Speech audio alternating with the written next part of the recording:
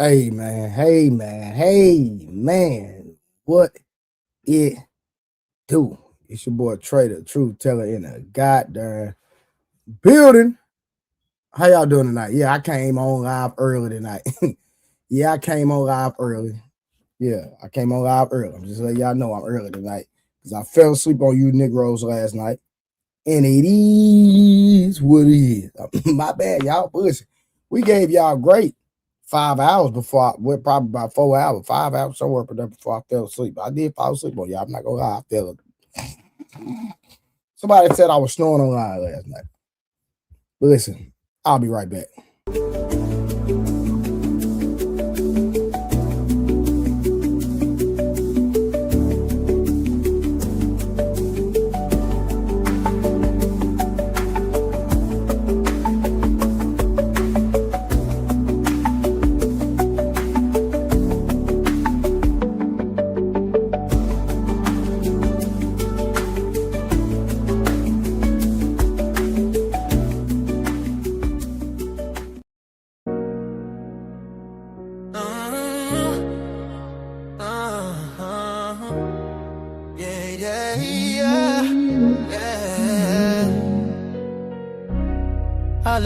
My voice is lifted.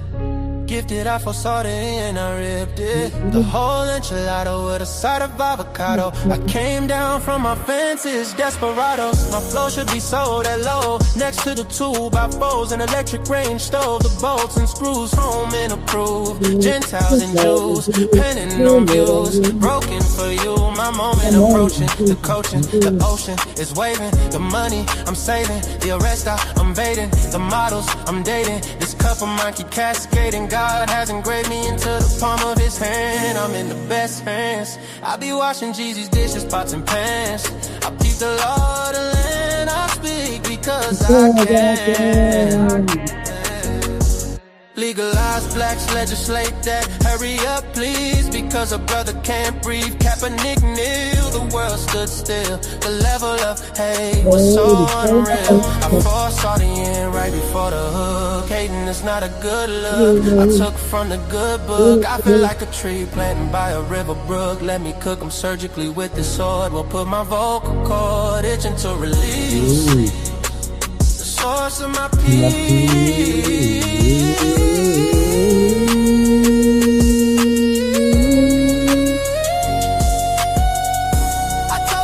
Different from the mother cats. I'm flipping verses on these tracks like an acrobat. Yeah, glory to the Father, he implemented a plan. Jesus carried it out, it is finished. The Spirit empowered, blessing after blessing.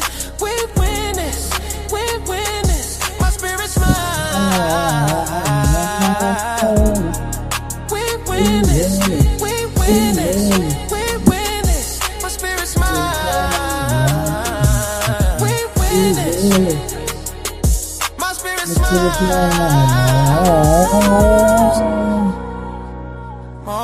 smile, my spirit smile. Do y'all hear what I'm saying? Think about it, think about it. Man, Jesus did that. We win this, we win this. My spirit get it. We win this. Do you hear what I'm saying? We win this. My knees buckle, my spirit chuckle. We win this, we win this.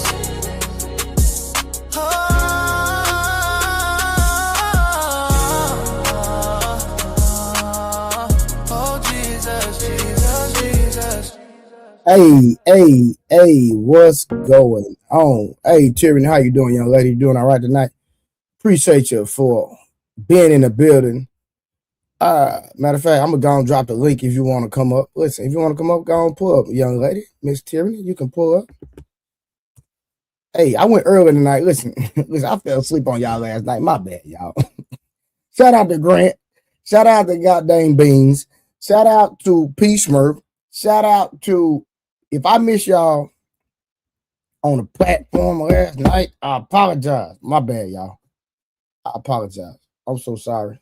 I'm so sorry. I'm so sorry. I apologize. I fell asleep. Yeah, I was out of there. But it is what it is. But we here tonight.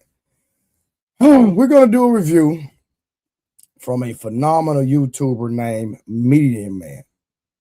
I like the Medium Man, I think he's a very phenomenal YouTuber when it comes to statistics. Okay. How you doing, young lady? You doing all right? I'm doing good. I'm just taking a break from the kids. What about you? You look all pimped out tonight. How you gonna take a break from the kids? Like, Hell no yeah, yeah. Walk out. huh? Some parents need to walk outside.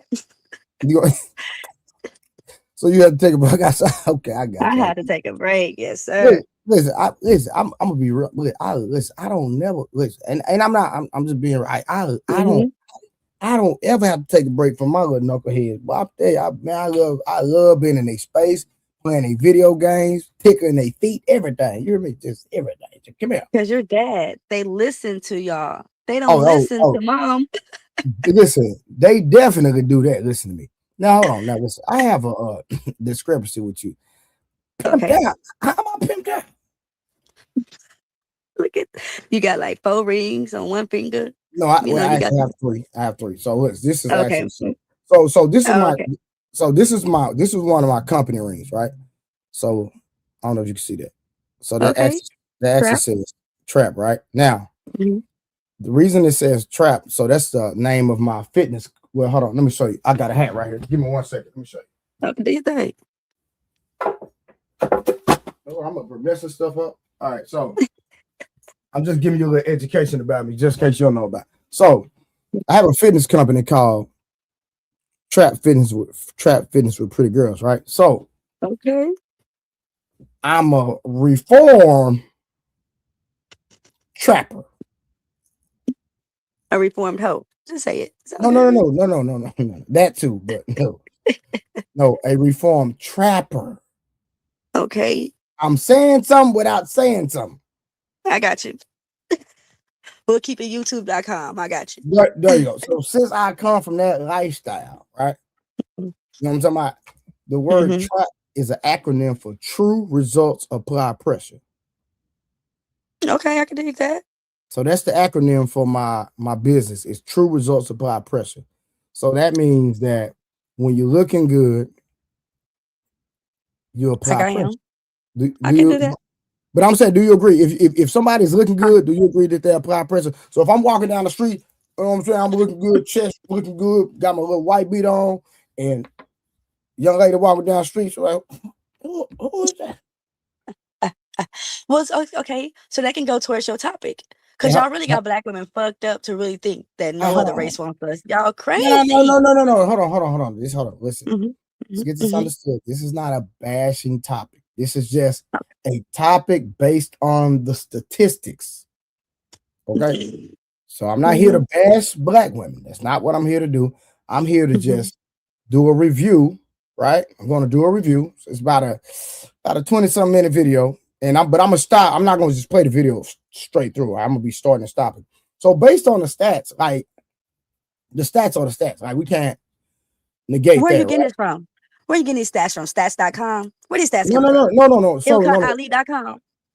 No. Hold on. No, we're not doing that. Come on, Terry. We're not doing it. Come on. I'm not just Ilkhan's my guy. I'm saying, where are you guys getting your stats from? We're not doing it. Okay. So So Medium Man is going to tell you where he's getting everything from. You understand what I'm saying? Okay. So that's why I say I'm doing a review. So based off his research, then he dropped the video and he's going to tell you all of that in the video. Okay. So I don't have to, it's not my stats. So I'm just going out and I believe that Medium Man is a very, very studied man. And if you go research his research, then I've followed him for years. I believe that he's a very, very reputable source right there. All right, real quick, let me shout out my people in the comments, Mr. Tyrion, if you don't mind. Give me 1 second. Come on. We're not gonna start off with the review. We're just gonna politic and just have fun, freestyle. I like to freestyle and just chill for a little bit. It's like we at the kickback, we at the goddamn barbershop, or y'all at the hair salon, and we just freestyling. And just get some up off chest. So shout out to Miss Tyrion again, because she was the first one to say, okay, first comment. We got Dory in the goddamn building. How you doing? We got Win Chime. How you doing? We got Luis that's always on my neck talking about me in the comments. But listen, I still let you be on the page. I don't block you. I don't do none of that because I'm built different. You feel me?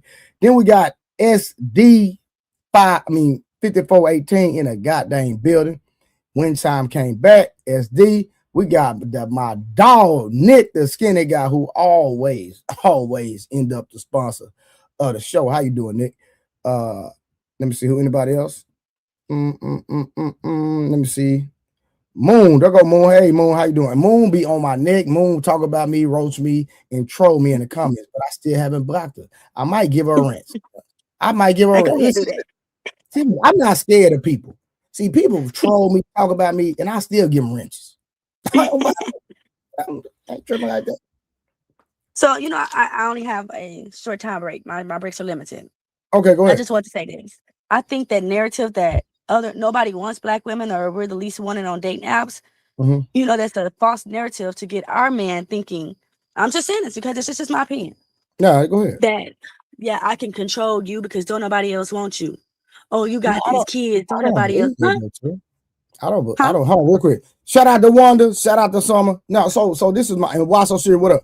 So this is my thing, right? Like I have, hold on. My kids about black women. Do you hear me? Mm-hmm. My kids about, I married a black woman. I've only been married once. I'm divorced now. And I don't have anything against other races either. So I'm not saying it to pick and choose. No, I don't. But at the same time, I don't think ill of black women like at all because my fitness company, I serve black women. The majority of my clients are black women. So me, I can never sit up here and degrade, talk bad about black women because black women literally a part of my ecosystem of how I pay my bills in one aspect, right? Because I have several companies, right? So that's just one aspect, and I'm all about my community. So how could I be on the internet degrading black women when it's public first, right? And so all people have to do is literally clip my stuff and send it to my clients. And they'll be like, oh, he's that. No. All I do, you ask any, this is documented. Any black woman that has ever got put out their house, had financial problems, me, by myself, here you go. I got you. You know, there's some men that talk against that. Some men is like, why would you pay a woman? Why would you give woman money? If you got it, why? No. This is the thing, Terry. It's not even about if you have it. It's about if these women are putting money in my pocket, if these women are feeding my kids. I'm talking about we talking about. I'm gonna just put it out here, right? I'm working 4 hours at one point in time. I'm not doing that now. I'm just being honest. Like my fitness business, I was working 4 hours a week, making $8,000 a month, working 4 hours a week. So I'm literally working 12 hours a month, making $8,000 from one aspect of what I do. So what I've seen about you, Trey, is I do see like make it life easy for me. Got my kids' accounts looking. So they got look $500, $1,000 here, you know what I'm saying? And they about to get kicked out. They having financial issues. Why not? Because if we are about the black community, and when somebody needs something, they can't go to some of these churches. They pay tithes and everything. Then as soon as they end up in the situation, they try to go to the church and ask help for the church. And they be like, well, sister, well, according to our documentation, you missed paying your tithes the February of 2016. So that was goddamn 10 years ago. Crazy. And I can't get a guy, and I done gave all my money to the church, and I can't get no help. The Bible say the church is supposed to be a storehouse. Right. So when we're in need as a people, well, I can't go to the same people I've been investing in. But the goddamn pastor got the pastor in the 2026 Cadillac Escalade. House crazy. Wife don't miss a beat. Yeah, I understand. I don't mind helping somebody that has been consistently given to me. It's not gonna hurt me. Straight up. I can dig that. All right, well, I'm about to get off my break, but I just want to let y'all know everybody want us. Okay.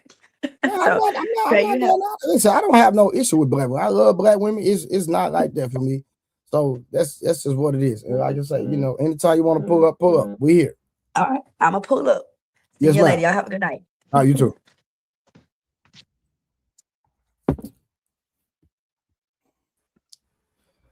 Simon.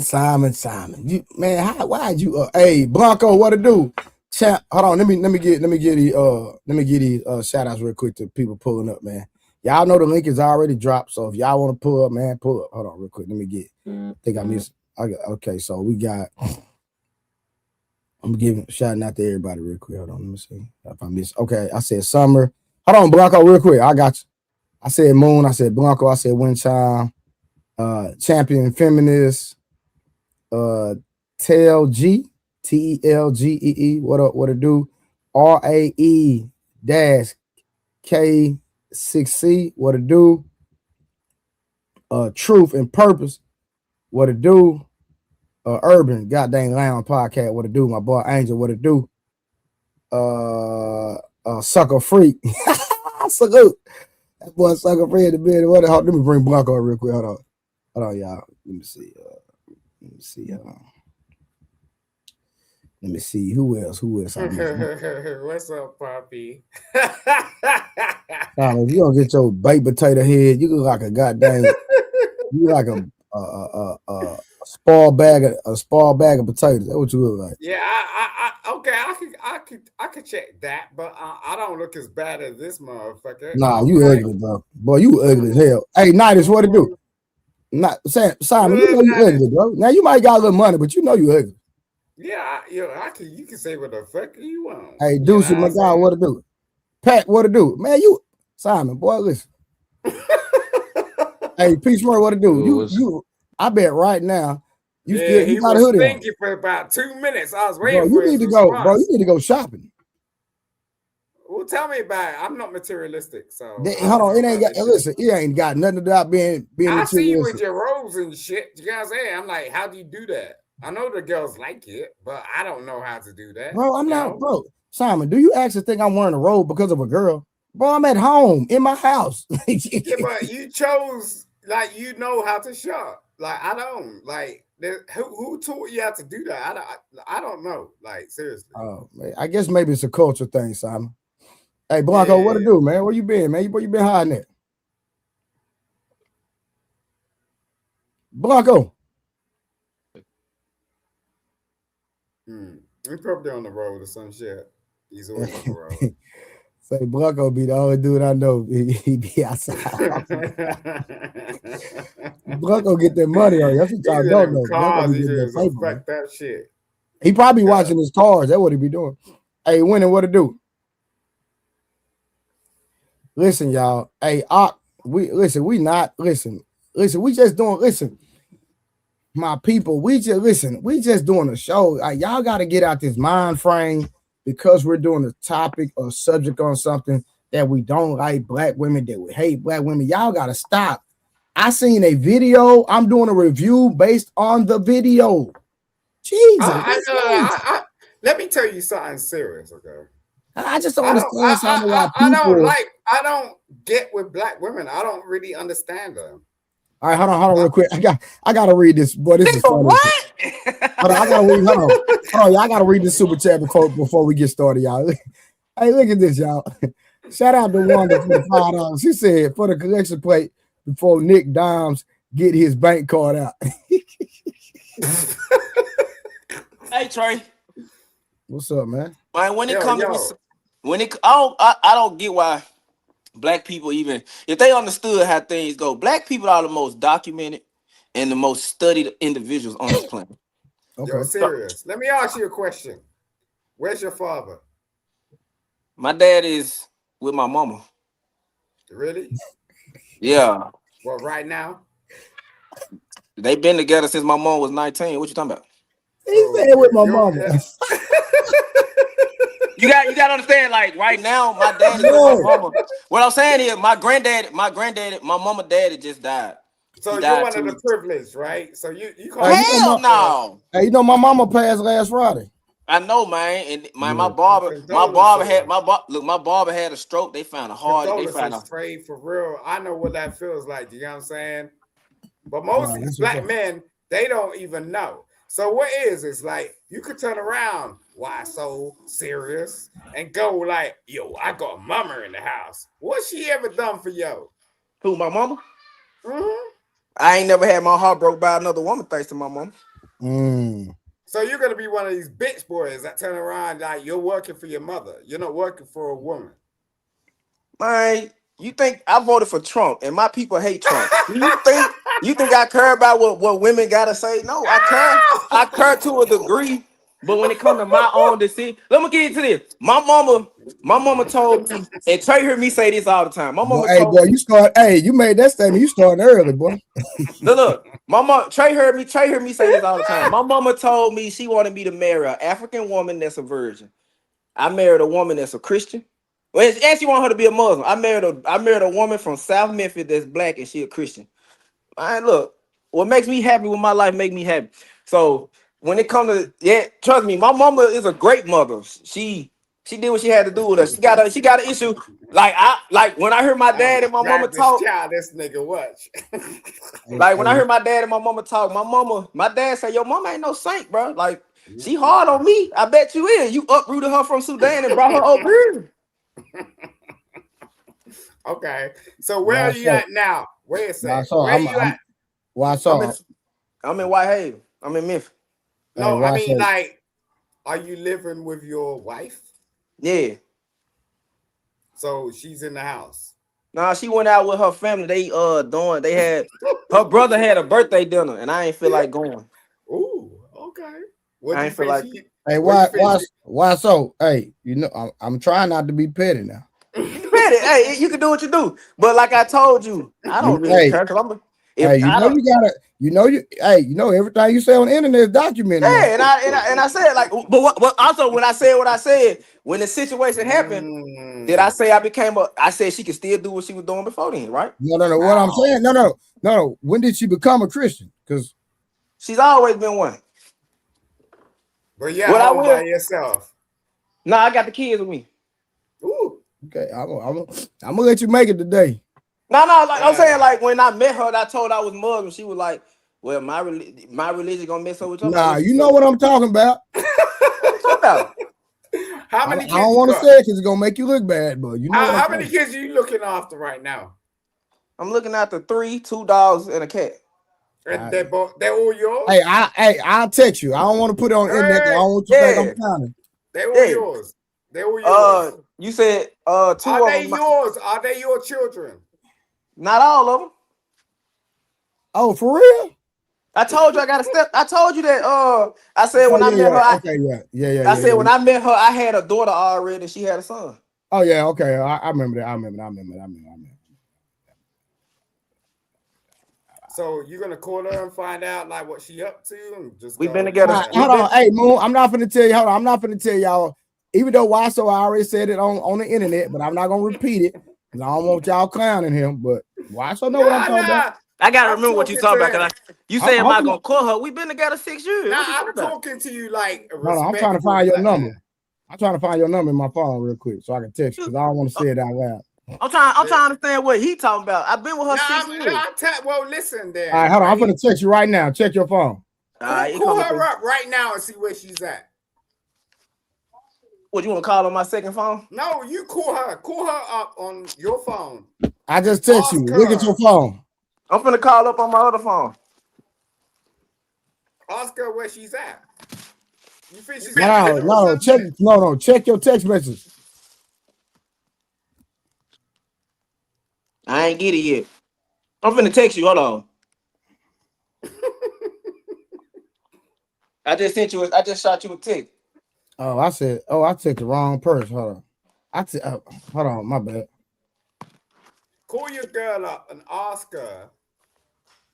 Call your wife up. Sorry, pardon me, sir. Call your wife up and ask her where she's at right now. You know what's crazy? Hold on.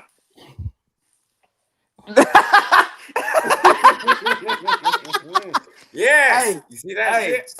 Hold on, I'm talking to Trey. Hold on, let me plug my phone up. Yeah.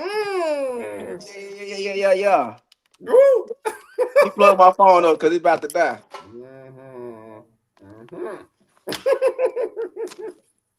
I know how these girls play. You up? What?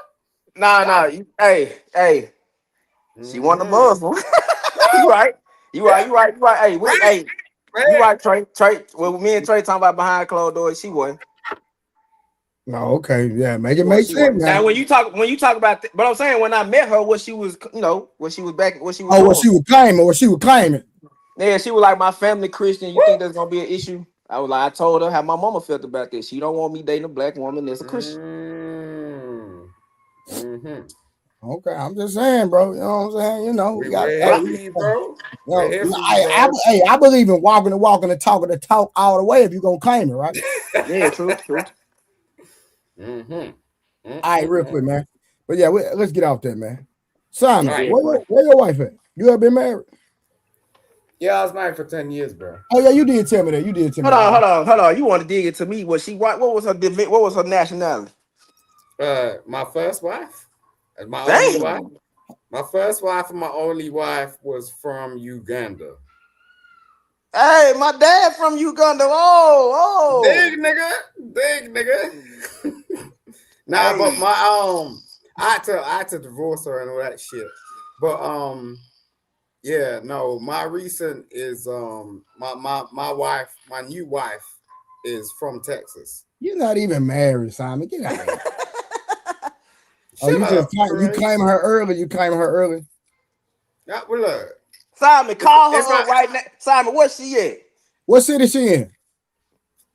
Why am I gonna do that to her? Like, she came up. Bro, ain't nobody. Hold on, sir. If she's in a city, nobody knows her name, none of that. Which what city she in? No, she's known. She's known. Okay, I got you. Okay. Like, yeah. I mean, I can't do that. All right, if you say she known, I don't know her. Okay. She known like I know. Like, yo, like Simon, you're not known. You're YouTube known. Simon, you're YouTube known. You're not known. No, you don't. You don't even check it, Trey. This is the thing. Like, at the end of the day, I'm known. Trust me. You know what I'm saying? I need to. Like, people be knocking on my door. I don't even know who the fuck they are. You know what I'm saying? I'm known, nigga. Simon, it don't even sound right when you say nigga. Hey, Simon. Peace, Bird. What's going on? Hey, bro, you look like a different cat. What's up, you Big look like Ben? a different. Why so serious? You look different, Pippin. You look talking about with a haircut. I can't grow a beard like that. You know what I'm saying? I don't know how you do it. I got respect for you just on that fact. You know what I'm saying, bro? What's going on, Sir Simon? Yeah. Check this out. I just got my haircut today too. Exactly. Fresh on it. Fresh. Scalp. You got crispy. Yeah, man, we crispy over here, man. You know, come by. Simon don't know nothing about no crispy haircut. All right. Okay. All right, Smurf, what you saying? I'm saying is your new girl, she what is her race? She ain't new. Like, we've been together for years. But what's her race though? 8 chicks. Oh, you say your new one. Hey, Eater man, you'll never know nothing about this. Her line. Eater man, you'll never experience that. He always comes up in his bitch because he's a fuck little big bro alone. Hey, I'm messing with Eater man right now. You'll never experience that. What you mean? You know when you're in a marriage and it seems like it ain't butter, but is marmalade. It's just like Eater man is in that situation, and he's always been in that situation. He claimed like he's been in the marriage for fucking years, but yo, you're on the internet talking some shit. You know what I'm saying? It's like your wife don't do nothing for you apparently, and apparently you don't do nothing for your wife. So why are you over here talking some BS? You know what I'm saying? Jesus. Give me a break. Eater man, he ready to cook it. Simon, you at him already? Just for this nigga Trey. Hold on, what Trey talking about, Trey? Nigga act like I ain't from the A. What the hell Trey talking about? Nigga ain't starving? Hold on, I ain't gonna never know about no hairline, nigga. What you talking about, nigga? What you on? Hey, you took a trip to India? Don't worry about it. You worry about the wrong thing, nigga. Nigga, you worry see. Hey, hold Too much out. You just Hey, watch it. Go put some water on your head. You on mute. I said I can put water on in there. I can move my hand. This my hair. Hey, P. Spur, he got that black dye in his head. That what it is. Nah, he just like look at him. Don't let me speak to your mouth. I got that black dye. Hey, P. Spur, what they say? When hate can go wrong. That's the only reason why you're on the internet, bro. Hey, you know you got that dye. Hey, he called. Hey, P. Spur, I was minding my own business, right? P. Spur, he called me out for I was in the chat. Hey, man, you know you can't go flip right now. Hey, I gotta finish washing this car. I'll be right back. All right, for 2 fucking minutes, this motherfucker pop up. You know what I'm saying? Get the fuck out of here, ho.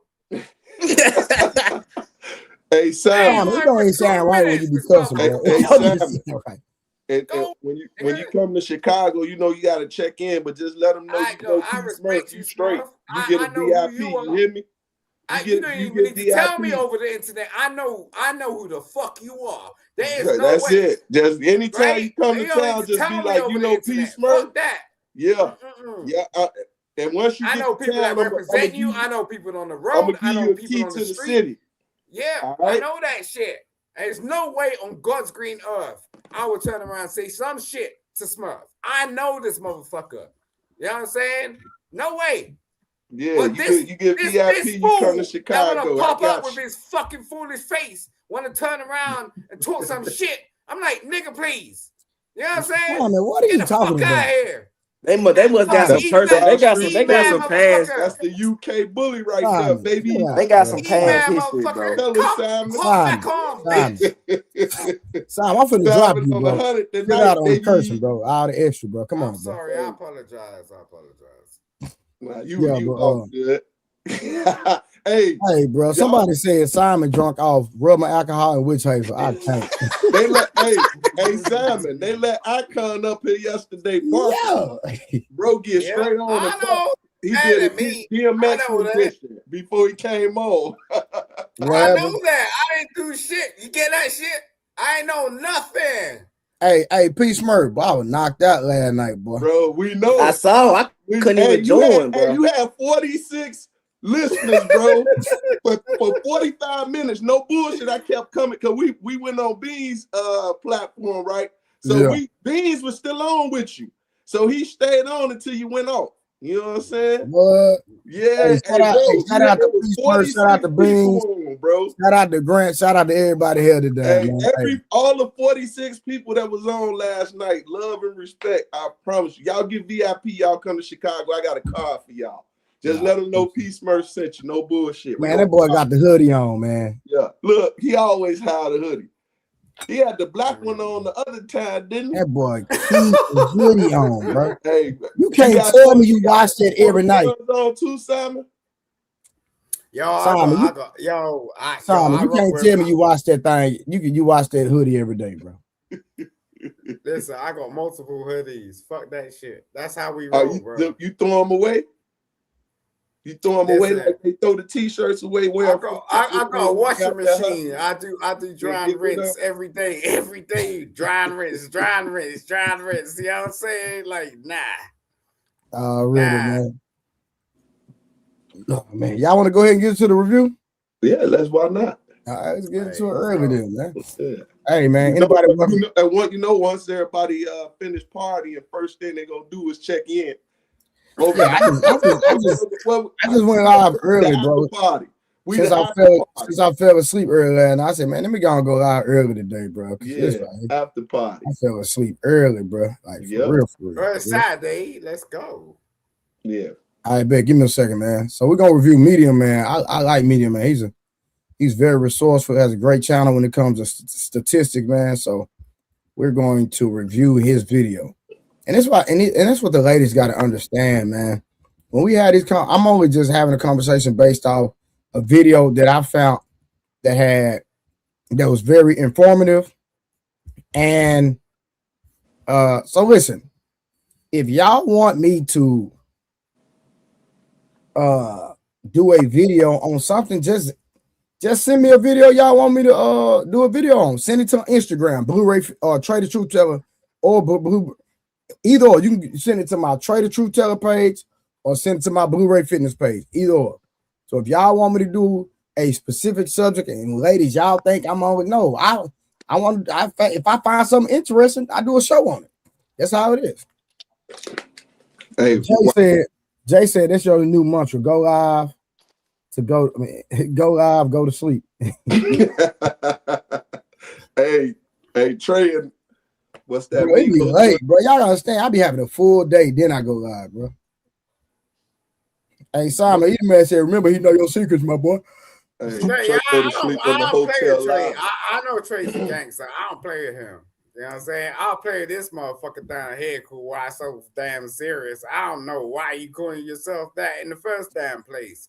Because I don't take shit serious. Why? What you mean? You take shit serious. Man, not really. You take your in-laws serious, right? I take my who? Break T, what it do? Break T news, what it do? Your in-laws serious, right? My Android. Your in-laws, dumb fuck. Your in-laws.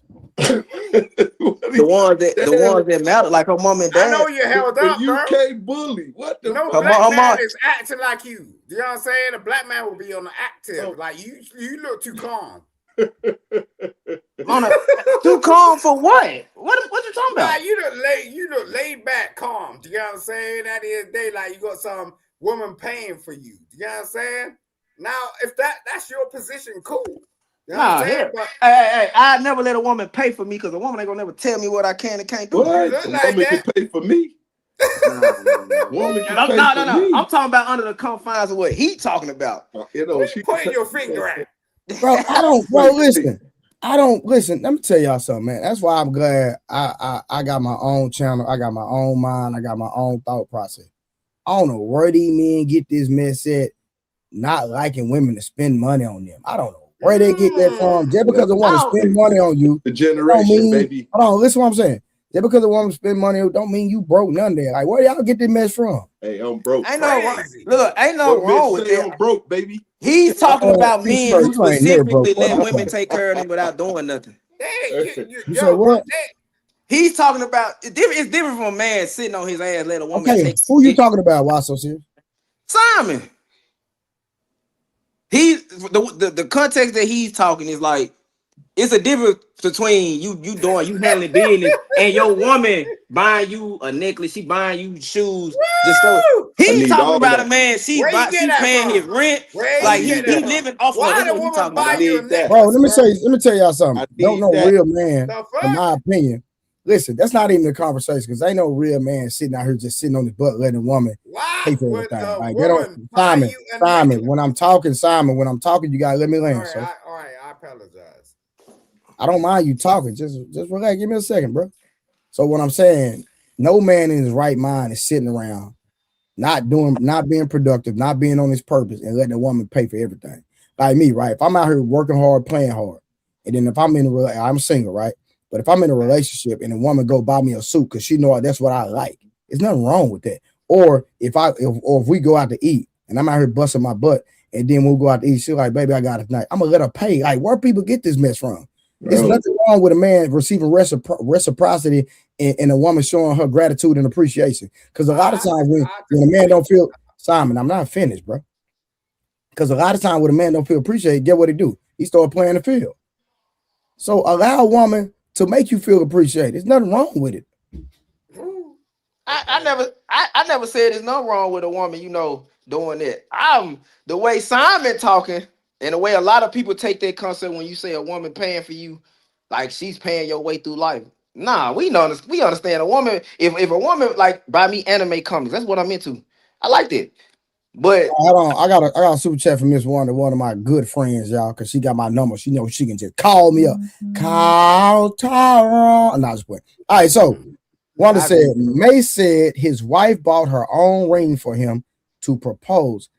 He said, women are more serious when they spend their own money. He married her with that ring too. And guess what? Mace is not less of a man. And if y'all know what type of money he got, he's a provider for sure. And he's still with his wife. I agree with that. If she spend money on you, she like it. I don't think it makes you less of a man. It doesn't at all. I like a woman that like me, and most of the time, the attractive ones gonna be bold enough to come up to me. You know what I'm saying? So I'm a win. So my wife is sugar mama. Are we saying that people on this platform, both us 4 men, have had women spend money on them? A lot of money. Yeah. A lot. When I say a lot, I mean a lot. Yeah, like I showed everybody on the live my PlayStation Portal. I got that. I got it. I like to play games, so it's a PlayStation Portal. I can play the game. I can leave my game. All right. So what? She paid for that? Nah, hey, I bought the game. She just bought the Portal. Yeah, she bought the Portal, knowing that she bought it for New Year's because I don't celebrate Christmas like that. So she got it for New Year's. And I'm like, what's this? She bought it. She said, I know you like playing games, so now you can play the game while you at work when you got time to free time and all that. Wow. And I ain't asked her for it. She just did. I don't know how she knew I wanted one. I don't talk to her about it. You could have given it to her back and said, look, bring it back to wherever you got the receipt. You know what I mean? It's just like, yo, you could have done that, but you just accepted it. What? What? Hey man, see what I'm saying, y'all? you see what I'm saying, Trey? Bro? No. Look, man, if a woman ever turn around to me and say like she gonna send me some money, you know she got a damn agenda. I ain't no hoe. You know what I'm saying? What? Hey, y'all felt the weather today? Cause what is this man talking about? Nah, bro. Look, if a woman wanna do that to you, she treat 9 like times out of 10. Simon been drinking. The water. I'm saying, ain't nothing wrong with it, but so Simon, how do you feel about men who they spend their whole entire life taking care of their family? That's your business. Like, and the only thing he gets for his, you gotta Simon. Listen, bro. I'm gonna have to teach you some. Listen, that's why I let you on my platform. I'm gonna start mentoring you, man. You gotta, Simon. You are made for great content if you just listen sometime and start being serious at least for 10 minutes after day. God dang. How you doing? Simon, you get 10 minutes, Simon. What I'm saying, Simon, is how do you feel about those men who spend 30, 40, 50 years of their life taking care of the family, the kids, and all he give for his birthday is a bow tie? I think that's some old shit. But it happens though. Ain't nothing wrong with it. No. It doesn't happen. It happened. And that's what you're used to. We didn't grow up in that generation. We weren't part of that. So that's your perspective. You know what I mean? And it's cool. I listen to it, but I'm just saying. My perspective. I'm just going on what I heard people say they granddaddy said and they uncle and daddy said. You gotta understand something. We're part of a new generation. We're doing some different shit. This ain't like some old school shit. And you guys need to get in the back, bro. I was about to say something in French. Right, real quick. Yeah, hold on. Hey, Summer, how you doing? I'm good. How are you? What up, Summer?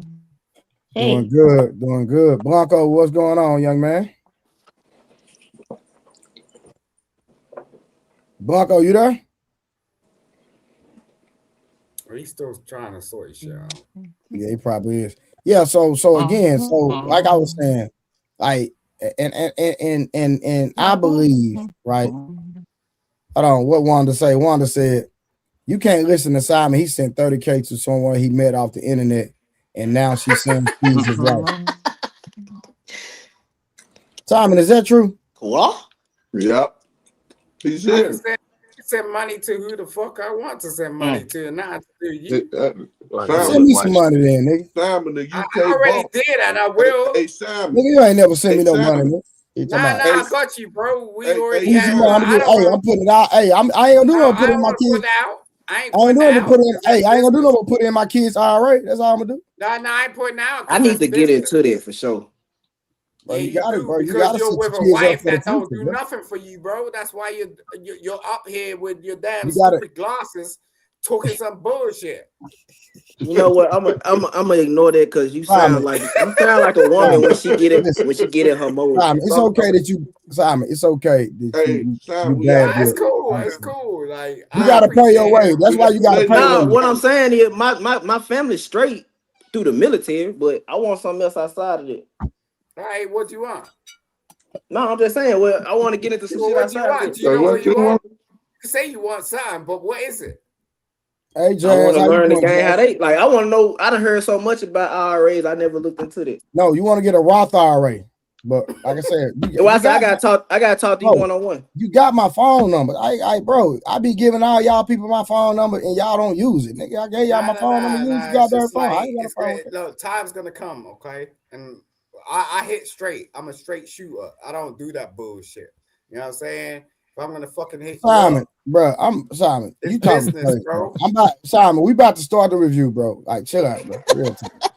If you can't stay on the subject, then we gonna get you gonna have to go today. You tripping, bro?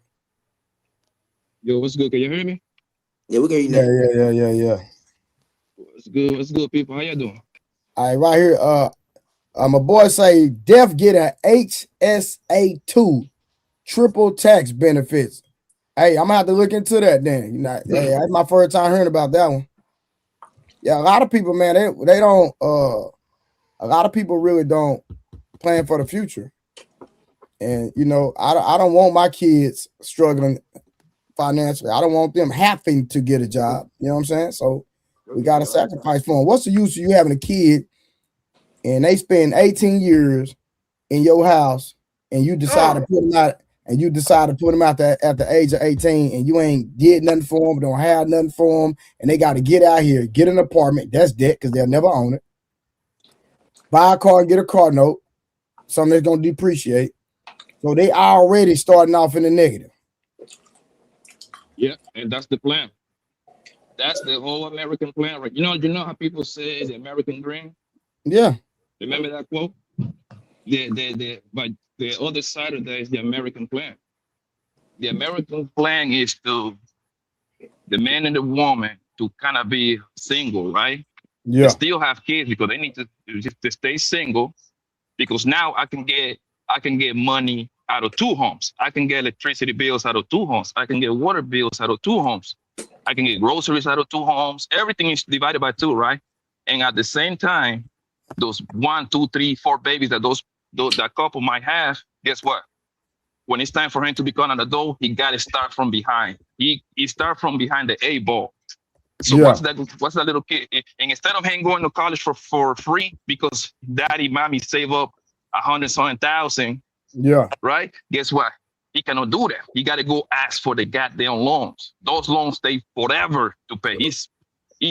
Barely people pay them shit off. Because the interest rate be crazy. You know what I mean? Yeah, everything.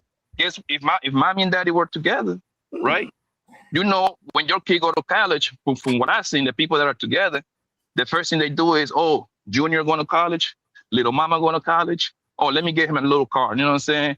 That's where my business comes from. Buying cars for the kids. You know what I mean? That go to school, either high school or college. You know what I'm saying? Let me buy him a 7. I get my tax return. Go ahead, let me buy him a little $7,000-$8,000 car. Boom.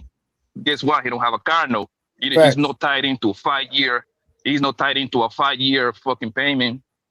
But for a car that they pay $20,000, but when he finished paying for the whole 5 years, he paying $32,000. But the same car gonna be worth $4,000. You see the scan right there? You see the scan right there, bro? You know what I mean? And that's what it is, bro. So, and it's now besides the American dream, it's the American plan too. You just to get your ass in debt. And that way also, they make Blanco, sure that they don't address pass that that on comment. houses. Address that comment too. How kids gonna know responsibility of things, skill, build character, and endurance if everything, if everything is handed down to in a platter? Bro, I don't know in what world you Negroes Zara, were born, were raised at. Like, seriously. Simon, hold on. I don't know what world. I don't know in what world these Negroes were born and raised at, bro. There is no way in God's green earth I will kick my kids out at 18, 19. Listen, my kids can stay with me as long as they want to. My dream is for my kids to leave their house, maybe not as a house owners, but at least with a pocket full of money, bro. Facts. At least a nice bank account that they can take care of themselves for at least 2 years. You see what I'm saying? You know what I mean? Well, how much money you got over there, Junior? How much money you got over there, little mama? Oh, a little 150, 200. Okay, cool. Go get learn, rent yourself a little town home, and in 2 years, now since you know like how everything works, now you're ready to buy a house. But And Blanco, but hopefully watch at this that though. time, hopefully at that time, I should be super set up. I will hand out a house to them because I only got 2 right now. Then my mama house coming back to me since I've been paying that mortgage for the past 8 years. So that will be my 3rd house, and I'm planning to get another 2 or 3 joints, and that's my goal. But see, Blanco, a lot of cultures don't even let their kids out the house first of all until they're married. I do you one better, Trey. I do you one better. I seen a lot of Mexicans and Africans doing that. Guess what? If you are the father, right? You are the father. And let's say your daughter, or even your son, you got 2 sons. Let's use your son. Let's say your son marry hunger, and if he have to, they can live with you for a good 2 years. You see what I'm saying? They save up everything. They throw around, boom, they got 40,000 to put down in the house, and that's how you start. I seen a lot of people doing that. Actually. See, my plan is the Boston land, build me a compound, and then if my kids want to stay somewhere, if they want their own house, then I'll build them a house on my land. Yeah, that's what I That's what I'm working on. My shit is I'll buy an island. You know what I'm saying? And no one's gonna know what the fuck I'm dealing with because I'm gonna hire every motherfucker, and I'm gonna know exactly what the fuck they're doing. Oh, okay. What you talking about, Simon? Talking something crazy. Hey, I don't know. My first car was an 02 Camaro, and my dad got it for me. But the thing is, I had to fix it up, and I had to I had to go get a job or find a way to buy parts for the car that it needed, and then I had to spend 10, 12 hours to help him fix it. So I understood any car I get, I gotta take care of that junk because the stuff that we did to get that jump back running, I never hell. So that's how he taught me what sweat equity is and actually respecting something that you buy. Because when it break down, but the thing is, bro. Go ahead, my bad. My bad, bro. Go ahead. No, I was saying because when your car break down, he was like, my dad was when your car break down, if you ain't got the money to go take it to a shop and spend multiple $1,000s, you should be able to go under the hood and fix it yourself. He was like, which one would you rather? Would you rather yourself? He said you'll feel better knowing you fucked your car instead of spending $3,000 and they fucked it up. That was my day's thing. The thing is, bro. The thing is that I could have swear we're supposed to make it easy for our kids. Facts. I could have sworn that was the goal. Exactly. Nah. I could have sworn that was the goal in life. I ain't gonna say. No, let me finish. Let me finish so you understand what I'm going, boss. Let me finish so you understand what I'm going, right? Yeah. The reason why I say we're supposed to make it easier for our kids is, bro, I want to believe that most parents want their kids to be better than them. I definitely want my kids to be way better than me. You see what I'm saying? So obviously, if you got your kids for as long as you can at your house, ain't you teaching your kids financial moves? Ain't you teaching your kids how to break down a dollar? Ain't you teaching your kids, you know what I'm saying? Well, like how much everything costs, how to maintain a house? Because it's not like they're gonna be at your house doing nothing. No, they gotta be responsible for something. Facts. You know what I mean? Obviously they gotta cut grass, they gotta keep the house running. You know what I mean? You're teaching your kids stuff. Well, yeah, everything. You right. I'm gonna explain my situation real slim, right? So I'm a security factor for my daughters, and they've done well in the decision making as far as them going off to college, staying home with college, and even getting their own spots. They're engaged to be married, and guess what? They work for it, and they're proud to say I work for it. They know they're not independent women. They know they're women that depend upon men, but they got everything that they need. So no matter what, even their significant others know that they straight, right? All they have to do is build for the next generation, and it's known. So my daughter's been out on their own. The oldest one, she been out on her own since she was 21, and then her younger sister right under her which is 25. She been out on her own since she was 20. You know what I'm saying? Her own spot. She found her own place, exactly where she want to live. She got a dog, her fiance, and they good. So I think y'all got great ways of actually getting y'all children ahead. You know what I'm saying? I kind of was a little bit more militant because I'm going to ask this question, Blanco, and then you let me know what you think. Which one is going to be more beneficial, hands-on or real-world experience, or the simulation? And I land. I would say a simulation, but while they live at your house, they live in both ways. They're under your rules, guides, and regulation. And trust me and believe it. Once you're, all of us were 15. Well, I grew up. I was a straight, my nigga. You know what I mean? So I was a dirtbag since I was early, my nigga. I was with the gang bang and the trapping early, right? I don't want my kids doing none of that shit, right?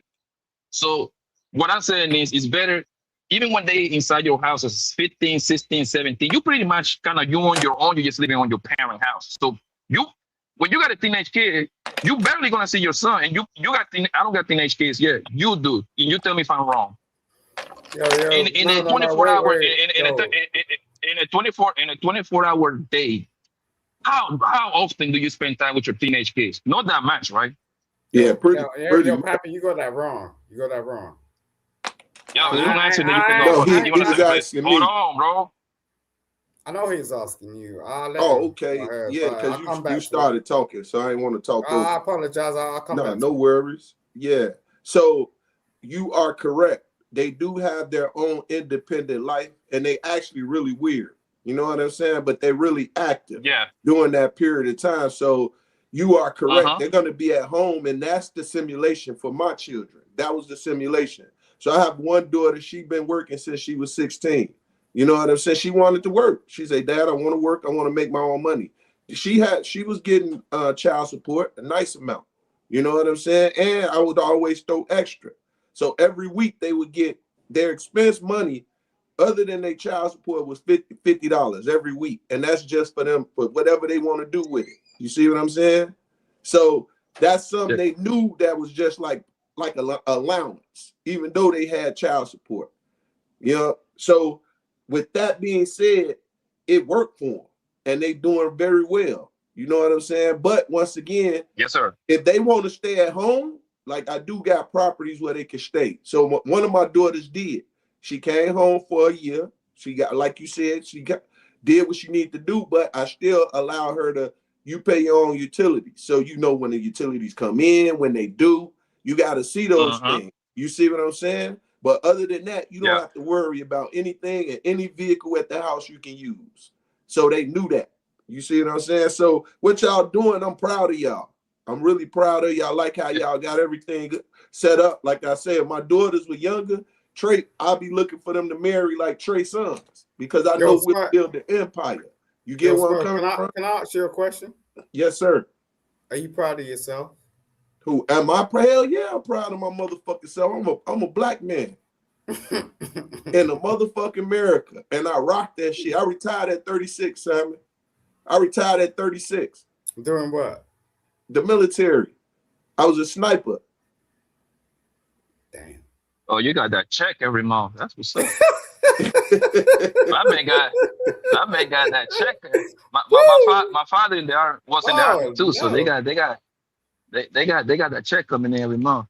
Yeah. Yo, Sama, you here? I'm here.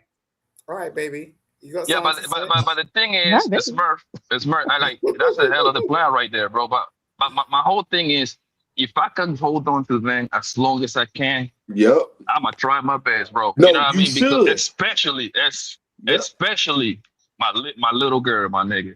Listen. Because I know girls outside in the world on their own, that's not a good thing, bro. But your daughter's gonna be lethal. Your daughter's gonna be lethal. Are you seriously saying you retired at 38? Are you serious? 36, Simon. Bro. 36. Yeah. You cutting the man off, Simon. God dang. No, I'm asking him a question. I retired December 12th, 2020. So you can live December 12th, 2012. You can live off the rest of your life. God retired me from fucking with the white man. You're probably gonna live to your 90, right? So you're saying more like 112. Damn. All right, so God showed me you're saying you got enough money in the bank to just sustain yourself for that period of time? And what kind of years are we talking? As far as what? As far as the like rest from of my your life. Retirement from the age So let me explain it this way, Simon. The way that everything that Trey just was talking about, he won't land with everything set up. Mine been set up for 6 generations, so I always have a place to take, and I'm gonna be able to survive off the land. So we got everything we already needed. So we've been military all generations. So when I talk about the history of Black soldiers, that's my family. That's what we is.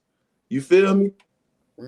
So we've been soldiers ever since we was able to be soldiers in my family. We got the 40 acres and a mule. I don't like to talk about it, but if we gonna have a conversation, you know, there's like grown men at your age, like just trying to get a job at Walmart or some shit like that. I mean, yeah, because it goes back to man don't want to work, you don't want to eat. So they don't want to work. So they okay with eating minute. They okay with eating small. You see Trey like to eat good. Look, you see yeah, I can see that. You see what he got nigga on in his wardrobe, yellow wardrobe, like he's done this shit better than Anton. I was like, what? I was looking at this motherfucker. So when you compare the two, like, I mean, I understand what you're saying. I have 14 uncles on my dad's side and my mother's side. And I had 6 aunts, and they taught us. Now those did what they need to do. Like my family's some wild boys, though. You know what I'm saying? So I can give you some names. You gonna look them up. You like, nah, bro. Like you gotta drop your email in the back. I need to know you. Yeah, but go ahead, Lady Summer. No, I was going to agree with Poppy. I really do agree with keeping the children in the home for as long as they're able to be there. And I told my daughter that she could stay here as long as she needs to. As long as when college comes around or whatever, she goes to school. I advise her to work as well because sorry, something just came through. I apologize. But you know, when she turned 13, I told her we're going to start taking a look at the bills so she could see how they come in monthly, see how we pay them per month. Then I said, when she feels confident enough, of course, I'm going to give her the money because she has a little debit card that she keeps track of her allowance. I pay her, like as she does her chores, she gets a certain amount of money as she gets done with her chores so she could balance it out. I'm trying to teach her because, you know, right now, at 12, she just anytime she get money in her thing, she want to go spend it on something, you know. So we're trying to teach her how to save a percentage of it, right? If you get paid $35 a week for allowance, you need to save a portion of that, some for spending and some for a rainy day, because every time we go to the grocery store, you don't need to be asking mama, hey, can I get a Snickers? Can I get a this? Can I get a that? You need to be able to save some money throughout the week so you could get the things that you want, right? Rather than always having to ask us, because that's the reality. You're not going to be able to ask us all the time. You need to learn how to budget. So I'm going to teach her how to look at all the utility bills and show her the days that they're due. And then what I'm going to do is forward the money over to her debit account, right? And then she's going to have to remember when, of course, I'm a monitor because they ain't gonna get the lights turned off, but she can monitor how to go in, sign into the light bill, for instance, how to go pay it, and monitor when it's due, how much it is, how much should we save. I'm going to have her tell me how much should we save or what should we do in order to get these items paid off. So I'm going to start working with her when she turns 13 on those things. But I agree. I told her she could stay here as long as she wants. Save your money, so that when you go, you could get your own when you move out. And I think that's what, unfortunately, Black Americans, we, especially my generation, as soon as you turn 18, they was looking at you like, when you bouncing, you know, when you getting out, you know, we didn't have an opportunity to sit up in our parents' house. They wanted us out, but I don't want her to experience that. I want her to be able to feel okay and not pressured to go out there in the world too much. Yeah.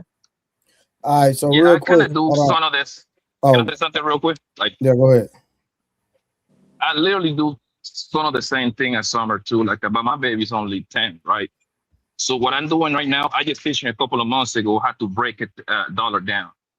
So I gave her I gave her the money so she can keep her and her little brother room clean and all that shit, right? So I'm like, yo, you need to understand that you don't get $10. And I'm teaching her like, yo, you gotta pay taxes, state taxes, federal taxes. So how much money you got left? Oh, daddy, I got 770, 750.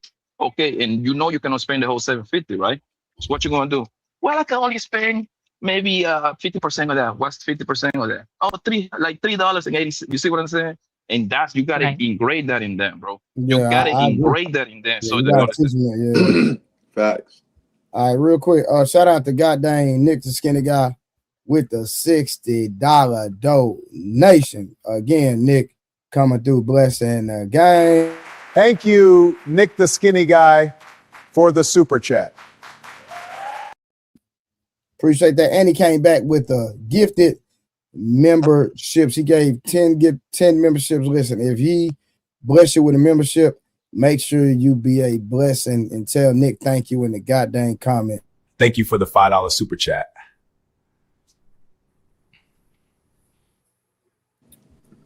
Thank you for the $5 super chat.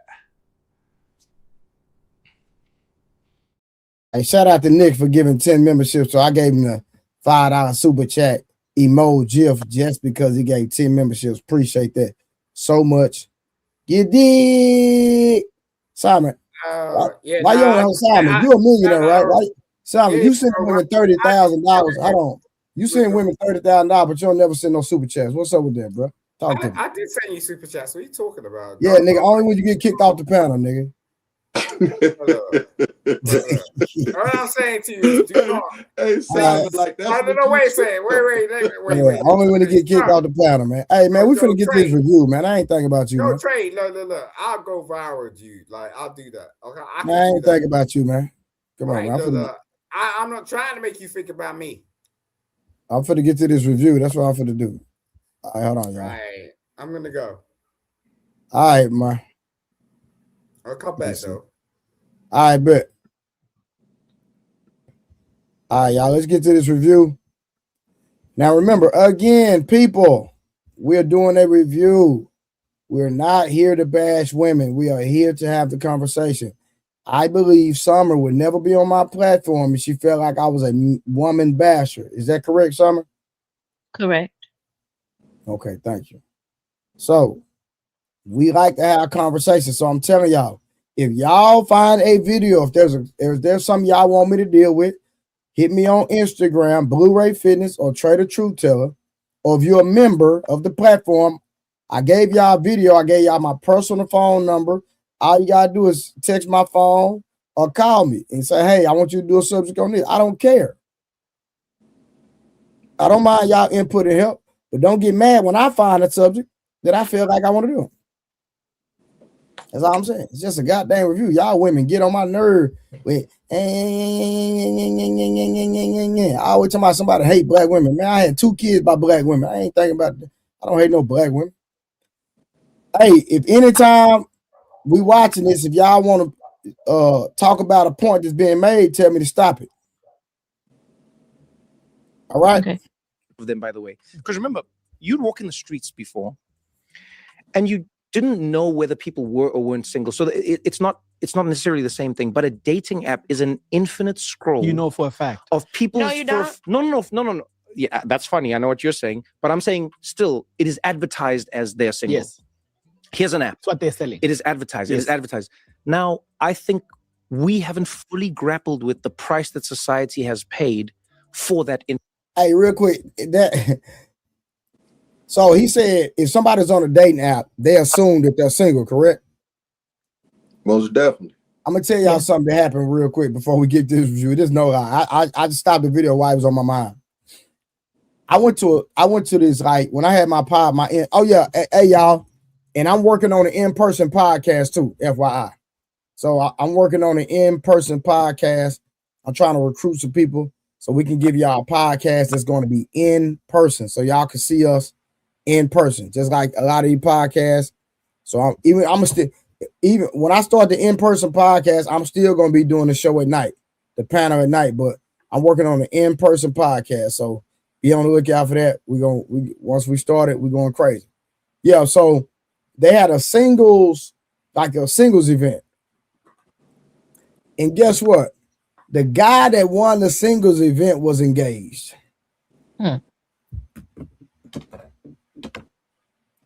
He won it. They posted it on Facebook, the guy that won, and then all these different comments was like, he's engaged. Everybody was like, what?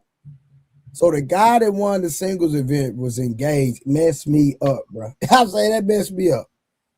Knight, what's going on, young man? How y'all doing? What up? Hey. We doing this review real quick. Yeah, but y'all, we already got this. Man, hold on. I'm up real. I already yawning, y'all. Ain't that sad? My bad, y'all.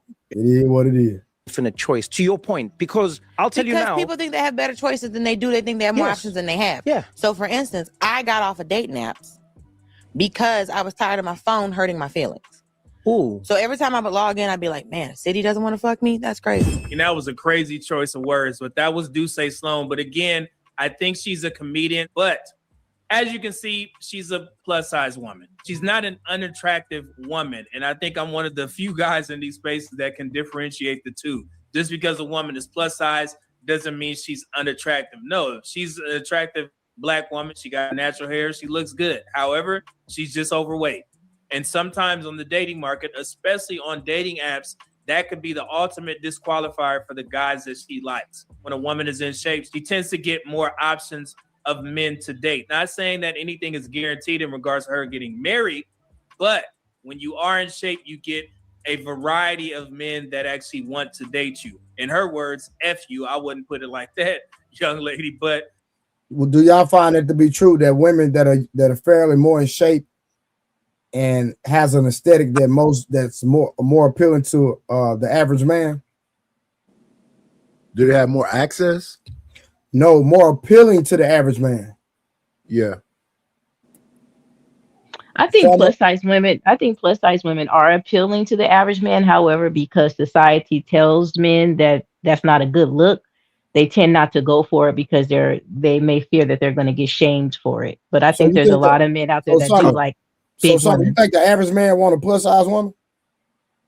Well, let me not speak in absolutes. I think there's a high percentage of men that don't mind it, but because society says that it's not a good look, they don't go for it. So they tend to go with what the masses are doing, so they won't be embarrassed or shamed for liking a plus size woman. So. I'm sorry, Lady Summer. Go ahead. Oh, no, that's it. That's all I had to say. Oh, okay. I was gonna agree with you too. So I'm agreeing with Summer. I'm gonna be quite honest with you. What has transpired is just more access for those women. Them women was getting bumped back in my days, and they still getting bumped. Matter of fact, that's not the conversation. I get what you're saying. I'm saying with the average guy, because we giving too much. We got to understand the average guy. Let's go back to high school. Wasn't a lot of guys getting it like that, bro. So they was really average, and they was messing with the chicks, but the chicks wanted guys like me. No bullshit. And if you got listen what I'm saying, bro. The average grown adult man. Yeah, he would mess with a plus. No, I didn't say no. I'm talking about get in a relationship with, not mess with. Yes, they'll get in a relationship with them. So the average man to get in a relationship with a plus size woman. Yes. Can I break it down like this, Trey? Can I I'm put something in your arguing. I'm just asking the question. I don't agree with that, but go ahead. I mean, shit, all the women in my family plus size, and they got men. Right. Yeah, and most women they don't represent the numbers. I know, I get where you coming from, but I mean, they having children. I think it's just their attitude. Right. It's their attitude. It's that I'm honestly, when it comes down to it, black men want black women, but when it comes to their attitude, bro, and it's just the propaganda pushed a lot of their attitude. It's a lot of them that break through like Summer, right? She's not taking this shit personal. Excuse my French, Lady Summer, and She carries herself as such. So with that being said, it's not a lot of them with that attitude. But guys still messing with them.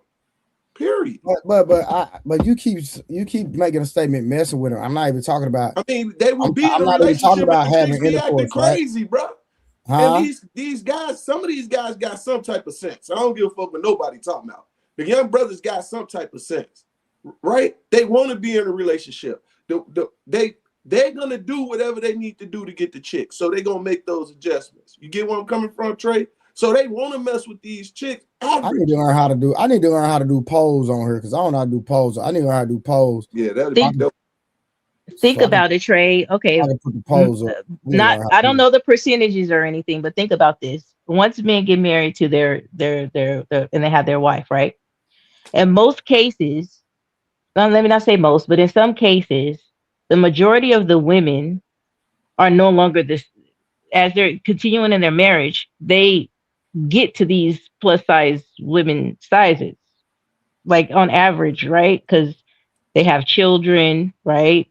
Their hormones fluctuate, they gain weight from that, or menopause, they gain weight. So most big mamas is big mamas for a reason. And those men are still sticking with their wives. So deep down inside, I mean, they don't really have a problem with a plus size woman, right? Yeah, but I'm talking about the average man. Y'all keep talking about the anecdote. I'm talking about the average man. No, I'm saying on average, women gain weight. What I'm saying, on average, women gain a lot of weight after they get married, right? So those men are not divorcing those women just because they gain weight, right? We got to define what we call plus size. I think that's what we're missing. And average guy too, because when you say average guys, like you acting like the Mars won't take a plus size woman that's beautiful. You feel me? No, I'm not even saying that. I'm just talking about the average man. Bro. Yeah, he does. We ain't got to die on the hill because I think we both disagree with each other. Yeah. All right. So TJ Shippy 80 says plus size girls tend to be easier. All right, so let's go ahead and keep going with the video. I would say that if she did lose weight, it would definitely help her out on dating. And then I put my phone down. Were you at the Daily Show when we did? No, you weren't. We did a piece on this early on in the Daily Show when I was hosting. We did a thing on how, and we actually had one of the guys, funny enough, who released the study. They showed that Black women and Asian men have the worst results on dating apps. Like terrible. Oh yeah, that's terrible. That's why I used to do a bit about the fact that because I think I sometimes do it and sometimes don't. I said we should come up with our own app and call it Black and Yellow. And so you know what it is, right? And make the smartest basketball players the world has ever seen. You see what I'm saying? Like, well, we should just date each other. And what they said is actually true, and it depends on how much stock you put into the OkCupid study, and that's for everybody. But there was a couple of studies done back in 2014 and in present day that said the exact same thing. Even in the Dating Divide book, they said Asian men and Black women have the toughest time finding matches on dating apps. Black women actually took it a step. All right, let's stay right there real quick. Why do y'all think that is? Attitude for the women and looks for the Asian men. I agree with Nidus. Can you pose the question one more time, please? Yeah, he said, well, based on stats, Black women and Asian men have the hardest time finding matches on dating apps. I could see how that's that could be. So I'm asking. So Nidus hadn't even seen the well, I don't know if he's seen this video before or if he's done his research since Nidus is a podcaster. So he probably. Yeah, I know about the OkCupid study. Oh, that's okay. So you already know what it says. Yeah. Now, do we think that the Black women are getting passed over because of what's being presented in society and media and all that good stuff that we are like hard to deal with, and we have all these attitudes and I think it's calculated, actually, to be honest with you, that this propaganda is being pushed out about us Black women that we're hard to deal with. I'm not saying there aren't some out there that are. I'm not saying that. Summer, hold on. Yeah. Hold on. So is that propaganda, or is that what a lot of men's sentiments are? That's reality. I think some, but I don't think it's at the highest. I think what's being pushed visibly for us to see is that, but I don't think it's the norm. I don't think all these black women are around here with just attitudes and hard to deal with and hard to get along with, but because it's being pushed out there for the masses to see, they're automatically assuming that all of us are like that. So when they get on these dating apps, they see a black woman and they just swoop because that's what's being pushed to them. You know what I mean? Like even like the female rappers and like what if you look at what we don't have the Claire Huxtables of the worlds being pushed anymore, because when it was back then where you had the Eartha Kitts, the Claire Huxtables and the women that were being pushed in the 90s, we were a little bit a higher commodity, right? Because we're being pushed as these sophisticated or strong but family oriented, loving women, compared to now what's being pushed is the ratchet ghetto bad girls club, even Real Housewives of Atlanta, even though they have success, right? The way that that's being pushed is that they're nasty and that they are just out here for the dollar and this, that, and the third. So that's what's being pushed on the society. So that's why they get swiped, because that's what they think all of us are, but all of us are not like that. Yeah, of course it's not all. It's 100%. It's 100% the perception, right? But at the same time, do you think a lot of men experience the propaganda, if you want to coin it propaganda? I think it's a double-edged sword. I think if this is what's being pushed as what's popular, right? What's popping, whatever they call it, right? I can say that a lot of our young women are being influenced by that bad behavior, right? Because that's what's being pushed, right? And so they tend to assimilate to that standard because that's what's getting the attention and the notoriety or the money or the bag or whatever they want to call it. And that's why we have to have strong women in the households that can offset that image and tell them, no, that's not how we're supposed to be acting. That's not how we're supposed to be conducting ourselves, right? Mm-hmm. But I think, unfortunately, a lot of people are having children at these younger ages where there's no wisdom being attained yet, right? And the TVs and the phones are now the children's educators, right? And they have access to all of these things. So this is the thing. I think y'all got to start shaming the women. The good women got to start shaming the bad women.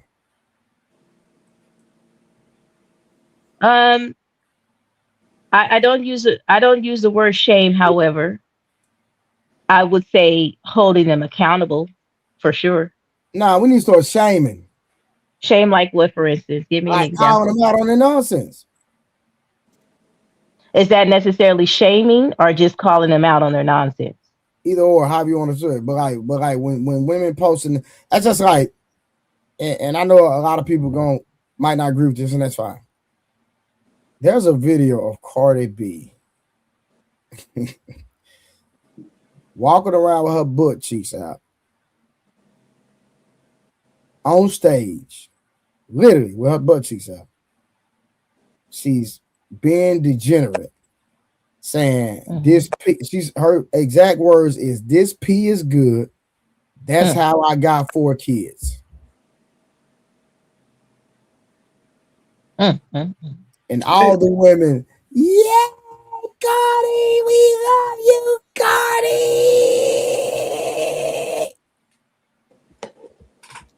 Insane, man. And she really living the life. It ain't just the music. She really living that life. Like in the flesh. See, when I see stuff like that, the first thing I go to when I'm talking to the young ladies is that is not the standard. Please do not be up there with your booty cheeks hanging out with a thong in the middle of your crack, talking about the P word. We don't do that. That's not demure. That's not culture. That is not classy whatsoever. That is not a standard you want to live up to. This young lady is up there trying to make money and just trying to entertain by any means necessary. She does not have a standard. That's how I talk to my daughter. This is not what we're doing. We're not showing all of that. We're not doing that. You know, so I don't know if I get what you're saying. There has to be more people like speaking up against it or saying, no, this is not it. This is not the way. However, these phones, man, it's as much parental controls as you have and family plans and trying not to, the stuff my child comes back and tells me what they talk about up at that school is wild. You know what I mean? They got so much access at their fingertips that we had to go. We had to go sneak in the Blockbuster. Like what? Then it was the little room in the back with the curtain, and you had the thing, and the people watching you. You can't go back there to get access to some of the things. But now they just press it on their phone. You know, they just could press it and look. All right, real quick. So, Wanda wanted to come up. What's up, Wanda? Wanda. What's up, lady? What? Hey, can you guys hear me? Yeah, okay. What's going on? Yes. Good evening to the panel. Good evening. Good evening. Good evening. So I wanted to address what. Okay, I wanted to address what Trey said. I don't know. It's a delay. Oh, it's a delay? It's a delay. I don't know why. Okay, I wanted to address what. Well, you sound clear. So just go ahead and talk because you sound clear. Right? Okay, so I wanted to address what Trey said. Now you got the floor. Go ahead, one.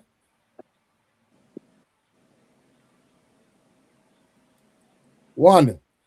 Yes. So, okay. So I believe, like Trey said, like I don't think that majority of men are looking for plus size women.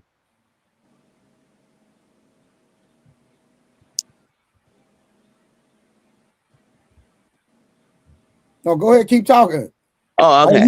You just had the playback. You know what? I'm thinking I should go on my laptop. Okay, wait. So I don't think majority of men are looking for a plus size woman. Peace Murphy, you got a response? Because you kind of had a difference of opinion. I'm on the phone. I mean, once again, my whole thing is they don't mind them. It's just the attitude. You know, I mean, because they're out here. It ain't like when we was coming up, most of the women was slim. You know what I'm saying? So these days, they coming like that. The young men that I talk to, what they're saying is just mainly it's their attitude.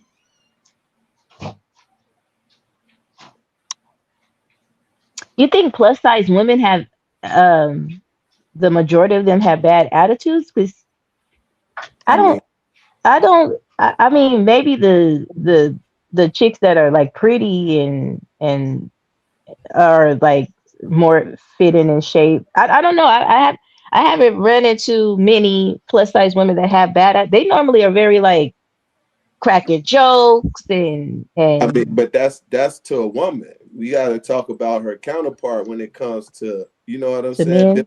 The opposite sex. That's men been saying certain things like the hair.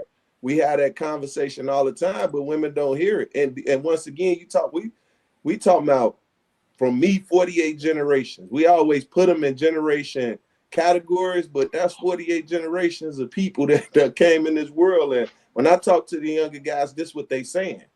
I know what I'm attracted to. I know how to get in the room with the women that I like, but their room is what it is, you know? So you may be correct in how they address and deal with you as a woman. But as far as the guys are concerned, that's what they complaining about. And you hear them. Right? So is it that they're not a desire? Oh, sorry about that. I'm sorry, Lady Summer. I apologize. I had a bit of a delay. I apologize. I was going to say, so is it that they don't? Because if you're saying it's based on personality and attitude, that's not saying it's based on the aesthetic, right? Yeah, they'll work with the aesthetic. They'll work. That's what I was saying. Yeah, they'll work with because I think sometimes I be look. I'm on monk mode. and Samson mode, going into my deep thought, right? And I always say levels to it. So when you hear me say levels to it, I'm agreeing with all y'all because y'all right. You see what I'm saying? So I agree with Trey. They're not really checking for big women, but all that's around is big women. So now we looking at ass. That's why they showing their ass. But now it's the ass with the attitude. They kicking them out. They telling them they broke. They tell them you got to take them here. Like, that's the conversation. Even though we see it on social media, it's happening in real life. You know it's transparent. We see the attitudes women. You go to a restaurant, attitude. You go to a community. Now, are there good and beautiful women that stand out past that? Yeah. You know what I'm saying? But let's just consider it, right? And they said even on average, the average women don't want to date down in the sense of with the average guy, they dating up. So the average guys ain't getting it. Fives ain't getting the fives like they really want them or will accept them. They don't even want them dudes. They say they corny and weird.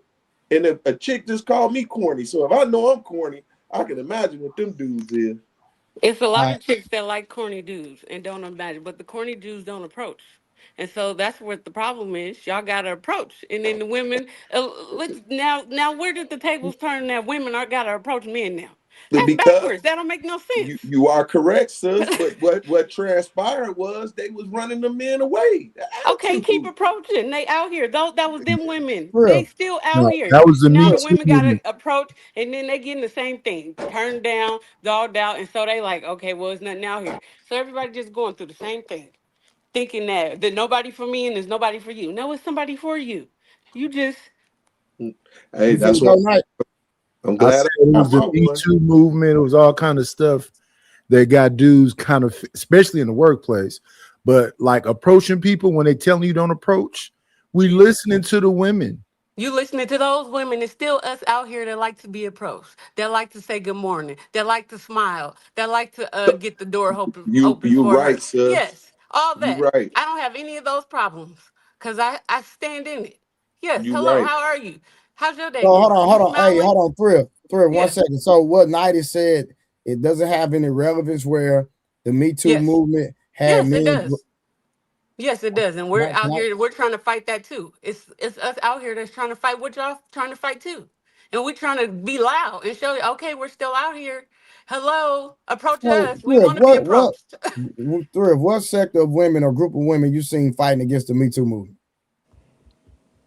I see it every single day. The women that are getting married, the women that are having kids, the women that are being That stay-at-home don't, no. moms. Hold on. Yes, That every does day. not mean That does not mean they're against the Me Too movement. That's not true. Yes, it is. We don't want to be at work. We want to be A at married home. What are you woman does talking not about? mean she's against the Me Too movement. What are you talking about? You know Yes, how it many married? does. Do you know how many married feminists there are? Those are those women. There's some of us out here. You keep trying to tell me about other type of women. I'm talking about the ones that are Name one group of women. Give me a name. The Sizzle family group of women.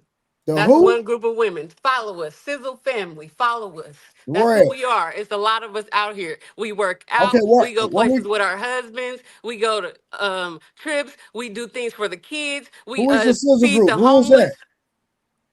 That's me.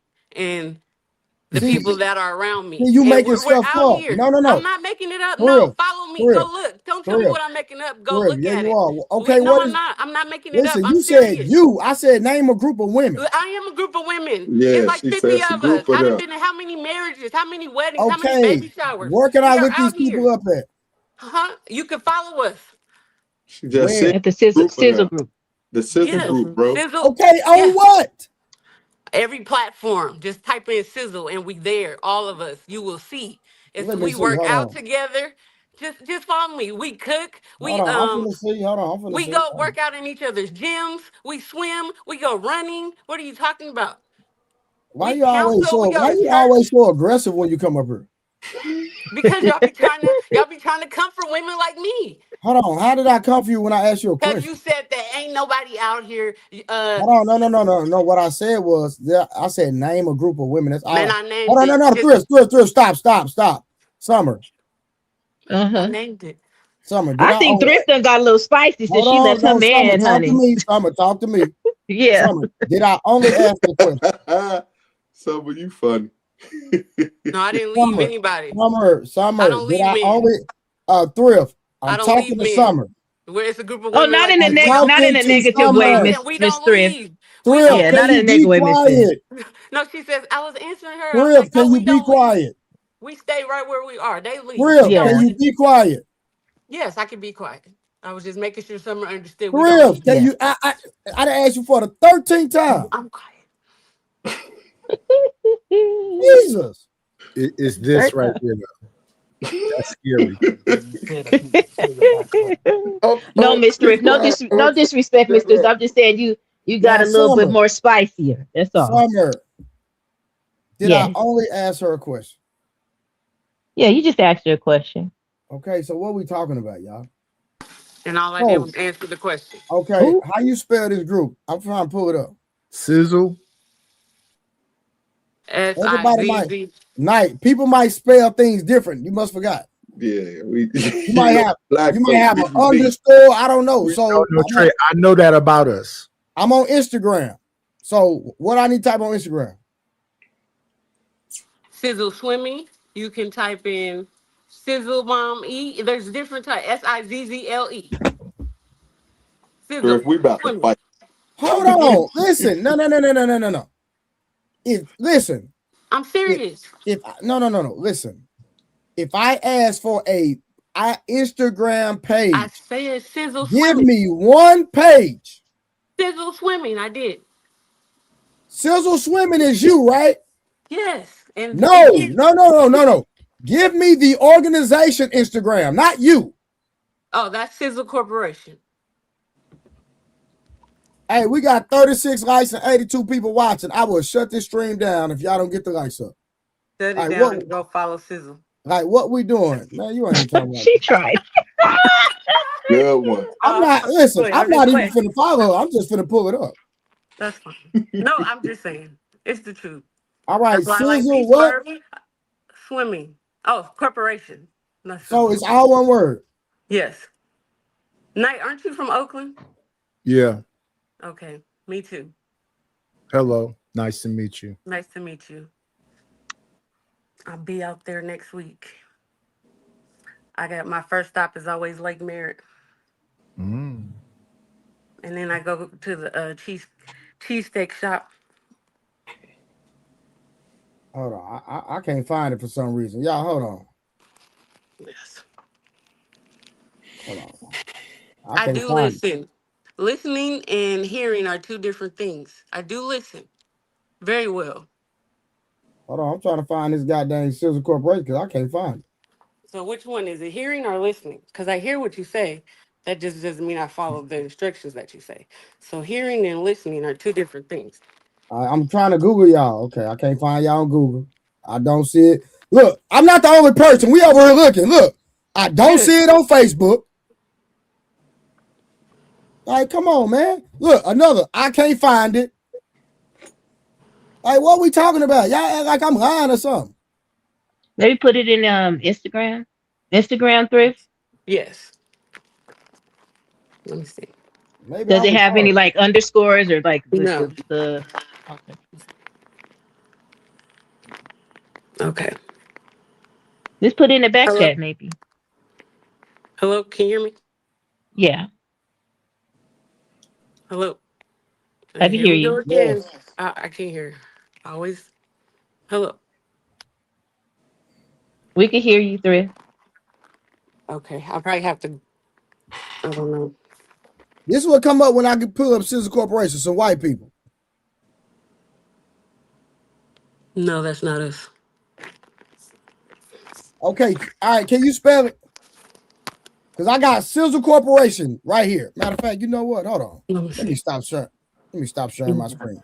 Let me go to goddamn Google because you talking about you.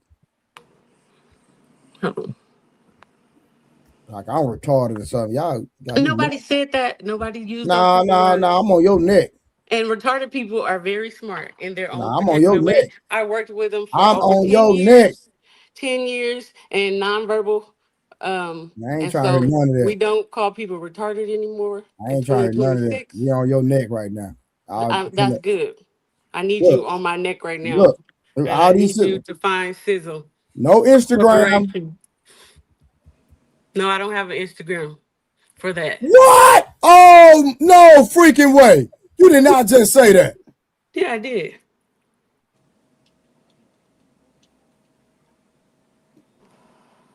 She said she be hearing. Hold on, somebody said they found it. I said I Hold be on. hearing that don't mean I'm listening. Yeah. Yeah, I hear everything you say. It's all good. It's all good. I ain't finna argue with her. Somebody said they arguing. found it. We're not arguing. I want. Hey Marcel, what I is wanna it, be Marcel? I would like to be a lifeguard at the 2028 Summer Olympics in Los Angeles, California.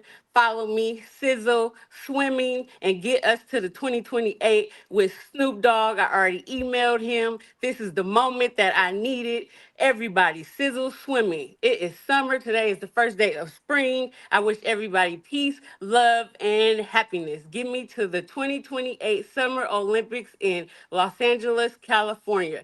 Hashtag Sizzle Swimming LA 28 Snoop Dogg. I need to get there. I swam at West Oakland. I'm from DeFremery Park. West Side Swimmers. West Side? Yep. Thank you, Trey. Love you. Appreciate all y'all. Keep following Sizzle Swimming. Get me to the LA 28 Summer Olympics. I would like to be a lifeguard standing next to Snoop Dogg. He was swimming with my idol, Michael Phelps, at the last Summer Olympics. And I need to get there. Peace out. She dropped a mic on us, Lord? Mm-hmm.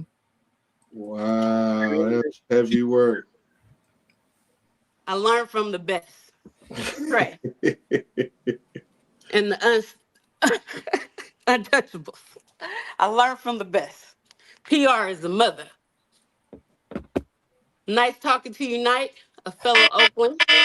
I love you, P. Smurf. We always have great conversation. Yeah, you know Summer, I got I love your back, the sis. wisdom Love that you you. bring to the panel. And Trey, always keep it fly. Versace, baby. You too, Fish. Old Dolphin. Call her the Dolphin.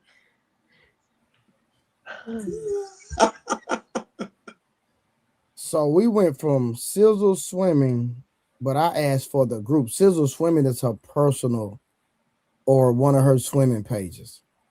I specifically asked for the group of women that are going against the Me Too movement.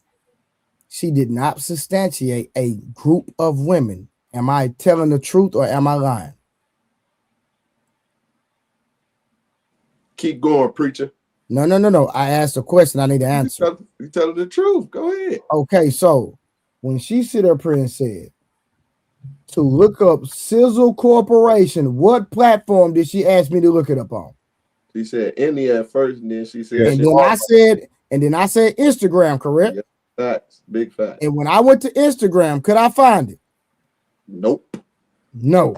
Somebody said they found it though, but no, they found they found Sizzle Swimming. That's her personal page.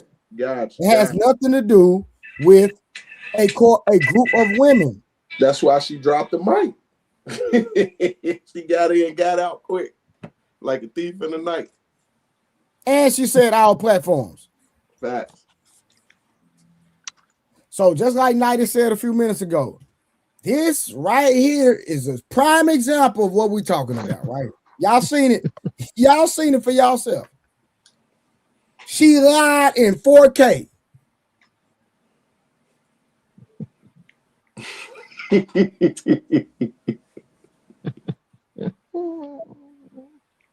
Hey, Summer and Wonder. Then when men call it out, then we women bashing, we the scums, we hate women, all of that, and she lied right here in 4K.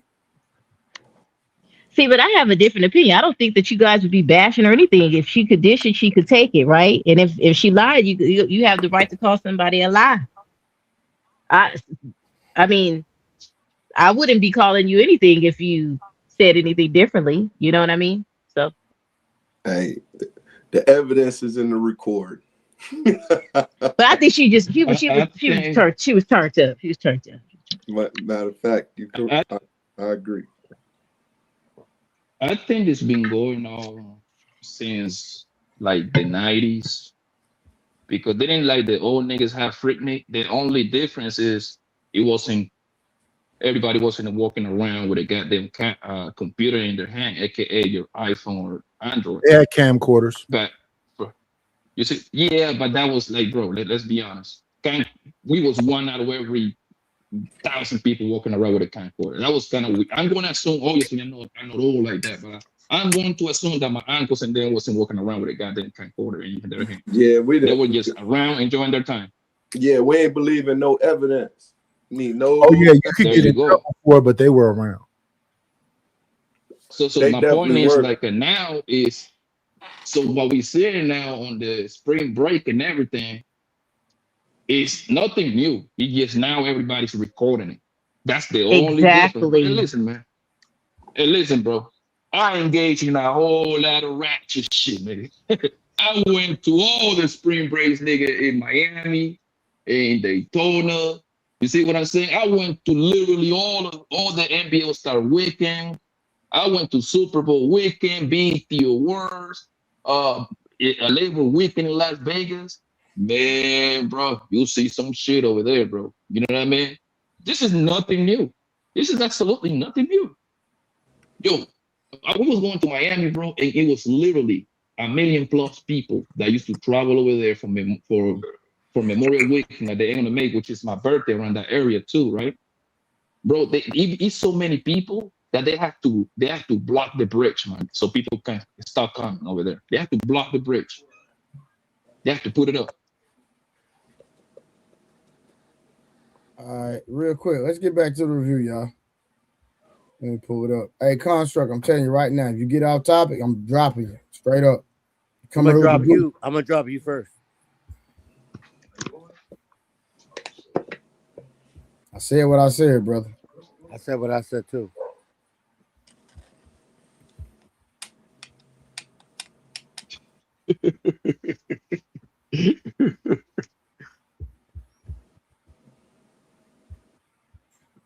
Further about a year ago or so, where they changed their race to other races to see if they can get better options of men, and they did.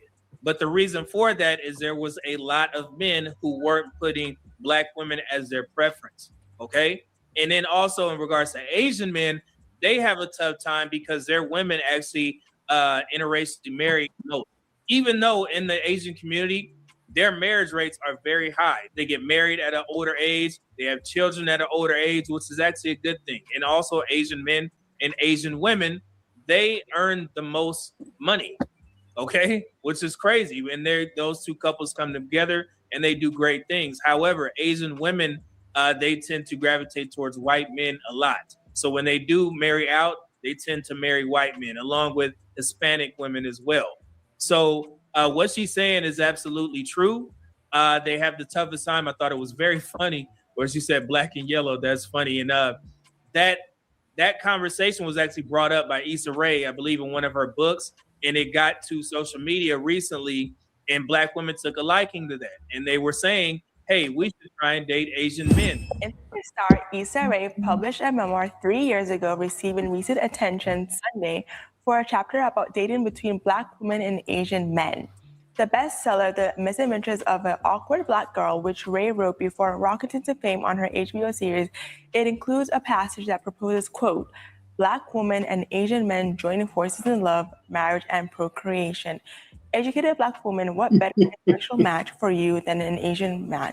End of quote.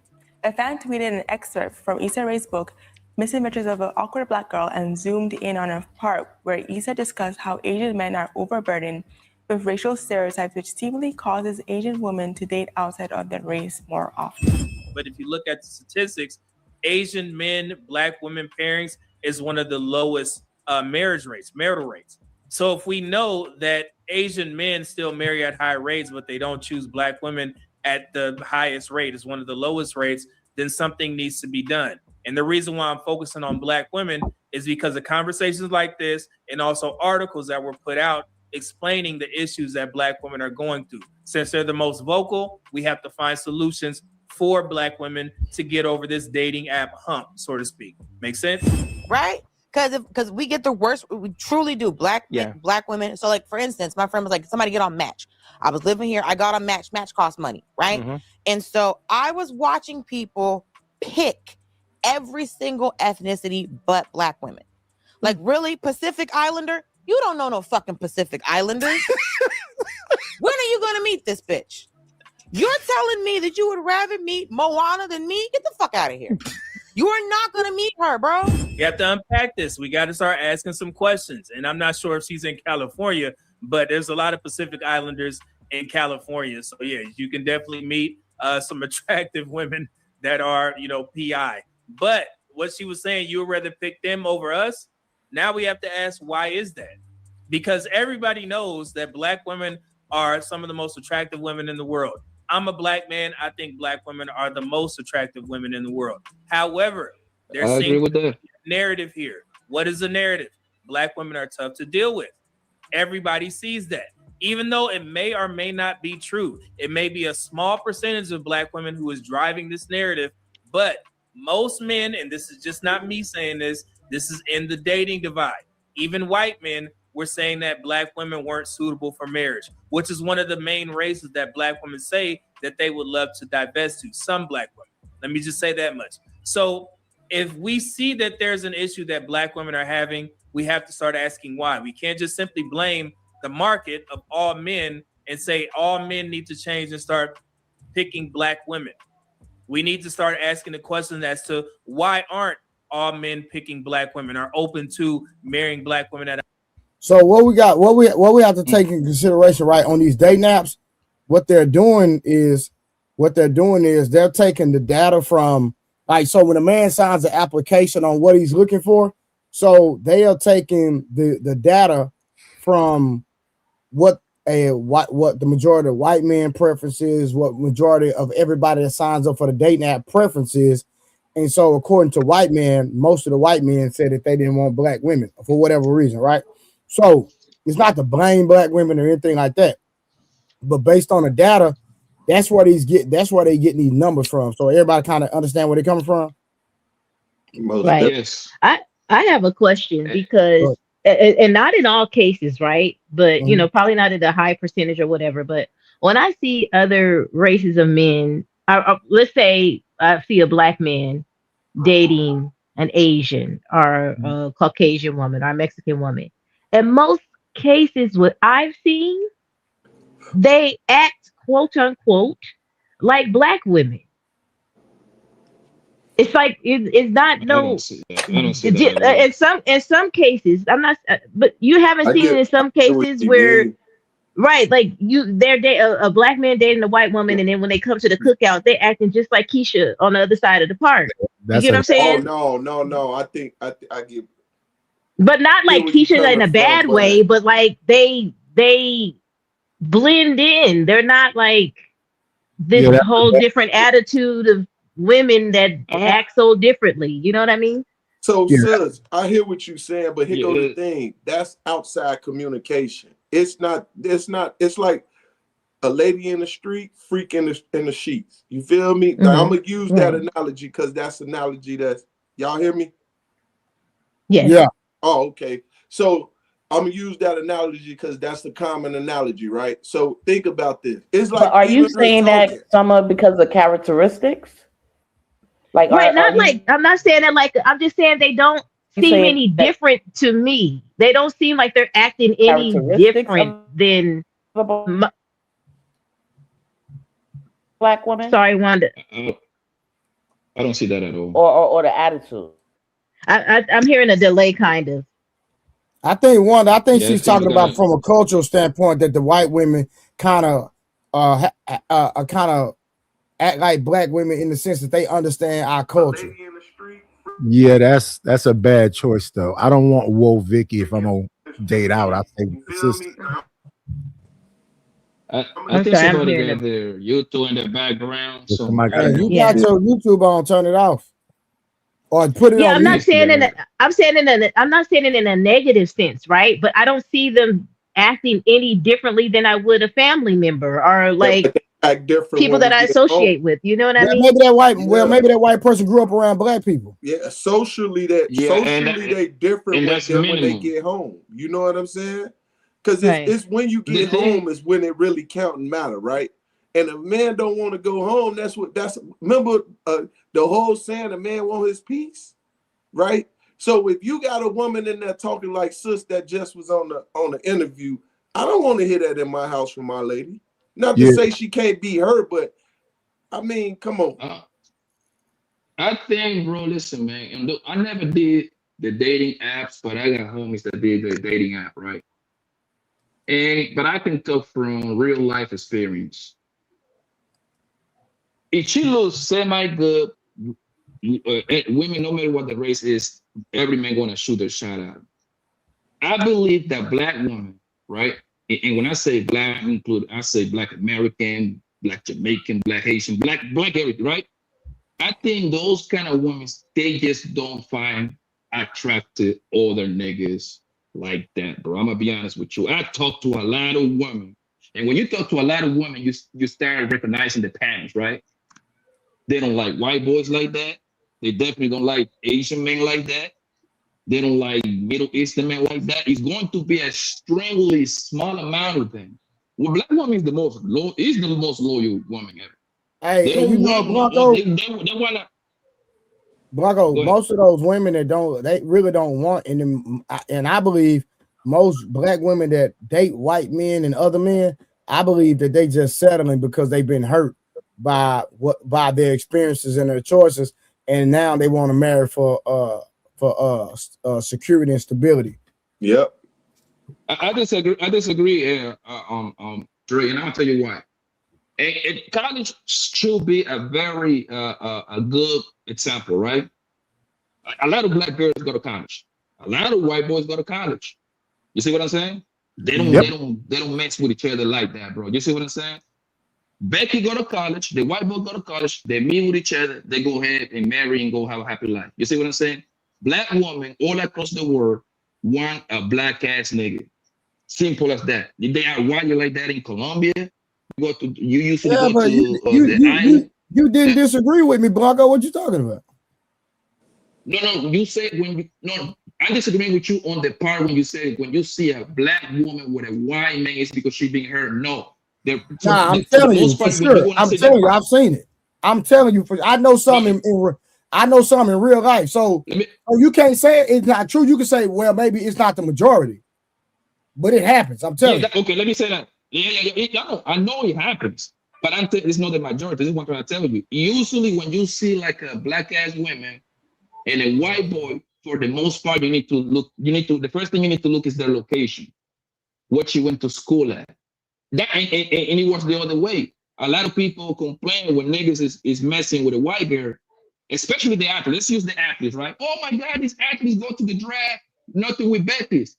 They go to Alabama, Florida State, LSU. This is like 90% white people. And guess what? Becky gonna give it up fast. Becky gonna hand out the credit card to that boy. Becky gonna hand out a card to that boy. What he gonna say? No? And she look kind of good? Of course they're gonna go. I seen that with my own eyes, bro. You see what I'm saying? It's a daddy money anyway. There you go. Anyway. That's what it is. When my homies went to LSU, my homies went to Florida State and Alabama, bro. Man, them white girls were trying to push at a nigga like he was no tomorrow. But of course, don't be ridiculous. Yeah, but I don't think the reason the black girls they get plenty of matches, right? I think women in general, this is on general, they like to exaggerate. Like, bro, if women A get 5 matches and women B get 15 matches, some way somehow women A want to get 17 matches. You see what I'm saying? Girl, you got 5 matches. What else do you want? What else do you want?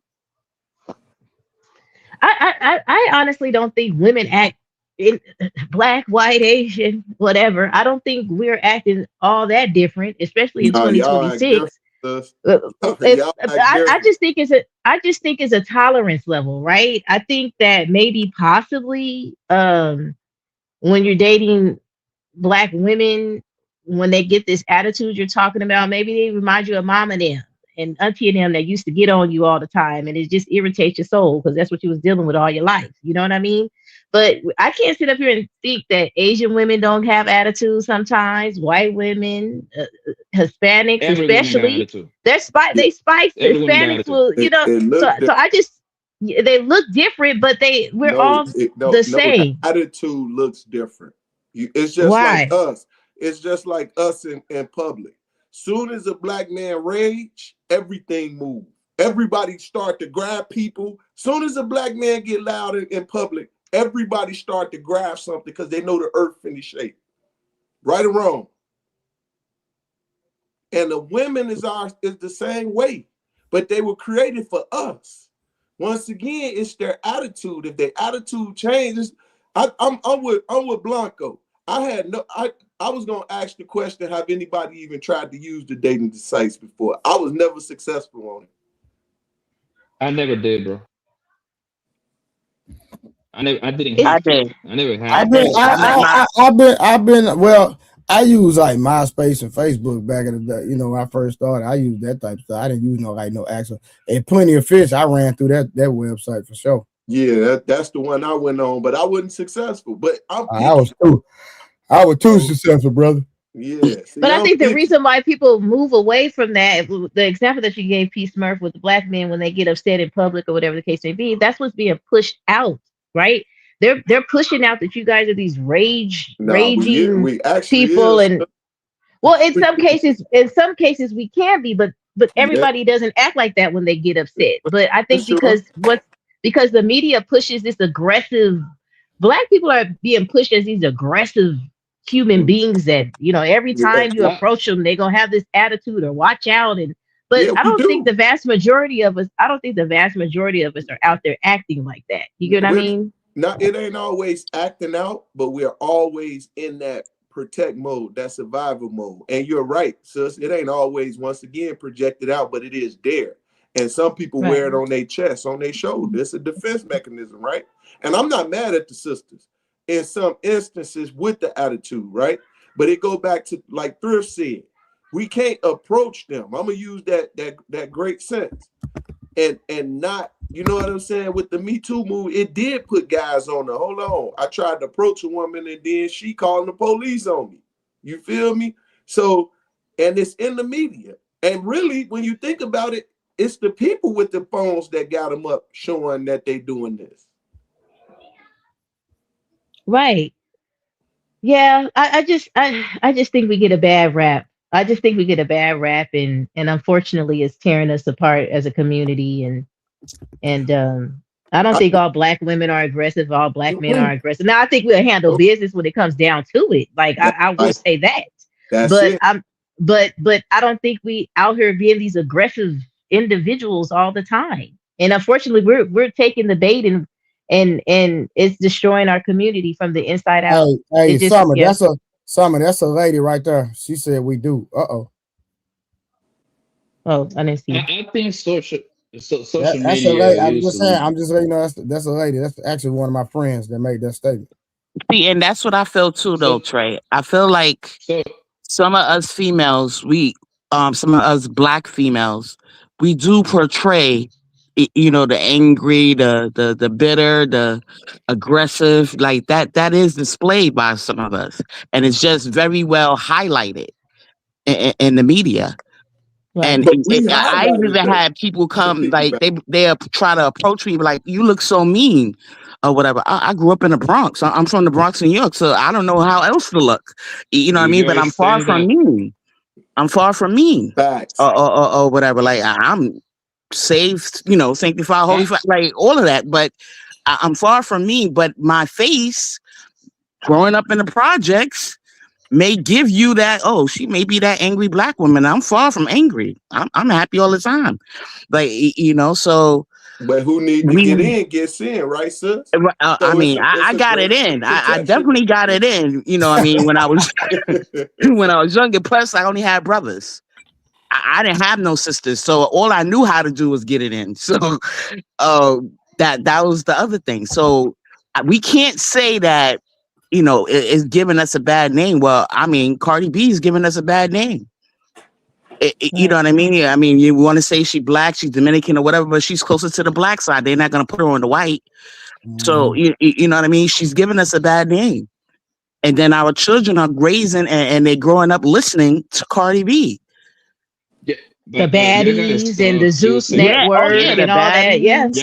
And all that. And then you see that portrayed. Why would you want to, you know? Y'all gotta start using this celebrity. No, that's not true, Blanco. That's not but true. We're using the celebrities because that's what the people are watching. Blanco, that's the whole thing. That's what they're watching. Yeah. But hold on. That's a parent problem at that point, bro. That's definitely a parent problem. Time out.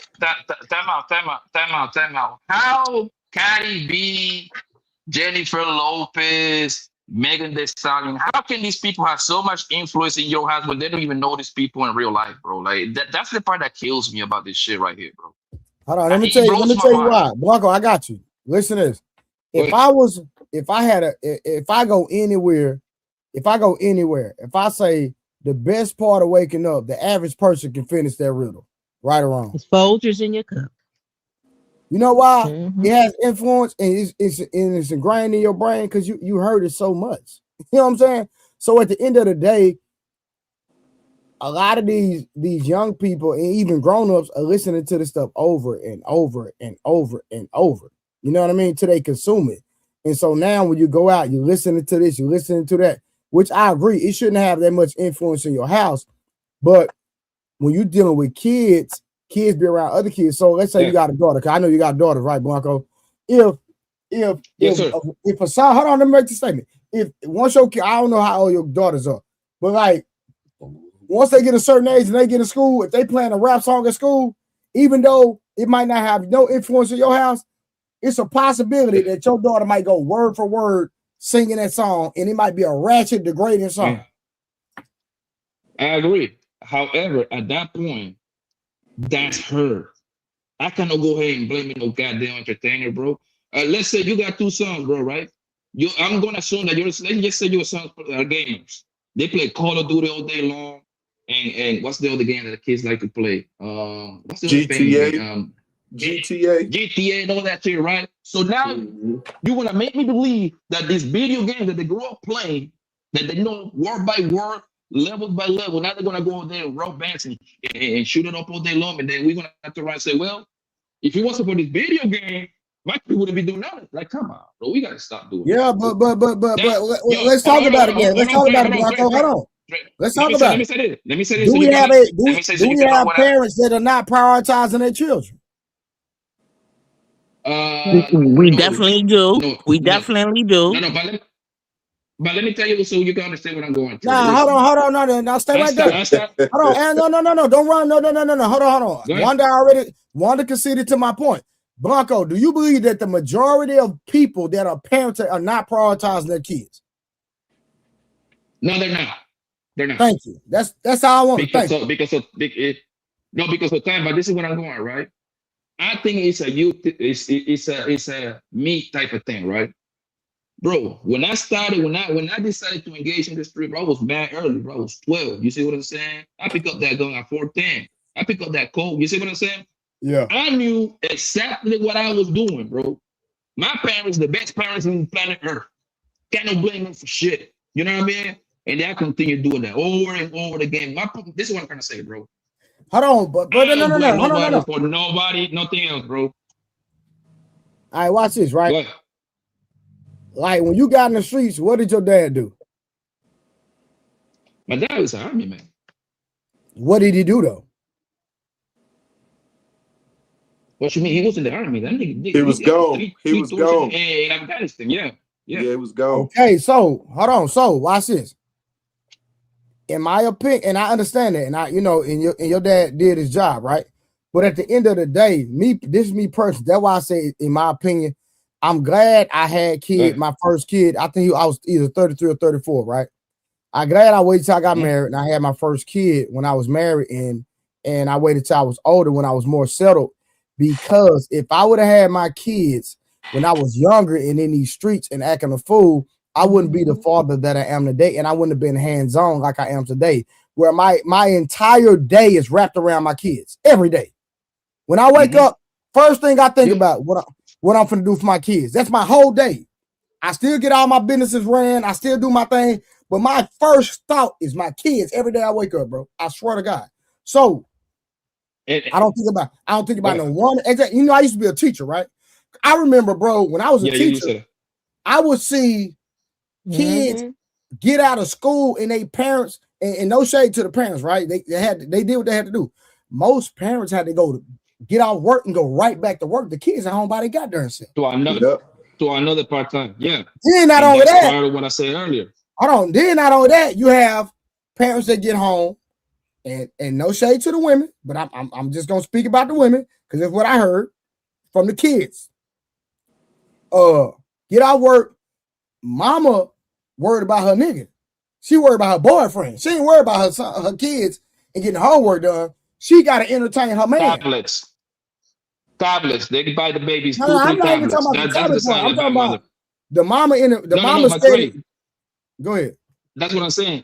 That's how you know when they are bad mother. If you go to her house and the kid got 2-3 tablets, that's the sign of the fucked up mother right there. Because now the tablet is raising the kid. Go ahead, keep going. No. So what I'm saying is, I believe, and it's just me.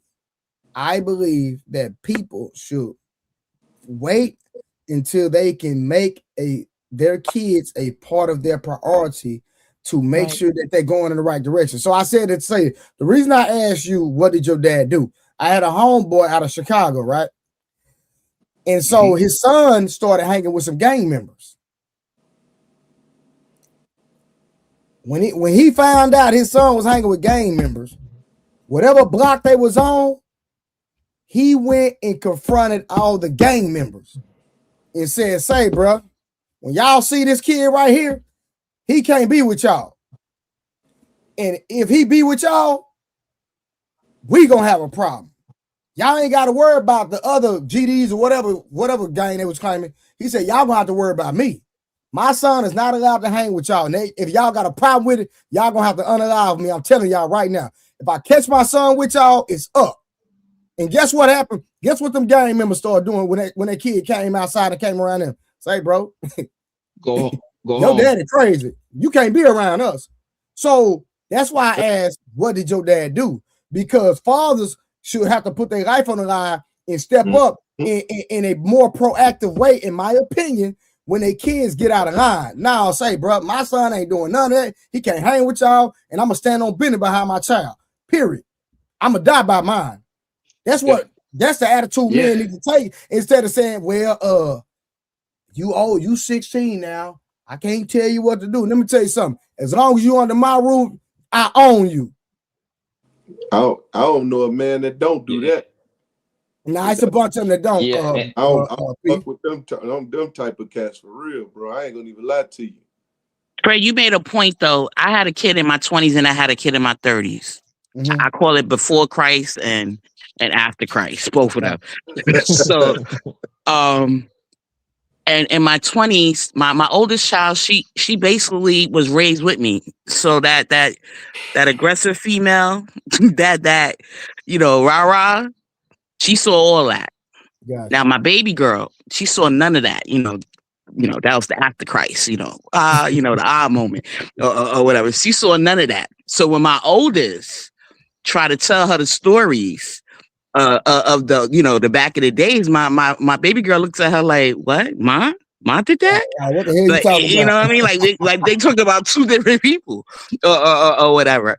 So you're right. And if I had it to do all over, I would have waited till my 30s, even though, I'm honest, y'all. I'm sorry. I don't hold no thing. I considered my first a oops. I just, it was a oops. I did it. And she came. I don't regret her. I mean, like, oops, like, I didn't really pay attention to sex ed, thinking like, having all that sex, that a baby would really come out, or whatever. So that's what I mean by oops. She wasn't playing. My baby girl was playing. Ovulation off, huh? The ovulation was off. Right. But Trey, you're right, bro. Right. The thing is, remember when I told you about 20, 30 minutes earlier about the American plan? That's part of the plan right there, bro, for them kids to grow up on their own pretty much, so they can get a hold of them and make them 100% consumer. Yeah, Because yeah, now the way that everything is, bro, man, listen, man, you get $400 for, and you go to the grocery store for the week to buy groceries, my nigga. That shit don't last nothing, bro. All right, real You quick, buy let me 3, read 4 these. steaks, 3 bags of chicken, bro. That's like $200 right there. Let me read these Yeah. super chats, and then let me get Tara, Grant, and Nidus in there real quick, because Nidus been chilling. He been quiet too long. I'm getting scared, man. He might would have plotting or something. All right, real quick. Shout out for the $2 from hold on. Yeah, BL says she low key proved the study right. LMAO talking about thrift. She proved the study right, sitting right there in real time. All right, I got 5 on it, but only got 2. That's Construct with the $199 being retarded as usual. Shout out to 30K. He gifted a membership. Shout out to my boy 30K. Then we got I Am Queen Tori with the $199 super sticker. Then we got my boy that's down the street from me in the Soto. My boy be streaming to answer the title question. It's their image, not their looks. It's the attitude and lack of femininity they co-sign to and champion the worst women. Shout out to B goddamn streaming. All right, real quick. We're gonna get Nidus in there first, then we're gonna go Tara, and then we're gonna go Grant. Y'all want to speak on anything that we spoke on? Yo, mute Nidus. Yeah, so I think you got everything covered. I'll wait.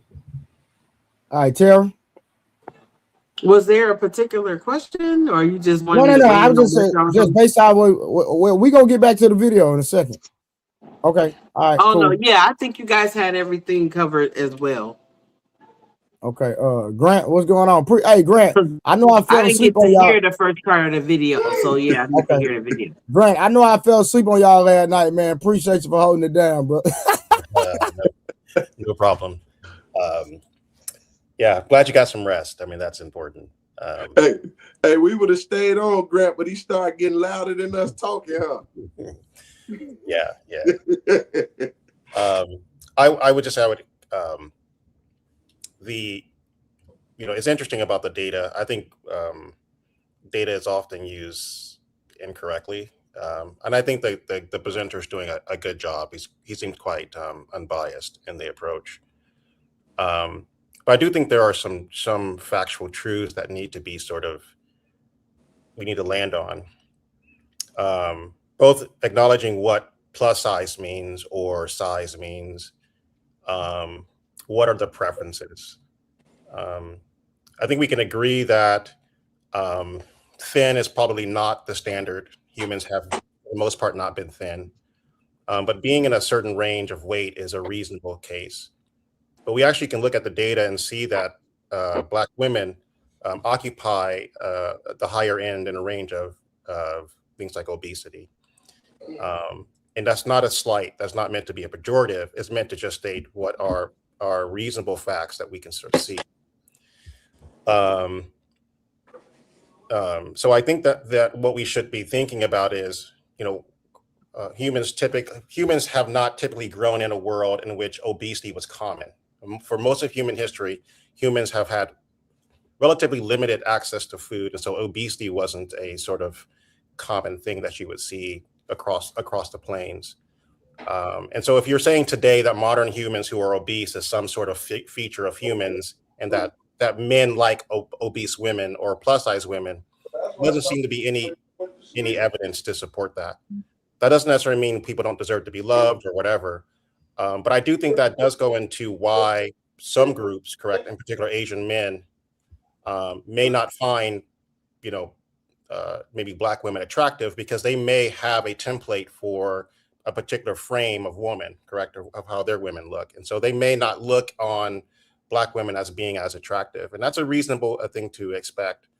And I think we should just be realistic about how those things play out.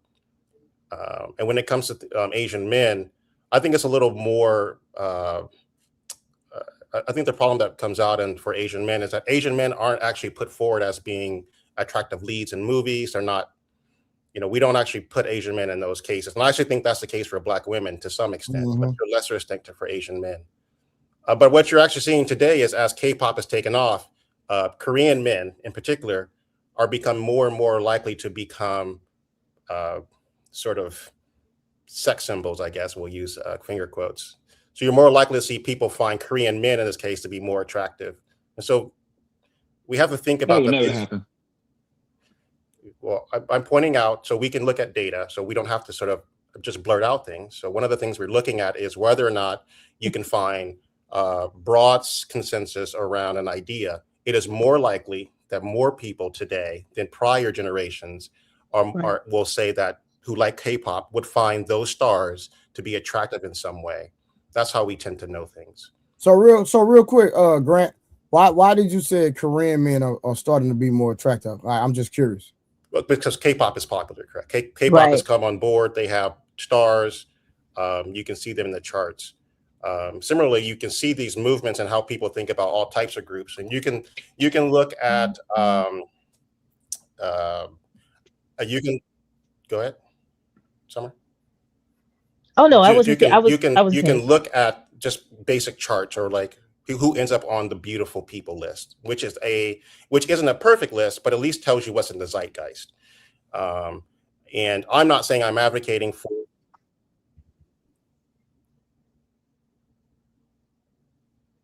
Grant, what happened? Why you keep stopping? I think Summer keeps popping in and out of. No, she's not saying that. Okay, so I just think that part of that, what we see is that as K-pop becomes more and more popular, more and more people at least find Korean men attractive. That doesn't mean for all Asian men. I'm just pointing out that you can easily shift that appeal. And I think for Black women, if there were more cases in which Black women were put in a particular light, I do think that would change the dynamics of how other groups of men view Black women generally. And I agree with you, Grant. The K-pop. I'm not saying it's going to happen anytime soon. I'm just pointing out that it can change. Hey, can y'all educate me on this K-pop thing? Because I have no idea what y'all talking about. It's like boy bands. Yeah. It's like boy bands. It's like New Edition but Korean. Yeah. Yeah, and it's being pushed heavily on the younger generation because I think lot one of the things I think when it's hard to have these sort of conversations. I'm not saying you in particular. I'm talking about a broad understanding of data. We're talking about data, and not your experience. So those in a certain cohort, I'm explaining it to you. So wait a second. So those in a particular cohort is going to be in this range of people who are growing up with K-pop. They are going to have a much different experience and understanding about that segment. For us who may be older, who may not have had that experience, we don't have that feeling about it. Just like our generation, I grew up, I'm almost 50, correct? My generation, whereas we were growing up, the white kids became they like hip hop, correct? So for white kids today, who are my peers, they go back to listening to hip hop. That is their thing. They understand it. They grew up on that. Whereas their parents are completely find hip hop to be completely disgusting, correct? And have a completely different understanding. And so they have a different dynamic when it comes to Black Americans. And so what I'm saying is potentially, given that the popularity of K-pop can produce other outcomes later. And so that's a likely outcome. I'm not saying it has to be an outcome. I'm just explaining that there's a potential outcome that can happen. And so I don't think necessarily your particular feeling is important. Is it possible? Anything is possible. Is it probable? Hell no, bro. And the reason is very simple, man. Most women don't find Asian men masculine. They short,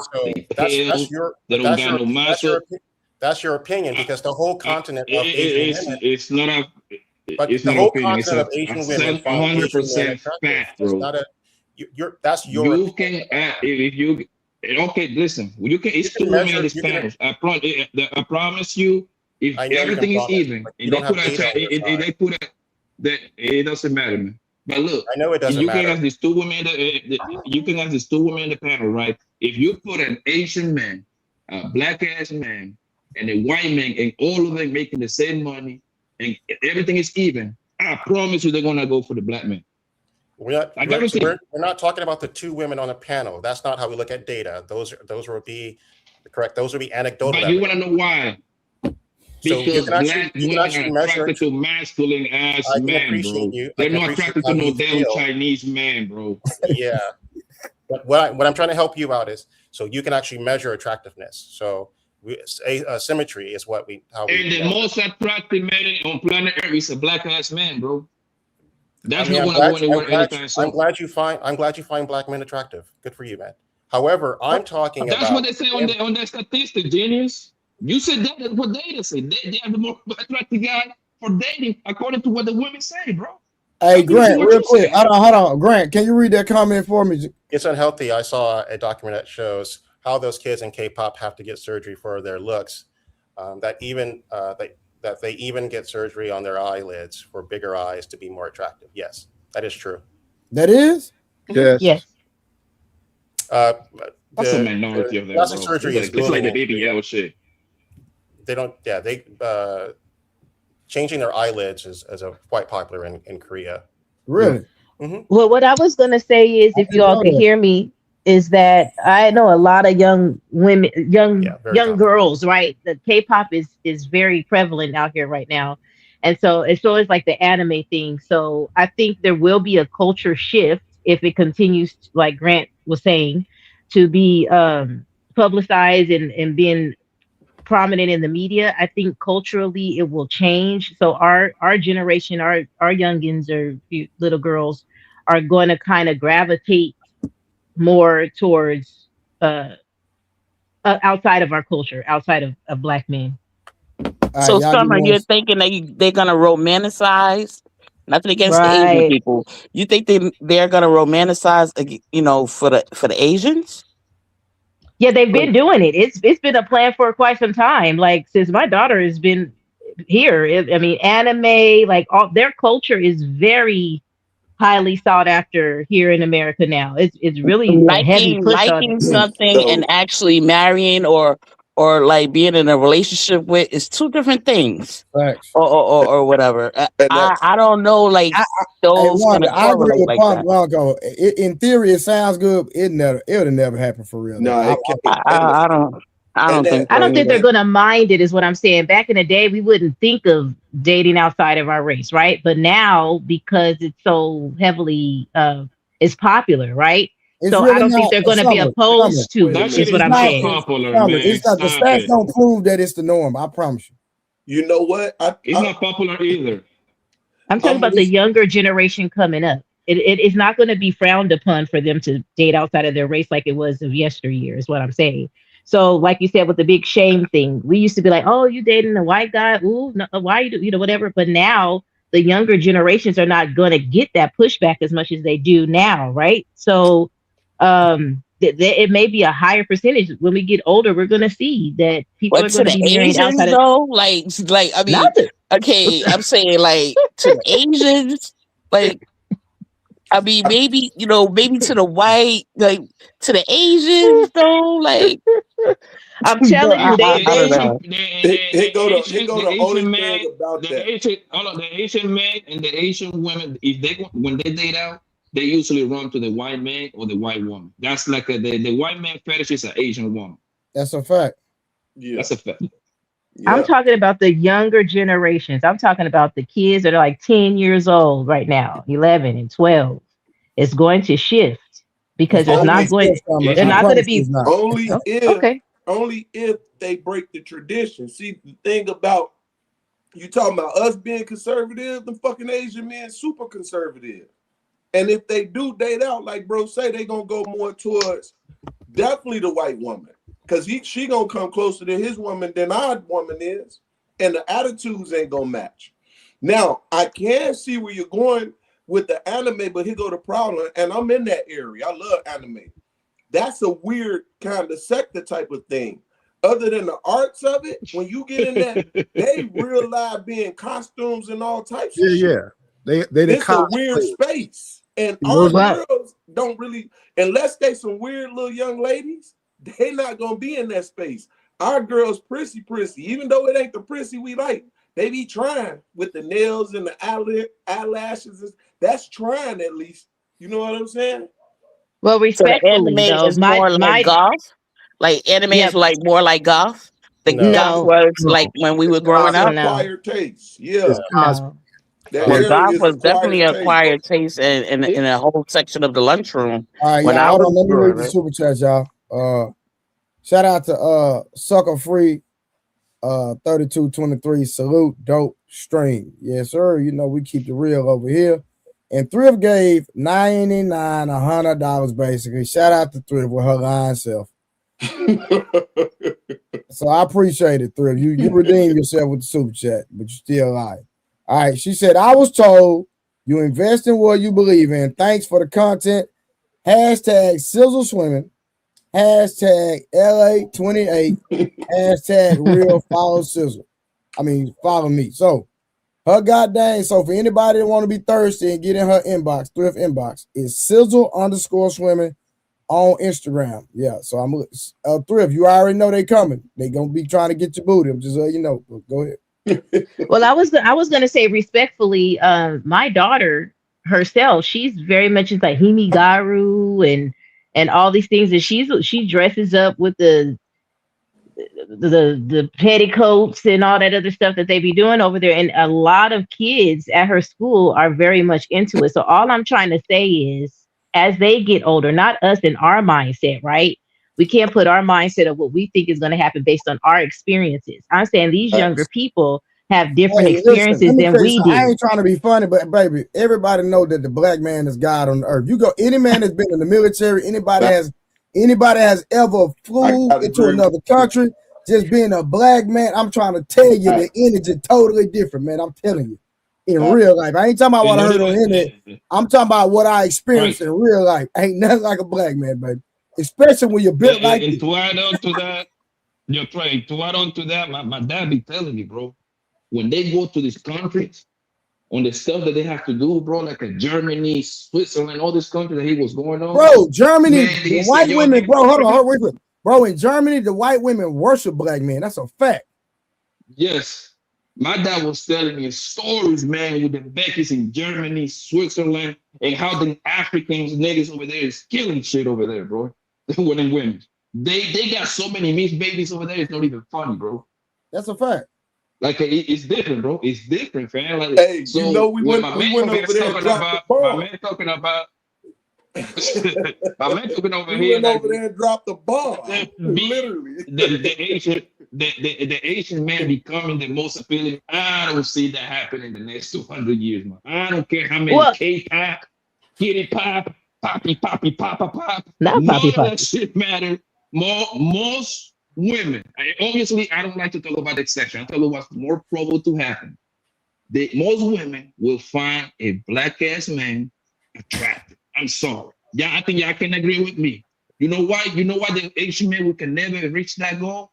Because he doesn't look masculine. He doesn't look tough. He doesn't look like he imposes respect. They look tiny. They pale, spiky hair. That's what attracts to most women. I'm sorry.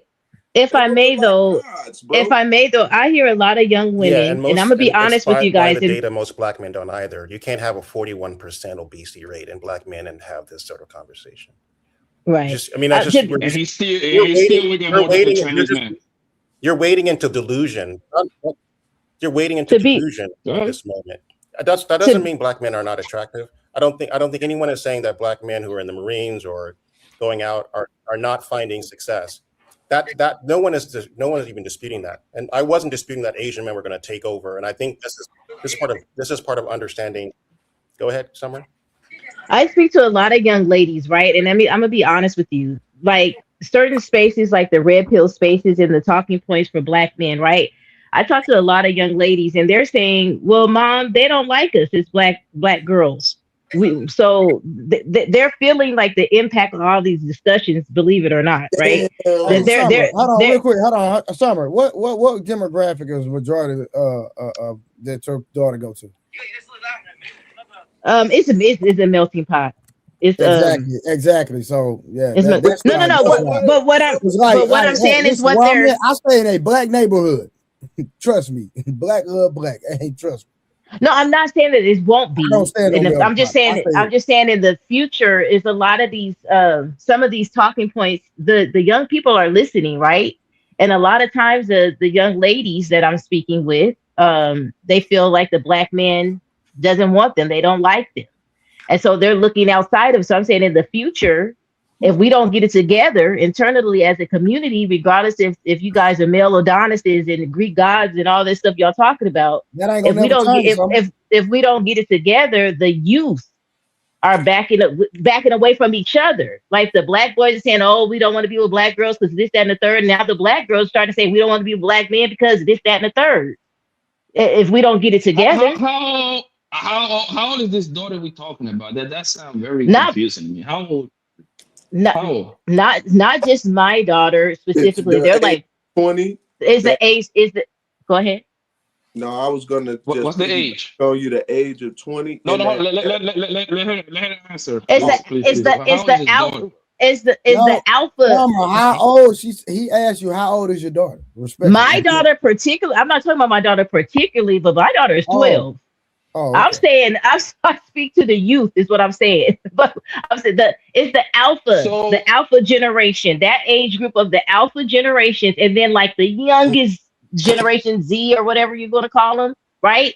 They are old enough to be on these social media platforms and seeing what's being said and what's being pushed out. What I'm saying is exactly what the men are saying. Men are not wanting to date black women because of X, Y, Z. And now so what is the black women range, are starting. Summer, what is the age range that you're talking to? Yeah, like what is the age range? I'm going from 14 to like 20, 20, like the younger. 14, I thought Superman was gonna be my husband. Like from 2010 to 2025. But you're not getting. Okay, I think you're not picking up what I'm putting down. What I'm saying is what's being pushed on them. Yeah. But the reason why I ask you is very simple, right? You say 14 to 20, right?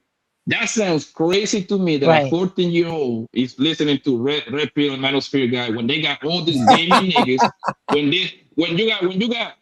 you got Kai Sinai, Eden Ross, Neil, which they all are like early 20s, and when they go live, they put up 200,000-300,000 people to watch them. So some way, somehow, the 14-year-old that you're talking to is watching this 50-year-old man. That don't add up for me, yo. They're watching the who? This 50-year-old man talking about black men and black. Watching this 50-year-old man talking about relationship bullshit at 14. That doesn't add up, yo. It doesn't add up. Okay, I think you're confusing the two different things that I'm saying. The first point I was making, it was about the K-pop, right? And about other races, right? It's not going to be looked upon or shamed because that generation is not being told you shouldn't be dating outside of your race. You should be doing that. They're being taught that anything is possible. You could date whoever you want. It'll be accepted. Like back in our day, we were shamed a little bit if you want to date outside your race. That's not being taught to the youth anymore. Right. So the probability of them dating outside of their race when they get older, because there's people are not shaming that behavior is more likely, right? That they're going to be okay with dating outside of their race in the future. Right. That's what I was saying for that. As far as the what we're talking about, black women being passed on right now on the dating apps because of a stigma. Right. I'm saying that the black women now are starting to pass up on black men because of same said stigma, because black men keep talking that some black men, not all, some black men are talking down on black women. Oh, we're aggressive, we're this, we're that, and the third. So they're starting to exercise their options outside of the black community. That's what I'm saying. So it's two different things that I'm saying. These niggas is lying. I'm gonna tell you what they're lying. They are one blowjob away from submitting. Okay, they niggas can talk all that shit they want to. Homegirl dropped her goddamn pants, put up her skirt, and that fat ass come out. You know what? I ain't talking shit no more. Hey baby, what you wanna do, baby? Hey, they lie. So now, right, man. Hey, y'all. Hey, we kind of go in a circle. Let's get back to the review. Hold on, OG. Do OG, Tara, anybody want to say something before we get back to it? Yeah, I would like to say something. Welcome to be back for myself after Ramadan, I don't usually get on panels and I stuff. thought you was a Christian, man. What you doing, man? Yeah, no. My foundation is. Salam alaikum, my brother. Wa alaikum salam. Happy Eid for all the brothers and sisters out there. Grant, but y'all know I'll be listening to you. Everybody know I'll be listening because I'll be in that chat, but I'll be listening. But Grant, you could be my brother. You think just like my brother. Very mild. You take your time what you're about to say, but let me say, I say this with respect. The anime stuff and all that other stuff. Wasn't nobody trying to marry no Ninja Turtles. Wasn't nobody trying to marry no no techies. So when we start throwing stuff around like a band, let's just take a band. Reality do check in real quick. I come from an era where, what was that band trying to be like New Edition? It slips my mind now, but it was 5 of them. But no black woman was getting try to go out there and date them 5 white boys. New Kids on the Block. You're welcome. Yeah, you got you. So me and you come from, I'm a little older than you, but we come up from that musical era. So you understand what I'm saying. There's things of fads. And another thing too, people. Reason why I like Trey's show is when he has topics, he's trying to stick to the topic. And I know it's going to change to like 2 or 3 o'clock in the morning. And that's acceptable because, you get tired and you go off the wing. But when he usually have topics, Karen used to be up here, especially if he had a topic about a woman, Karen would have come up with another show about the complaints about men in that same topic. So as we be on this panel tonight, let's don't shift the topic and start talking about men. Let's talk about the problem we're having with the topic. The topic is these dating apps. People say, just like my brother Blanco just got through saying, and the sister was trying to say that other sisters are getting angry or they're starting to change their views on black men and because of what black men are saying about them and they're changing the dynamics. Well, you can't have two things going against each other at the same time. Think about what you said, Summer, with all due respect. If all the other men are saying the same thing that the black man is saying, then it's just not the black man. Where the hell is she gonna go at? So that's the part of the show that we should be discussing. Not only are black men saying that, but all these other men are saying that. So I was listening to Corey about 2 weeks ago, and he said something very important, and I think it went over a lot of people's head because he said it at the end of the show. He said, why is black women saying that black men don't like them? When they look in the mirror, they want to change everything about the damn self, and they don't like themselves. So why do black men have to tell black women they don't like what they're doing? When you look in the mirror, you want to change everything about you. So we just got to start being real about having real discussions and talking about things that affecting both of us when we have the chance. And I would like to see the Karen show on the reverse side of this show. But let's just stick with the women tonight. And this is why I came up here, because I want to stick with the problems that not only black women, black men, and society, we got a problem, NASA. And if we keep going the way we're going, hell, y'all might end up dating each other. OG, that's pretty much what I was saying. If we don't get it together internally, it's not going to be anything to discuss in the future. So I'm not trying to be unrealistic. Yes, it will. Wait, I'm going to cut you off, but I want to put this in there. Slide this in there. And why are you saying that? It will. Black women going to become side chicks to robots. Damn. This is what I just said. If it keep going the way it's going, black women go become side chicks to robots. That's crazy work. Yeah, that was tough. You know, and you know what's so crazy? I went into a sex store in Phoenix. Now they do have a lot more men toys. You couldn't find none at first. First of all, why you in the sex store? Shit, I don't kiss and tell, so I'm married. I hope he wasn't buying her rose because black men has become almost sad. Hey, no shame. I just me personally, I feel like shit. No man had no extracurricular nothing in the room, man. Hey, God gave you. I'm like OG. God gave me everything I need. There you go, Trey. There you go. Hey, OG, tell him. You're strong in the backbone. You don't have to use your jawbone. I don't care if she got turkey fried chicken in her drawer. It's Murder snitching himself, man. It's a freaky ass nigga, man. Look at him. Hey. They got swings and all types of shit in there. You feel Yeah, but you're turning your bedroom into a Olympic event. You'll never be able to bring it back. You know what I'm saying? When you older, you can't just missionary dog style. You got to get creative. I mean, wait.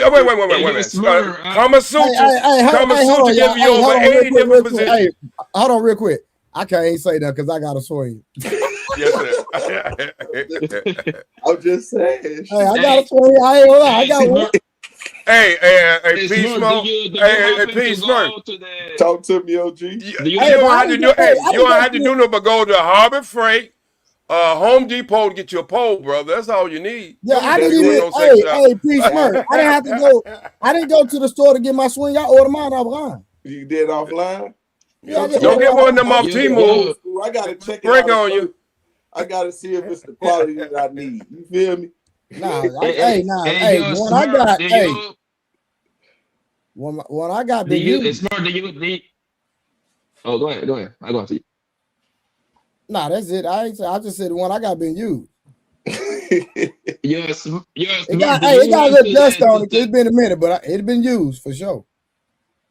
Yeah, Smart. You went to the joint right there on 24th Street in Thomas. You know what? I think actually I went to the one up by the antique shop on what's that? It started with an S. By the Lolos on the bougie side. Oh, in Central. On Scottsdale. Scottsdale Road. Yeah. Oh, gee, I thought you were saying about staying on the topic. This seems like it's way off the topic. Oh, there was a commercial. You're right. We get back. That was a commercial. Then we get to the. My bad. We got off topic real quick. All right, hold on. Let's get back to the review. He trying to get on his on his bag. Well, go ahead, Trey. All right, here we go. The high rate, and ironically, the group that marries black women the most, can you guess? Is black men. Okay, 36% of black men are married. Out of that 36%, 78% are married to black women. Okay, only 22% are married out. I say only kind of tongue in cheek because that number has increased over the past 6 years. I believe it was 15%. Now it's 22%. For black women, their marriage rate to black men is 86%. So it's 29% of black women who are currently married. 14% are married to other races of men, not just white men, other races of men. Okay, so with those numbers, you see that black men tend to marry out the most. And then also you have to look at the marriage rates, 36% versus 29%. That 7% gap is the largest gap among any race gender. All right, even though black people as a whole have the lowest marriage rates. So that's why these conversations are important, and we find solutions for black women to, help their desirability on the dating market. And sometimes we don't like to address these conversations, but if a discussion keeps coming up, Hinge, dating apps, black women struggling, then we got to start looking at how do we help black women as a whole. That's all I'm saying. And we're going to go over the statistics in a second, but I'm going to let her cook. She's funny. So Moana's never home, though. She's on the seat. She's out here with grandma being a manta ray. So you, if I'm looking on that, because like one of my friends, same thing, or people like, oh, just get on Raya. Stop talking to me. I was on Raya, right? I was on Raya. Saw you on Raya and tried to take a screenshot, and Raya goes, hey. Don't do that. Don't do that. Screenshot. Don't do that. Oh, because like somebody doesn't have another phone. Don't do that. Listen. Yeah, but Raya was just trying to stop the people who weren't thinking far enough in advance. Right. They're just trying to stop impulse people. Don't do that. If they don't do that, hey. So then my homegirl took a picture of my phone and I texted you and was like, you outside. So, well, you hurt your wrist. Don't say so unruly. So if you guys don't know, Raya is an exclusive dating app. It's a membership only or invitation only or something like that. So for high earners, I assume, or public figures, celebrities, they're on Raya. She said that Trevor Noah is on Raya. So there it is. So she's trying, but she's just not getting the outcomes that she wants. And her story is not unique. I've heard millions of Black women on social media saying the same thing. So how do we help? So this is from the Hinge Lab survey.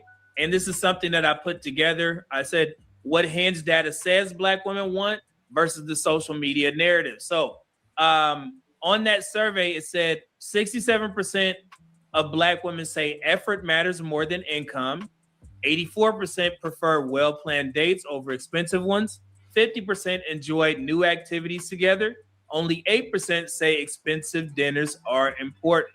Okay, and then 80% say financial stability still matters. Now, it sounds a lot different than the narrative that you hear on social media.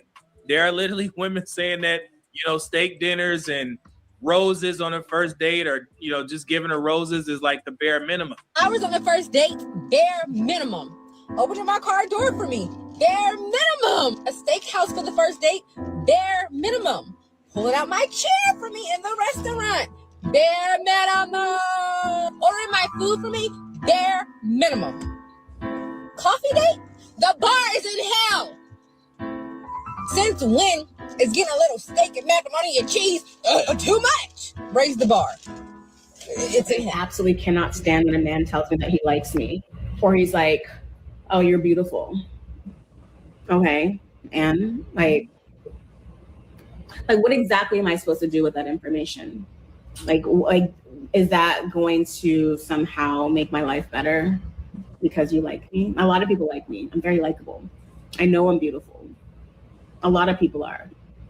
But why do you telling me that think that that's supposed to move me in some way? Like, is it gonna, I don't know, end wars, solve the hunger crisis? Is it gonna pay my rent? Like, what can I do with that? Like, what value does you giving me a compliment actually serve? None. The door open for you, that's bare minimum. He paid for the dinner, that's fucking bare minimum. He told you pretty, that is bare minimum. He sent you money to pay your rent up for the rest of the year, now that's T. Stop falling in love with the fucking bare minimum. These are... All right, so anybody want to cook on any of that y'all saying? I want to cook on that one that look like RuPaul. My God. If a woman said that to me and it looked like RuPaul, she's finna get it. I mean, left and right. If you think I'm lying, I'm just making a joke. Put RuPaul picture up and put her picture up and you'll see what I'm saying. I mean, I didn't even know she had hair until it came to so far in the back of her head. So what I'm trying to say is, y'all asking for all these things, and I'm finding it hard on what Grant was saying about obesity in our community. I think it was him. It might have been someone else. I'm old, so I do forget real quick. I take a woman to a restaurant, and if she's obese, we going to a vegetarian restaurant. You think she going? I'm just asking everybody on the panel. Not the vegetarian restaurant, OG. Wait, if she obese, that's where she should be going. No. See, this is what I'm talking about. We cannot be honest to what we're actually seeing. All right? If my interest is into this woman. Hey, hold on real quick. Hey, y'all, does OG have a point? Okay, I'm not going to the vegetarian restaurant, but like if he want to go for like a salad restaurant, I'm okay with well, not coffee, but tea. Like I'm okay with a tea date. So I understand what OG is saying. He's not wrong with what he's saying or whatever. But you seen the statistics said not all the women are saying that they need steak dinners and macaroni on a first date. That's true. Or whatever. That like it was a very small percentage, but that's definitely highlighted on social media. Right. I was gonna let say me they ask you a taking question. these social media. Don't hold on. Don't take. OG still got the mic. I just put it. I just Okay. put it to- Okay, let's take that for what you just said. I'm gonna ask you women on the panel then. The last date restaurant you went, could you just give me a oversight of what you ordered?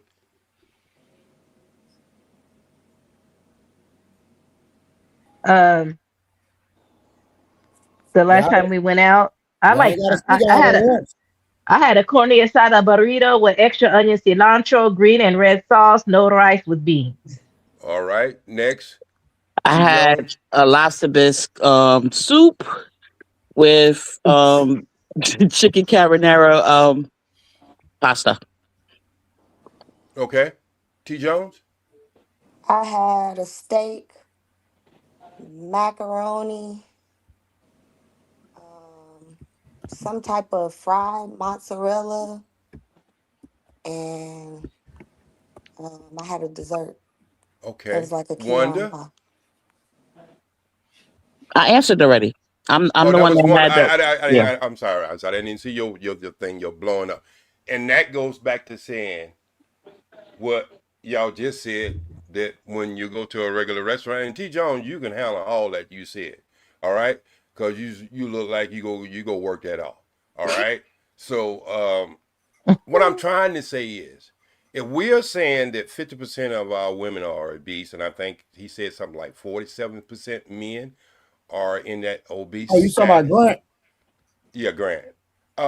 We got to start being honest, because if you're not healthy, then how you go consider having a healthy relationship? If your basis of getting to know someone is that person that you might want to spend time with for the rest of your life, why not we starting off finding out that we have anything in common? I don't want a woman who's obese. I'm not gonna hold it against her being overweight, but if she wants to drink butter out of a damn glass with a lobster, I'm just not. We're not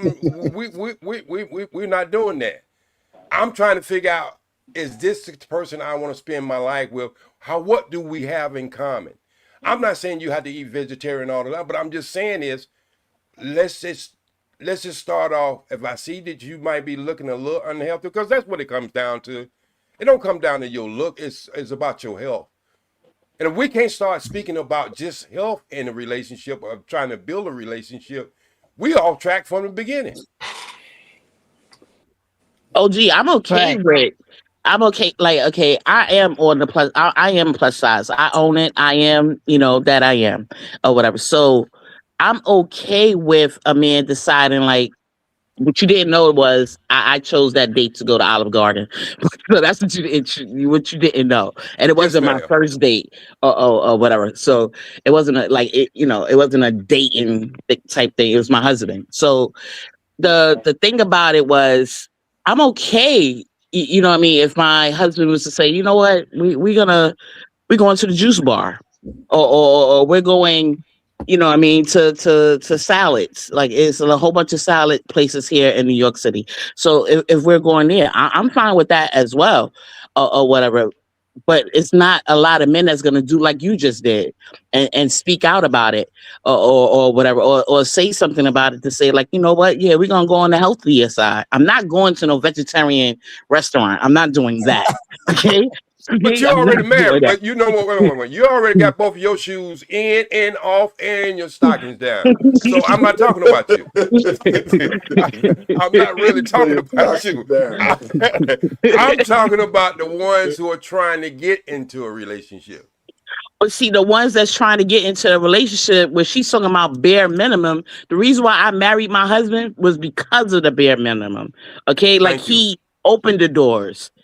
When he went into a store, like a corner store, and bought things, he never came out that store without something for me. Even if I asked or I didn't ask, or whatever. I haven't taken out a garbage in since probably the early 90s, or whatever. Like, I don't know how to change a tire, or whatever. Like, I don't know how to do none of these things. So I didn't have to go to. I'm more bare minimum. I didn't have guys that did the jewelry and the flying out. I didn't had all that. Right. I was whatever. gonna say these young ladies on here that we just saw, that's just unrealistic. That's clickbait. That's Most certainly. rage I bait, don't think it's and that's not something that's I don't think happening that it on the is. norm. You What'd think you that's say, T. happening on the Jones? norm? T. I Jones, said I don't think that it's unrealistic because I am a woman who dates myself. I take myself out on nice dates. I buy myself flowers. I go to nice restaurants. When it comes to dating men, um, I will not accept the bare minimum. I'll accept a date that has effort, but I'm not accepting the bare minimum because I don't even treat myself to the bare minimum. So I'm not going to accept it from a man, and that's just me. I just Well, have I a mean, saying question, what the John. girl was. wait a minute. Let's Okay, find wait. out now. Well, let's stay right there. Let's stay Yeah, I was right gonna there. ask. Yeah. Let's just stay right there. So when you unpack that, what did that look like? You said, because you did say two things. You're like a man who takes effort, but you're not accepting the bare minimum. So let's just see what that looked like. I mean, okay, for example, I had a date this past week. He wanted to take me to Pluckers. I don't want to fucking go to Pluckers.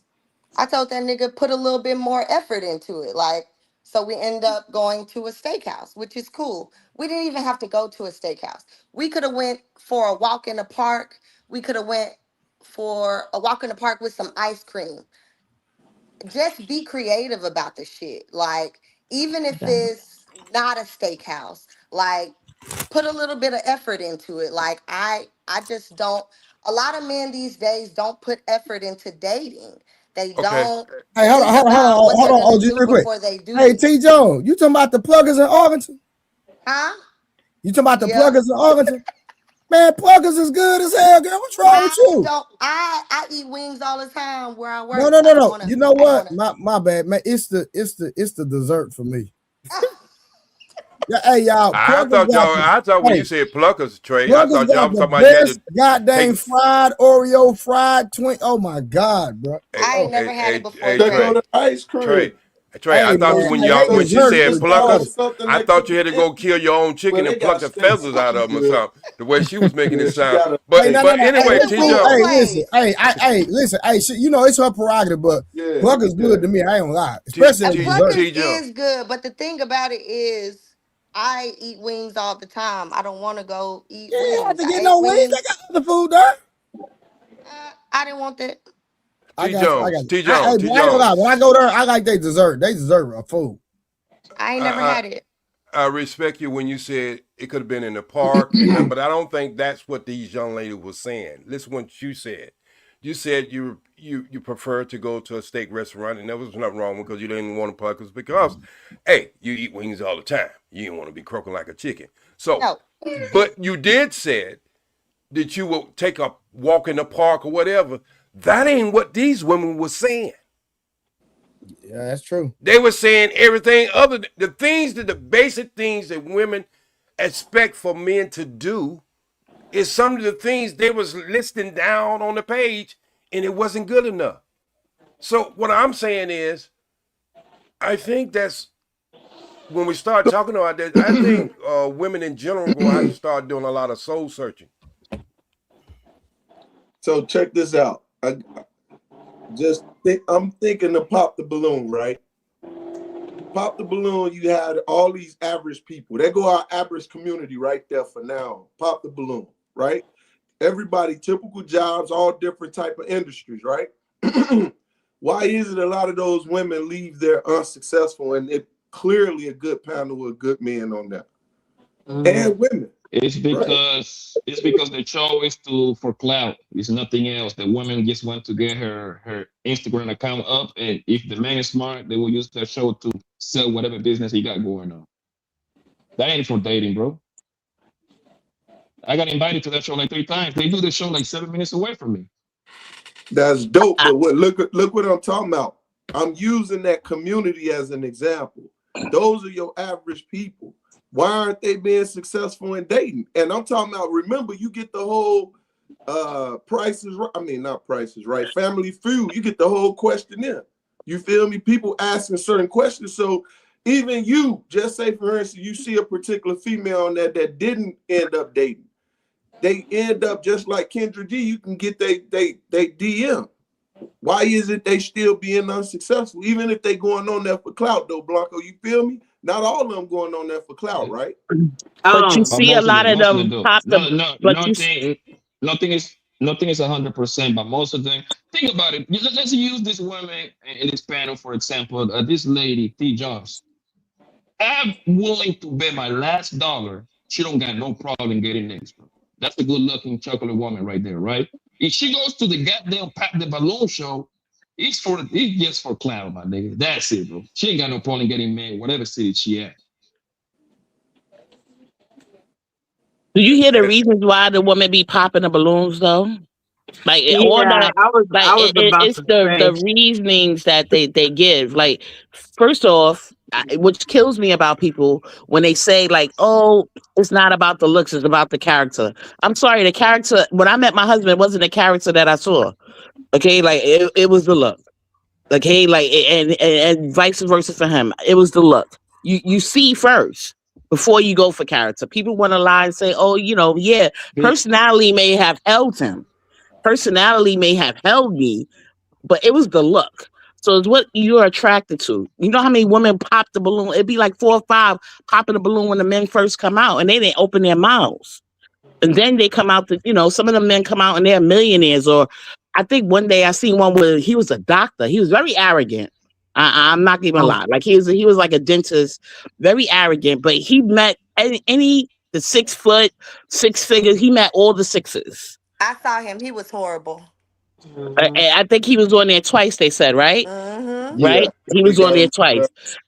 But again, he was horrible for, I guess, his arrogance. But was he though? Like, really, was he? Like he demanded, he had a certain stance. He had a demand. We as females have our certain stance too. You said that, you don't want a man to take you out, the young lady, that you don't want him to take you where you can't take yourself, because you take yourself out to these nice places. You do these things for yourself. So the man got to meet you right there and there. And I want to even ask you, like, are you one of the ladies that say, "Oh, I would marry myself also"? Are you one of those ladies that, that, and this is a question that I'm not being shady. Myself? No, ma'am. No, there are ladies that say that, they be like, "Yeah, I take myself out on these dates. I buy myself flowers," and the next day they be like, "I will marry myself." And I'm asking. No, that's not me. I just felt like I needed to love on myself a little bit more. So, the past year, I just took myself out more, bought myself flowers. I treated myself how I wanted to be treated. I feel like if you treat yourself how you want to be treated, you'll attract that. All right, hold on, y'all. Let's look at some. Hold on, Blanco. Let's look at some rejection real quick. Let me watch it. Hold on. Okay. Well, thank you. You're welcome. So do you. Okay, so Keela, someone that's your type? She my type, but she don't look like she run at 4 a.m. I don't. So I'm like, babe, I'm gonna cook you breakfast. But you still look good though. You still look thank good. you. I appreciate it. But I can't do the lashes. Like, yeah, the lashes. Like, I feel like if something got in your eye, we would need a priest, because you're gonna levitate. We're gonna need an exorcism. You know what I'm saying? Not bringing That's spiritual right. into But this. you looking good though. Okay, that's Yeah. just a red flag. Yeah. I feel it. But I love the jokes. Thank you. Maybe if we were 40s and you like you stop were right there, bald, then Trey? it would be like different. But we're like really young. I know. Trey, can you stop right there? He talking about the lashes. Them shorts she got on look like they're a candidate for yeast infection. So, see, this is what I'm saying. This is what I'm saying, being honest, and I go with what Blanco said. A lot of these people go on there. I'm always right, OJ. Yeah, a lot of people go on there for just clout, because these same girls who turn down these guys will meet these same type of guys in a club and leave with them. So let's just be honest. So on a show, and I know how women is. Having 11 sisters, I know how women is.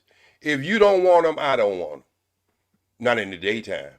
That's the way they think sometimes. So a lot of these guys are passed on because they know the cameras are looking, And if that guy just got a little thing, and that's why I want to Trey more than anything. I want to see guys who's rejecting women because of the title of your show. So I would like to see that more now. Well, since the show is about women trying to find a place in the day. Well, I was just doing a. I got you, Trey. I got you because you the player from Himalaya. I already know what you did. but the thing is, OG, and that show, and literally like 90% of the people go to that show, especially the queens, bro, is for clout, bro. You know how I know? Yeah. No, I don't pop about with like 7 or 8 of those girls that go to those shows. That show is recorded like by my house. I'm in Phoenix, bro. You understand what I'm saying? And a lot of those girls party with me and my niggas. So I know what time it is. You see what I'm saying? So when you put a camera in their face, hey man, they all turn into Halle Berry's and everything. Listen, man, I had a lot of them girls in the closed room, man. You know I go down in the closed room, bro. So it's just they don't got no problem getting men. Most of those women look good as hell. They just go there. Oh, hold on, Papa the Balloon. You gotta understand that show is being reviewed by millions. You know how crazy their Instagram start getting? That's why they go over there. For the cloud. That's their cloud. If a man is smart, he just attaches vision to them and then he get money. It was a guy that went in there and then he was selling like a books for children. He said, man, for the next 3 months, I was making $50,000 a month, bro. I plug in my book over there and I got some money. So OG, did you hear? Hold on, let me get super chat real quick, y'all. Bro. Hold on, let me get super chat. Wolf with the $2. We all need an anime woman to love us for life. Wolf, you tripping? I'm not doing that. But OG, did you? Oh, I thought you was like, yeah. 30K with the $10. Divester, Cynthia G, the sprinkle chick, etc. are teaching young women to use and degrade men. Miss Andrew, who forgot the he's broke if he takes you to a chain restaurant list. I am the table. Shout out to goddamn 30K with the $10. Then we got Why So Serious with the $199. What'd he say? He said, and she's still dating and not in a relationship. T. Jones, he talking about you. Yeah, because I'm not settling for the bullshit that's out here. It's a lot of bullshit out here, and I'm okay with that. Damn. Okay. And Thrift, hold on, y'all. Our last one. And Thrift came back with the $4.99. The looks get you, the character keeps you. Well, Thrift, you gotta learn how to keep your mouth closed. Once you do that, baby, you're gonna be A1. All right. OG, you remember in the beginning that man was saying that, oh, you don't look like you're gonna be able to run 4 miles with me. That was the first reason why he said he popped that girl's balloon. Yeah, I got you. In the morning. So you know, he's not looking for a plus size woman. He's not looking for that type, you know, and that's okay. Like everybody has their type.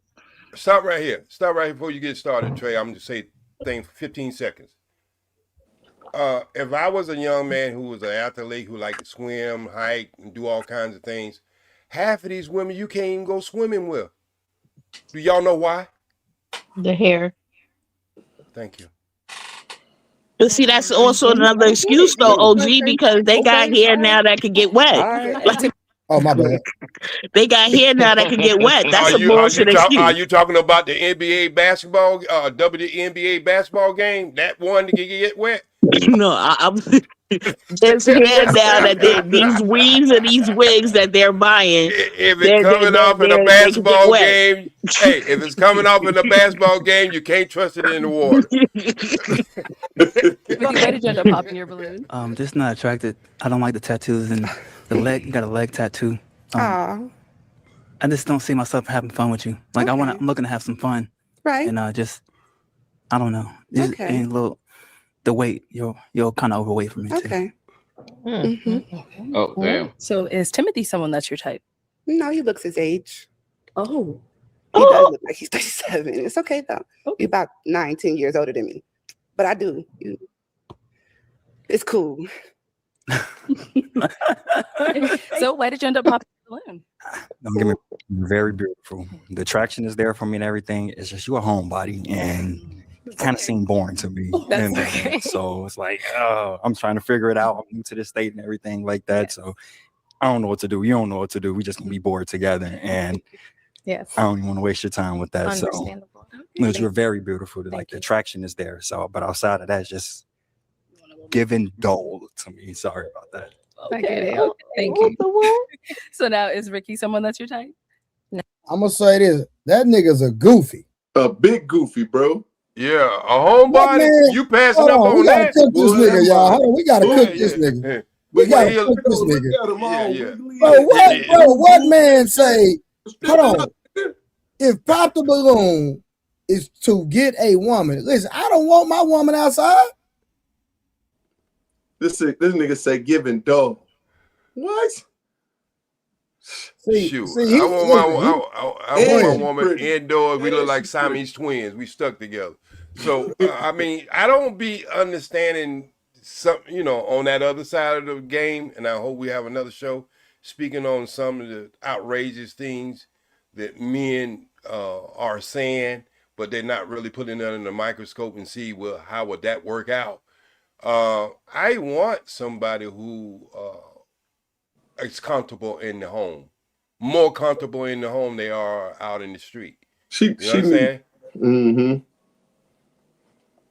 Yeah, he wants somebody that's outside, and then once she cheat on him or smash a dude, and he gonna be all in his feelings going through a phone. God dang, ain't no telling what's gonna transpire. You feel me? Yeah. Straight up. Yeah. Yeah, that's crazy work. That's why it gets so confusing. He confused. Oh, And that's that's why they're trying to stand up. They go over there to trying to go viral. Trey. A lot of careers have been launched from that Pop the Balloon shit. A lot of these niggas is making money. Yes, they went viral on that show, and now they are big stars. The Ninja Turtle nigga. You see what I'm saying? What's the other guy? It's been a couple of guys that actually making some serious money just because of that show. Because they go over there with the mindset, I want to say some outlandish shit. Forget these bras, forget these niggas, whatever. And hey, they accomplish whatever they're trying to accomplish. But ladies, y'all see how easy it was for us to call a dumbass out. This is what Trey was saying in the earlier of the show. Y'all gonna have to start calling. I just looked at something where people didn't supposed to be going to, what is this store? And they just had a press conference yesterday or the day. And they've been boycotting this store about a year now. I think we have to take that same approach. Target, yeah. Yeah, I think we have to take this same approach that women and men who are bringing this shadow over our community. And I really believe that that's what we go have to do, because if we don't do it, look, we're expecting somebody else to do that for us. Are we really expecting someone else to come out and speak on our community when we have first choice, first hand at it? I think men and women go have to start speaking out. And look, the one you was talking about who had ass all out, who was that, Trey? Yeah, Cardi. Yeah. Why isn't some prominent people saying, you know what, we shouldn't buy this bullshit that they selling? You know what I mean? I mean, some people prominent, some people just average person. Why can't we come together in our community and say we're not going to accept this for our community? Why do we have to believe everybody has the right to do anything they want to do when it's not going to be judged on the individual, it's going to be judged on the community? Yep. All right, real quick. But Well, I I think with the $2. He said, he talking about most men want homebodies. That's a fact. I'm talking about for a woman. If we talking about getting in a relationship, not a chick we just smashing or somebody we entertain. We talking about if I'm taking you serious. I don't like no woman that's outside. None of that. Like, if we outside, we outside together. We're not outside apart from each other. You know what I'm saying? Straight up. I agree. I was gonna say, OG, I agree with what you're saying, but unfortunately, the big machines out here, right, are pushing these images. They're backing this degeneracy out here.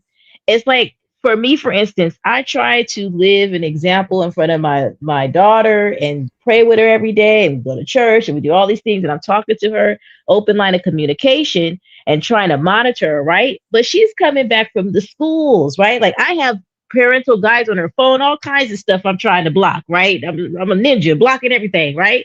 But then she come home from school and some kids at the school don't have all that and they passing out corn. I'm saying corn, right? But and I'm like, I can't fight the outside world.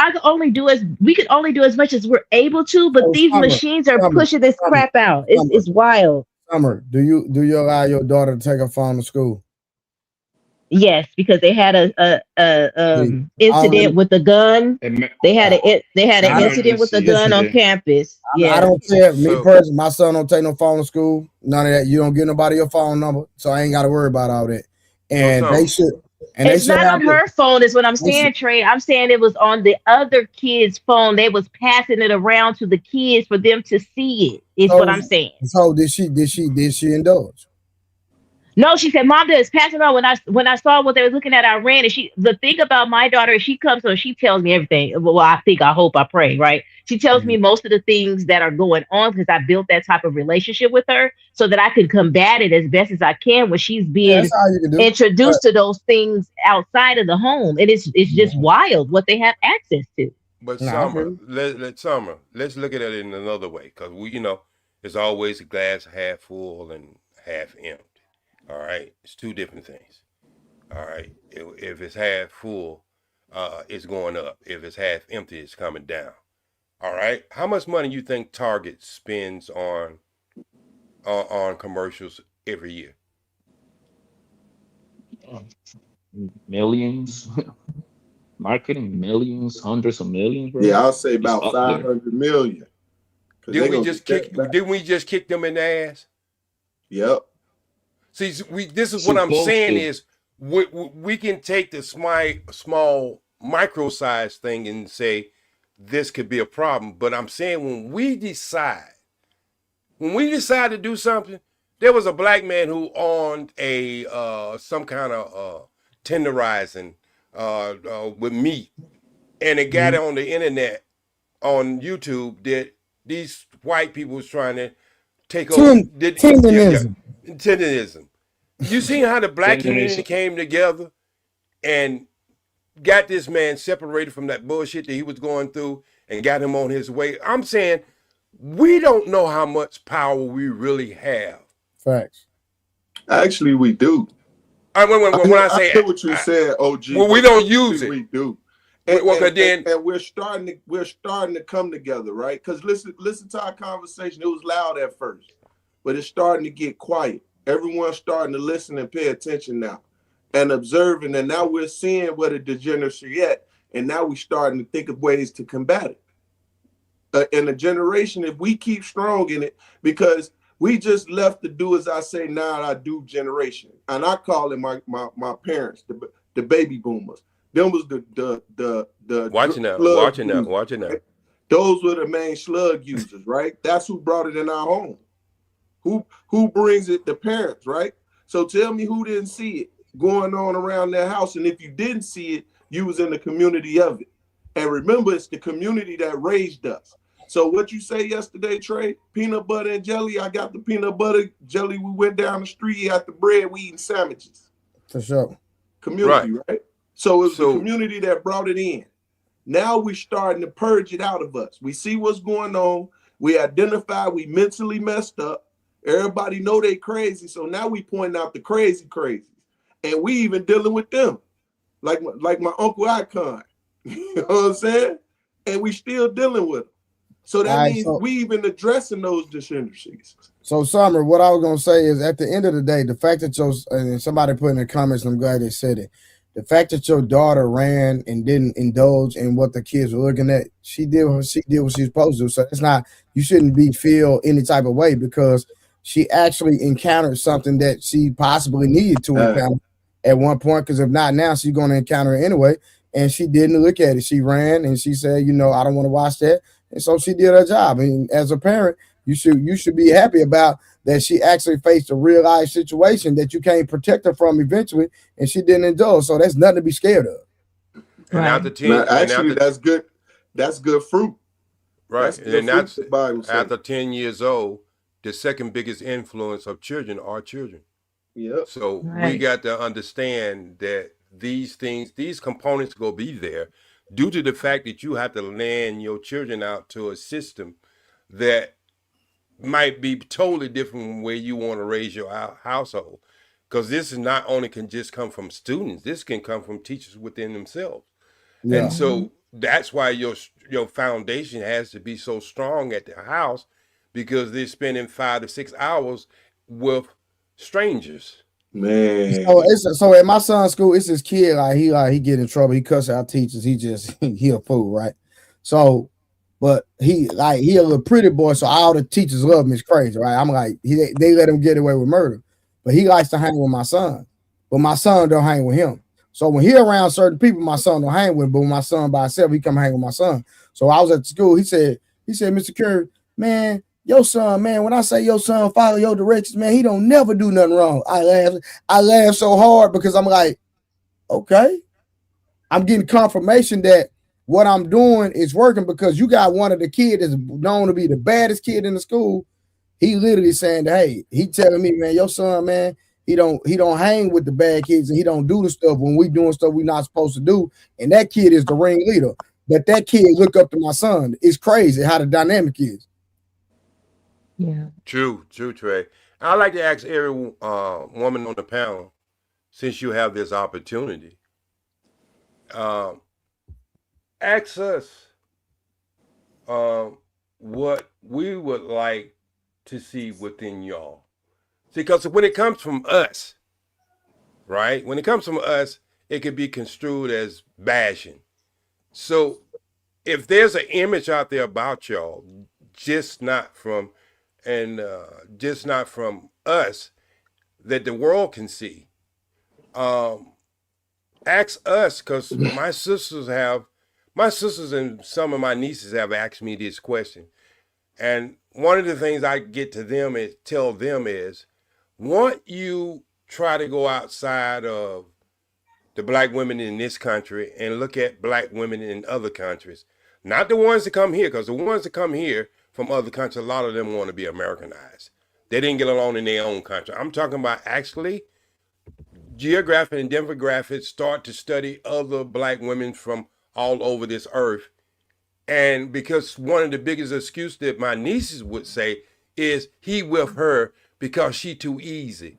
Okay, so what are you really saying, that being nice to your man and being nice to people is easy? Because that's what they see from some of these other women. Why? And they use that as an excuse. That's why black men would go to other women. So y'all have the opportunity here now.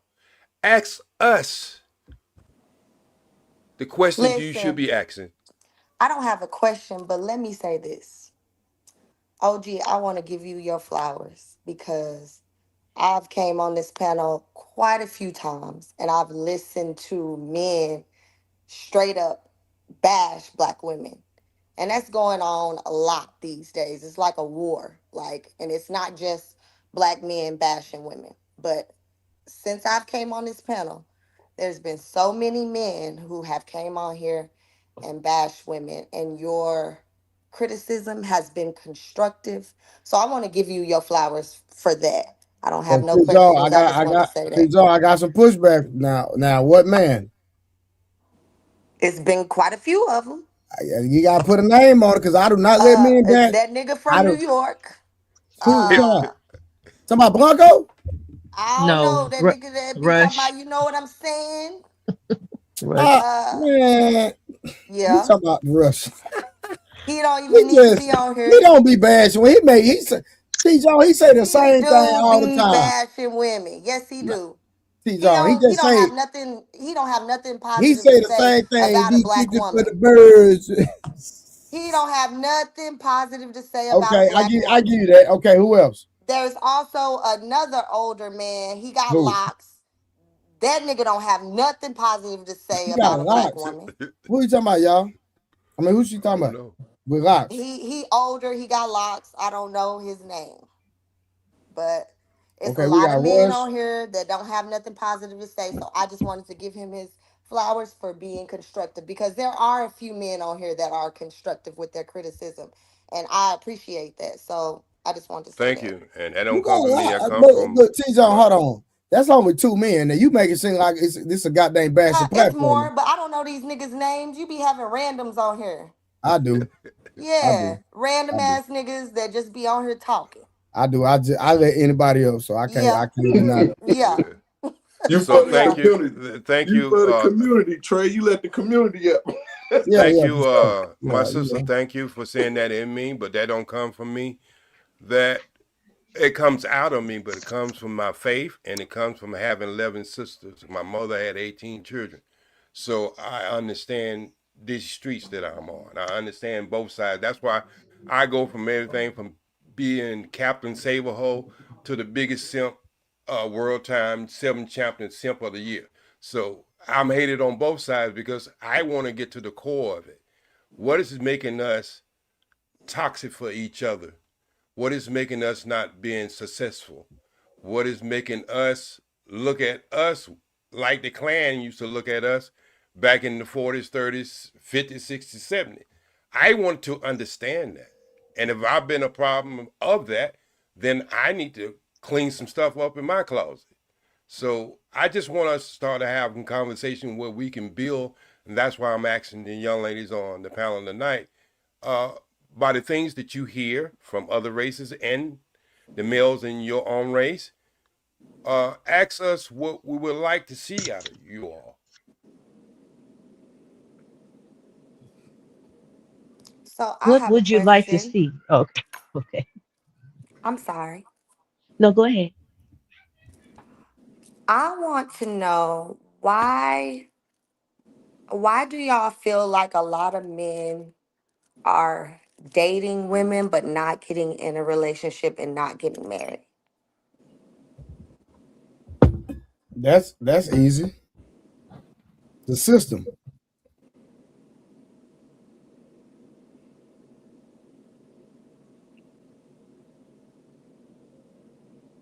The system in regards to like break the it down for me because I don't understand. So, elaborate, Trey. Can I ask a couple of questions? You mind? Hold on. Sure. It- A the little system, personal. the system is what I'm talking about. When a man can come into a marriage and then leave with everything that he worked hard for his entire life gone. So that's the reason why you feel like people aren't getting married? Oh, a lot of men say They it. are That's a getting fact. married, but No. Hold on. P Smart. Okay, We got to the go context. ahead. Go ahead, Trey. Go ahead. Because you going another way. No. Let's go deal with ahead. what she asked. We know men are getting married. We know that. That's a fact. Matter of fact, men, the average rate of black men getting married has gone up literally every year.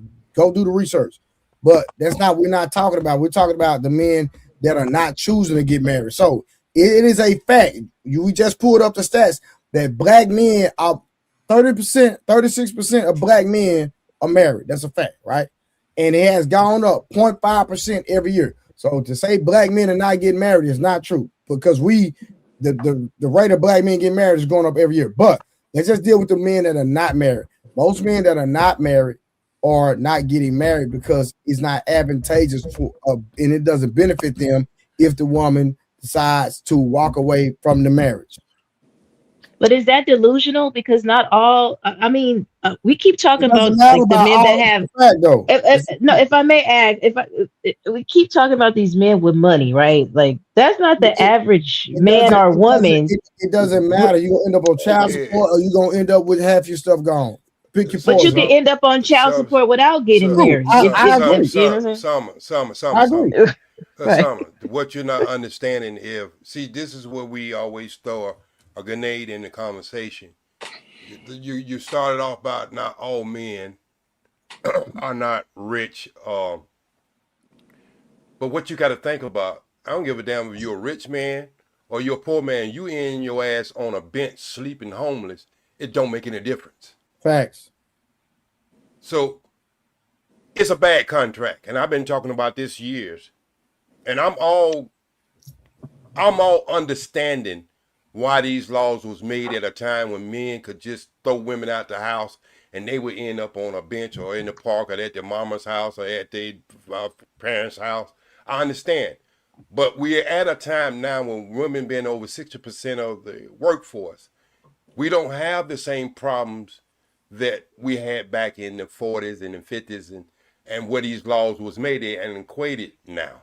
So it's a bad contract. It'd be the same contract if a football player was to sign a contract with a team and his agent say, that's a bad contract right there. So we got to understand marriage is not about just spiritual anymore. The government got into it.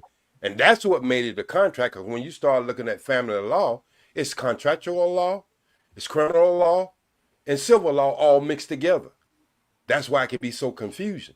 So it's a bad contract. So let's just stay with that and see what we can get the sisterhood to understand. If men are thinking this is a bad contract, what could you all do to make it balance itself out? Let me Because ask we you know this. what we can do. Let's take away marriage. Why aren't men getting in relationships? Because, that's an easy one too. Because we replace courtship with dating. See, courtship used to be, I get to know you, you get to know my family, you get to know the people around me. We get to start having conversation about what is our intent. But now dating is, you got T. Jones, you got a date on Monday, and then you got a different dude on Wednesday. And you got a different one on Saturday. Because that's what dating brings. When a woman used to be in courtship, she only dealt with that one person. And he only dealt with that one person. So we don't replace courtship with dating. I think the Nation of Islam is still the only person that do courtship. But how do you account for other groups of people who have a similar dating problem? Like how are they sort of circumventing this problem? Okay, so would you say, Grant, that there's something special about us in this country to take on we're taking on the aura of our country because a lot of our love and a lot of our understanding came from the 70s and the 80s from watching soap operas, and we get to understand what love is, but it wasn't the same as when it was the 50s and the 60s. So these other people are having problems because, Grant, that's why the family law came into play. We wasn't kicking our women out no damn home in the 50s. But how do you expect the law? But the law is relatively blind. It isn't making a decision, correct? They also live within the restrictions of the law, and things like child support. Hold on, and things like child support happen regardless of being married, correct? So outside of but it's a difference. What's the child support is dependent upon the child, has nothing to do with how the child came about. Wait a minute. I'm in an organization that my child say daughter. Let's say my child say daddy. So you right down my lane right about now. There is a difference when you have a child outside marriage. There's a great difference because support don't mean just financial. It means how much time you spend with that child, everything. You don't get the same thing when you're renting a car versus when you own a car. Yeah. You don't get the same thing, Grant. Yeah, but I'm not. I'm asking you about the child support. If you're talking about custody, that's another question. I was asking about support.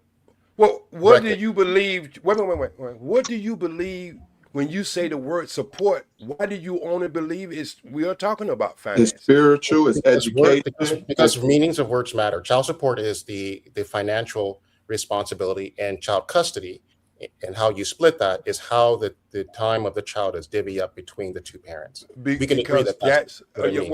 Wait. See, this is when I told you we're a unique people and how the court system is set up. And that's why I told you it was a bad contract. What makes us unique? Let me finish. I'm going to answer your question, then we can go on to the next one. All right, you know I'm old. I can't be handling two things. You're younger than me. You could handle two or three. You're a young man. I can hear you. Yes.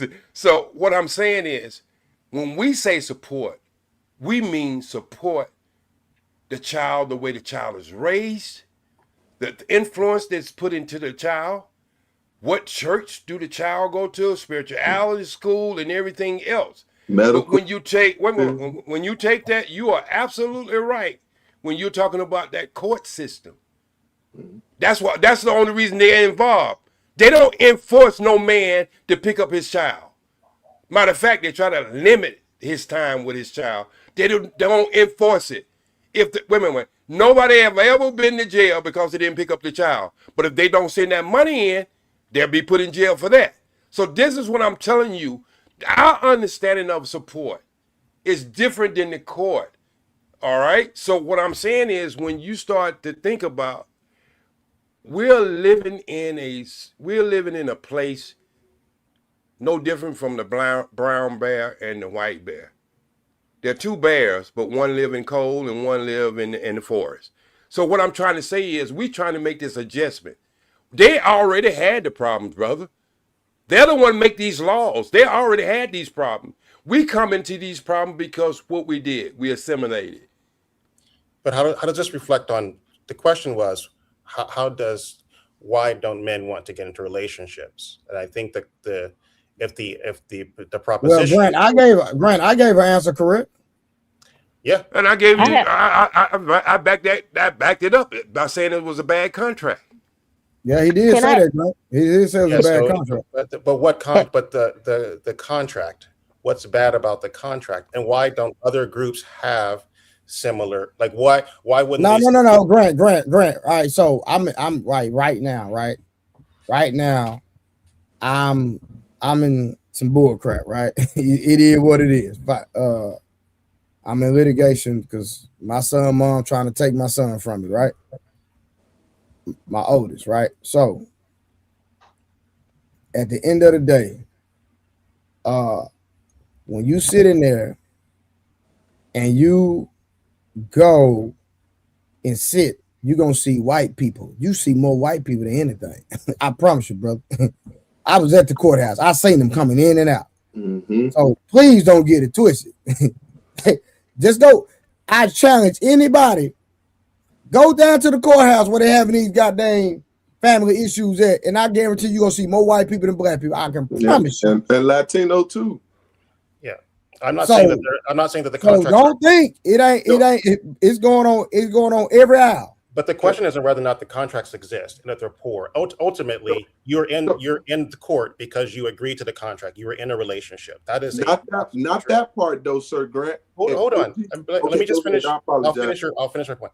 No, so in order for you to be in the system and to be in the court, that means you have to have been in a relationship. So you got into it for that relationship. So that is already existing. What I'm just asking is, most people, correct, don't have that sense of that process. So they would be going in blind. Yeah, how are we tethering? That's the reasons why young men aren't making those decisions. Because now we have the knowledge, and now you have the internet, and a lot of men and a lot of young men are getting more knowledge about what transpires in relationships because they see it now, because it's more accessible online, and they see the videos of men and women going into it and getting into it and having all these different issues. I have a question. So in the case, and they ain't even. Hold on, Grant. Hold on, I can't hear Grant. What you say? So then, how do you remediate that? I mean, outside of like, what is you change the laws? You change the laws. Exactly. Okay, watch this. 5 laws they just. Hold on, someone, 1 second. I got an Hispanic partner, right? And like I say, because I see people in the chat talking about it's anecdotal. It's more often than y'all think. Again, go down to the courthouse. You will see people going through this mess all day long. Just go take a day. Sit at, matter of fact, P. Smurf. Didn't you sit at the courthouse? That's how you learn how to litigate for yourself. Yep. Without a lawyer. Man, without a lawyer. So again, let me tell y'all something. White. My partner, Hispanic. My partner, Hispanic. He came to me. I'm not gonna say his name. Jose. He was married to his wife, if I'm not mistaken, 14 years. His wife cheated on him. His wife cheated on him. This woman ain't never had to work. That man paid all the bills, everything. This man got cheated on and had to sell the house because she cheated and had to give her half the money.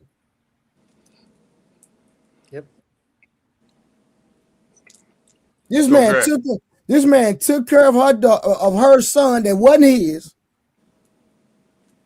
Had a son by her.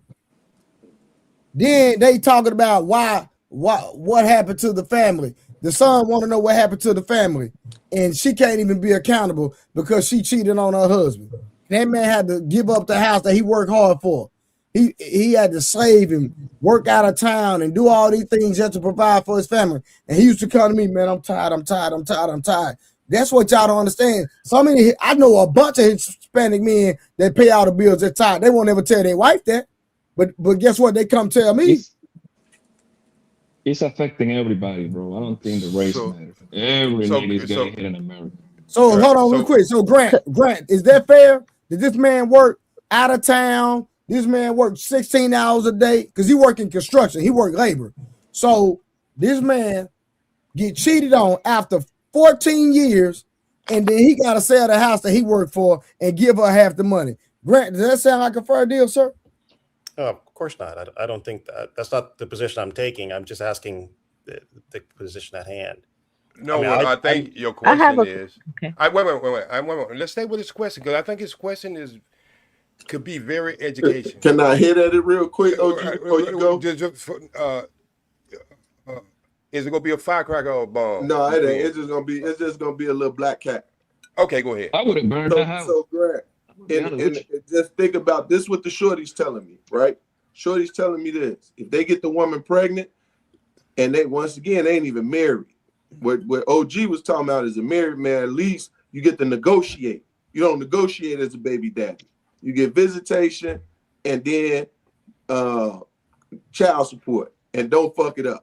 You feel me? So what the shorty's saying is this: at this point, I'd rather be patient. You feel me? And go through the process of having a conversation and vet. Now, is that on a given?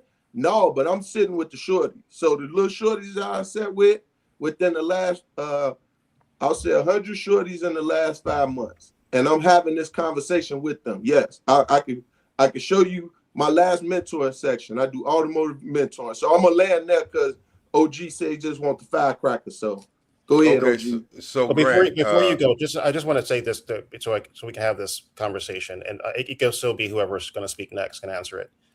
So you said a point. You said that that men want to get married was at least one of your key things you stated there, and that's why they're sort of struggling. That they have this desire for this sort of companionship. Correct. Correct. But then how do you get to marriage if you're not even getting to the dating and not engaging to get to the marriage? You're sort of putting up the wall and then saying it's hard to get to the outcome. Correct. And so I'm just trying to figure out, how do you reconcile that?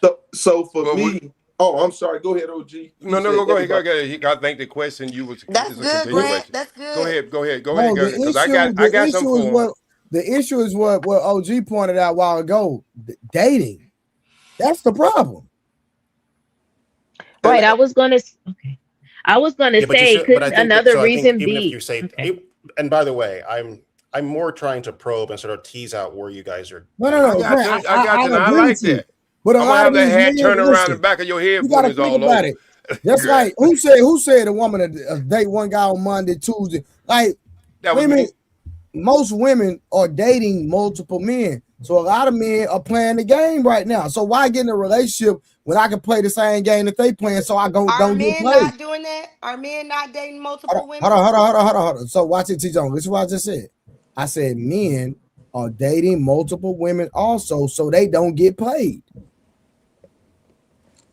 What I was going to ask, can you guys hear me? Dating is the issue. But go ahead. I was going to ask. I was going to ask a question also about not getting into a committed relationship.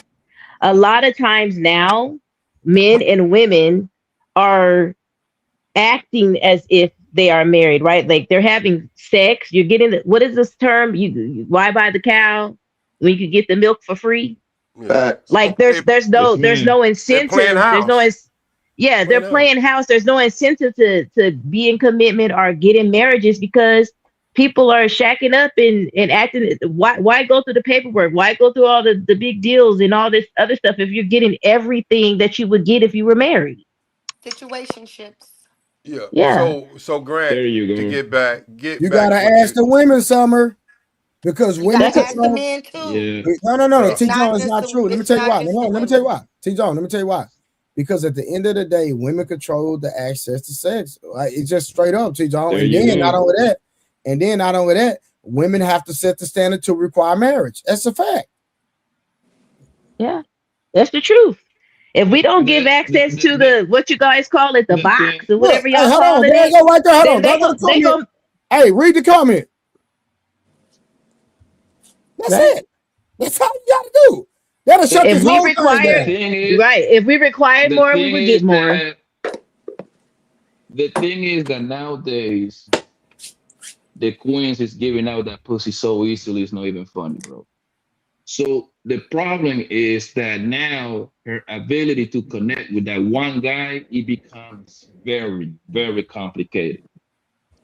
A woman that has slept with 14, 15, 17, 20 guys, is gonna the more guys that you sleep with, the harder it's gonna get for you to kind of connect with that one guy. So that make it easy for you to just be with that guy 3 months, 6 months, 9 months, hell, a year and a half. As soon as a little difficulty come in a relationship, whatever you got going on with him, what you gonna do? Bounce. Because that's your track record. You just bounce and then start over with a new dick. That's just what it is, bro. There is no way around that. See, Grant, I want to stay Do you where perceive? you were. Go ahead. You were at, okay? I want to stay where you was at. And the reason why I want to stay because I think it's very important for us to, because a lot of the things go sound like it's already been said year after year after year, and I like for us to break it down where we quite can understand it and we get participation out of both people, so we can see where we can grow from this. If it's a bad contract, Grant, it's a bad contract. Let's just start off with that. All right? You can put that in any sport, any profession, or anything. No one wants to sign a bad contract, man or woman. All right? Let me just give you a short story why I got invested in My Child Say Daddy. We had a guy in our group who was paying $175,000 a year for child support. He was That's a rich crazy. person. Listen, he was a rich person, but he was paying It was rich. $175,000. Yeah. And so what I'm saying is he had a lawyer. Not only did he have a lawyer, but he had to pay for his wife lawyer. All right? So most of the time when men go in the courtroom, married or single, it's a handicap because they have to prove that they are a good father when the mother don't have to prove that. They just have to prove they're a better father than she is a mother because she gets the handicap. All right? And that's where that bad contract comes in. So My Child Say Daddy, this is what we did for the single men out here in California. So when your lady go down there and get on social services and you start getting writs about things that you have paid, social services have paid you, and they tack that on to the man support. We made a law in California at the same time that they put her on social service, they have to get in contact with the father. If they don't, they cannot put any financial that social service paid while he was not contact. Now that law helped a lot of men because I'm gonna tell you what lawyers do, and this is why My Child Say Daddy, we ask you to drop all your lawyers. All right? We put you through classes where you understand how to go and maneuver in that court system. Because this is what the lawyers do. The lawyers play tag team on you, and hell, you think they're on your team, but they're on their team. They understand how the court procedures, court rules go, and what they're trying to do is empty your bank account on both sides so they can send their children to Princeton and Harvard. So when you start to understand how that game is played, all right, then you have to adjust to that game. Drop the person who's trying to rob you because it's supposed to be for the best interest of the child in the first place. Try to go in there and show and prove to the courtroom that you have best interest for your child, because usually what lawyers do is make two people fight against each other, and the judge is just sitting up there So they listening can- to it. What, can I finish?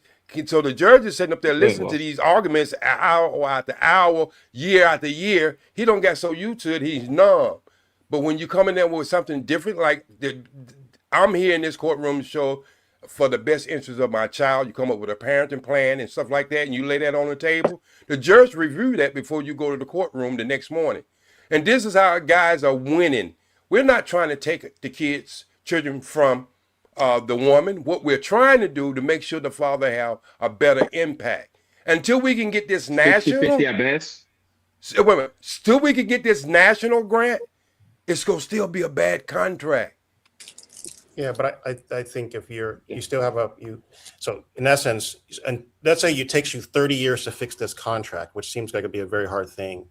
How do you resolve it? And I think if you're communication, saying, are there communication? That's what I'm trying to get at is like you have those impediments.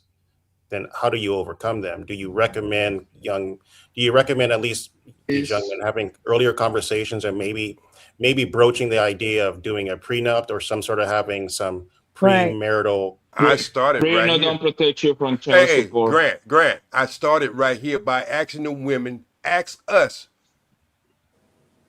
You remember when I did that? This is how you start that conversation.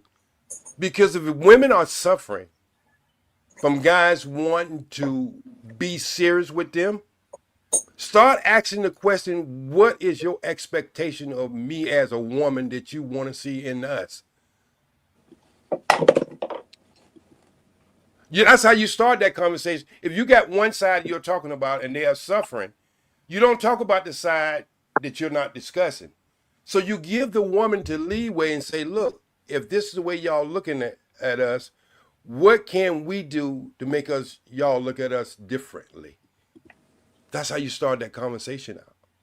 But OG, if we're being honest, most women don't want to hear that. They don't want to. I got you. They're not going to want to hear the answer to that because it's going to require change. It's going to require accountability. It's going to require, everything the single mother or was taught to them. It's the whole, it's like putting them in a foreign land and saying fend for yourself or whatever. That's why I think it starts with the woman. That's why I say, ask the question. This is your chance, young lady. This is your chance, people in the chat who may be young women who might be invested in trying to find their soulmate or husband. This is the time to ask us where you can get straightforward answers and nobody's trying to punch down on you. They're just trying to answer your question. It starts with women requiring marriage before they let a man between their legs. That's where it starts, period. And the man ain't gonna care about none of the other stuff. Mm-hmm. We try to say these women. Hold on. I didn't ask for a rebuttal. I'm telling y'all where it starts, period. Right, Trey, I agree with you. I think all these talking points are great, but if the woman required a standard and wasn't giving up their having sex outside of marriage, some of these talking points would just go away because because if you don't have access to it, then everybody gonna have a little change of mind and change your heart and be acting a little different. There you go. So if you go to the restaurant and they asking $30 for this meal, you ain't got $30, you ain't going to that restaurant, right? Now you might go eat at some fast food, some bullshit, but that ain't what you wanted in the first place. You wanted the 5-star restaurant. So when women start closing their legs and requiring men to give them courtship to seek marriage, then it's gonna change. I agree. Okay, but let's switch it though. What's gonna be the option? Yeah. How about the ones that marriage is not the thing for them? Because it's like college is not for everyone. I got you. I got that. They call it Figueroa. They call it Figueroa in California. Hold on. No. Listen, no. This is what I gotta understand. The Bible literally talks about the whores. The Jezebel not going anywhere. Let them go sleep with whores.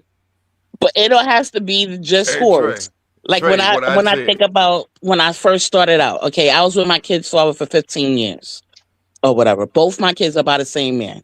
or whatever. There was a time that one time in my life that I did go to try to get public assistance, and they told me, oh, well, you're going to have to put him on child support. And I was like, what? Not this man, because my kid's father has always taken care of his kids. We had never had a child support. So they told me, well, other than that, you can't get the support that you want or whatever. I said, well, then I guess I don't. And I went on and I started working and things like that. What you said? You make it up. If you make it up, they give it to you. I don't know. Maybe because I wasn't lying I wasn't lying. He signed the birth certificate.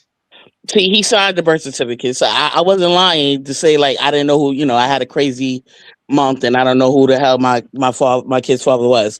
But the judge, she even smiled at me. But Wanda, okay, when I told her, listen, he's not going on child support. Hey, in a minute, we got to get back to the review because I really want to finish the video. Okay, but Wanda, you seen that it was a bad contract and you wouldn't go through with it. Yeah, I did. Okay. I did. I didn't want to put a man on child support that didn't deserve it. Reread it, Trey. Yeah, we're gonna get Grant. We're gonna get Grant doing jumper jacks and jumping up and down in a minute. The loudest voices in Black dating conversations from these types of Black women. So the Hinge data is completely different, which is why I said that what many viral videos say, provider men only, soft life only, men should pay all the bills, $300 to $500 first date minimums, luxury lifestyle expectations. These messages create the perception that most Black women expect expensive dating. You guys understand now? So the disconnect is if the data says effort matters more than money, why does the public narrative focus on luxury expectations? And again, because viral content rewards extreme opinions.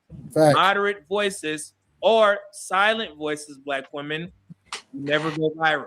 Rarely, if ever. So some of my solutions would be sensible voices must be louder than extreme ones. Stop rewarding luxury-only dating content, okay? Promote balance, relationship expectations, and then challenge unrealistic standards when they appear. And I get it. A lot of Black women take the approach of where they're not talking about me, so I don't need to get involved in this because I know what I require on dates, and it's not those $500 dinners that these women are talking about. But as I stated before, if you guys are silent and you allow those women to speak for you, then what's going to happen is men are going to start listening. And so ladies, do y'all understand because he's acknowledging what the stats say and what the numbers say. But he say to combat that, the women that are loud and degenerate on the internet, the women that are sensible and respectable and loving, who have a standard, y'all have to be just as loud. I'm trying, Trey. I'm trying. And I like it's how rough. you said it. Yeah, but it has to be a collective group of women. It can't just be. It starts with one though. It starts with one, and then but I try, but I get a lot of. What I'm noticing too, when I'm trying to be the voice of reason and trying to see both sides and trying to give solutions, there's some people that come up that still want to combat that. You know what I mean? Instead of trying to go towards a resolution, they want to still make their talking points of how women ain't ish and this, that, and the third. But then when we're trying to give solutions and you saw the other night when I was saying, okay, the standard should be women should be helping in the home and doing it. Oh, y'all just trying to compete with the men. What are you talking about? You get what I mean? You need a group like the Sizzler. If you only had a Sizzler. I literally said women should be helping the men and we should be a helpmate and we should be doing this. And then I got you just trying to compete because our motors are bigger. Like, what are you saying? So it's hard. Yeah, it's hard. Well, you also got the so-called sisterhood that'll call you a pick-me, a mammy, and male identified. Right. But then you can say, well, I've been picked already, so I can't be a pick me because I don't need to. I'm picked already. I'm married or whatever, and this is what you ascertain to be. Right. Like this is what you will want to be is married and sustainable. Right. Like You know what I mean? These lifestyles that they're perpetuating on here is not sustainable if you're not making that income. And then even if you try to sit there and sustain that type of lifestyle, right? You're neglecting some way or another. Well, then you got to deal with Cynthia G and Sprinkle, what's her name? C-Rock 7 and Duchess and Yanni and But see, most women look at that as the easy life, the soft life, or whatever. But that soft life come with challenges. That soft life, like, come on. I mean, my kid's father took care of me. I didn't have to work. He put me through college or whatever with both my kids, and he didn't have no big income. You understand? So, and I am the breadwinner right now in my household. It's not something that I got to put out there, but my husband's still the leader of this household. Yeah, a lot of women aren't going to do that. Shout out to you, Wanda. Yeah, shout out to you, though. And I think Trey said something. What they ain't gonna do, Nightish? What'd you say, Poppy? You said they ain't gonna do what? Well, they're not going to do. If the majority of women in general could live in modest households, then it wouldn't be no issue. But if they're this is the hinge thing he's talking about right here. That's the goals. That's the goals in general. What he just described, and that's luxury. Because if they can live modestly, they can live up under, somebody that's the average man, which we already know what that financial number is. And let's sweeten it up a little bit. Let's say between 60,000 and 80,000. That to them is beneath them. And that's a decent amount of money. Okay, so let's that put a roof over your head. Yes. Let's look at it that put a roof over your give me a second, OJ. That put a roof over your head, right?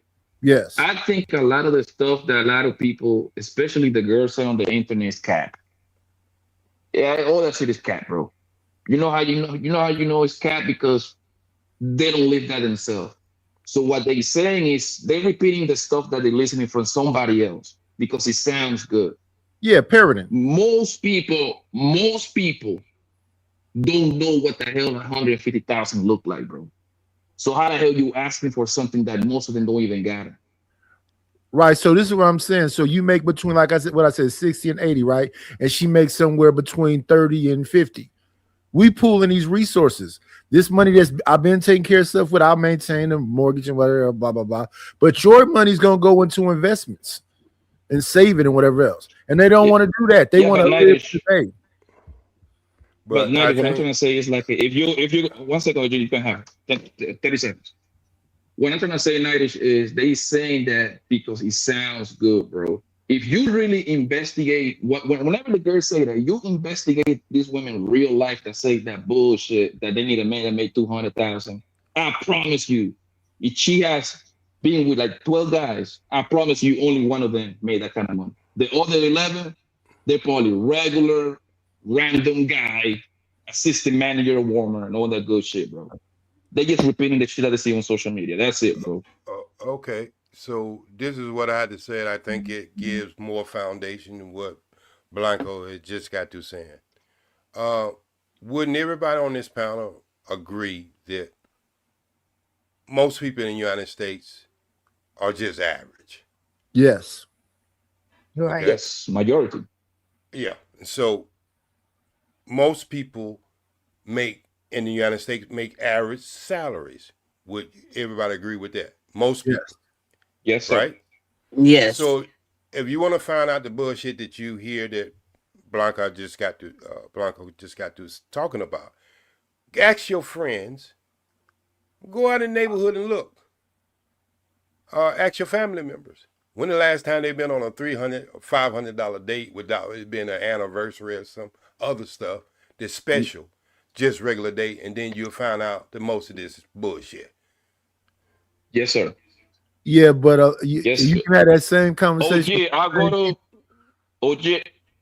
go to those restaurants, and trust me, the people that go to the expensive restaurants, and when I sit around and look, it's a bunch of married people, bro. It's no dating people like that they make it seem. Yeah. It's a bunch of just married old people. When I go to Maestro, Fogo de Chão, the Papi restaurant in Las Vegas. Those are expensive joints. It's 80% of them are married. The other one is like people that got a lot of time with each other. It's not like a lot of dating people that they're trying to make it sit on Instagram, TikTok, and YouTube. That's a lie, bro. Right. And everything when we marry. We didn't plan this out already. So that's why we had all of them. We get a deal when we go in there. We're not going there paying top dollar. I go. That's because we got them two incomes, and so that's why we able to go, because we put them two incomes together. We able to go get us some steak. And that's not going every week or every 2 days. Like that's not happening like that either. I go to this retreat about once a year, and it has water to come up from the ground, and it's warm. I ain't gonna give you the name because I don't want nobody to try to, go over there and hit me in the head or a coconut or something. But you get in a mud bath and you do all these little things for skin. You go to the sauna room and all that. And I'm telling you, out of the hundreds of people who are there, 98% of the people are married. You don't find single people going to stuff like that. And that's on the high end. We're talking about in the 300 for one afternoon. So what I'm saying is, these restaurants y'all talking about and spending $300 and $500. There was a reason 5 years that term came out, dinner date. But there was a certain level of people who was talking about that type of mess.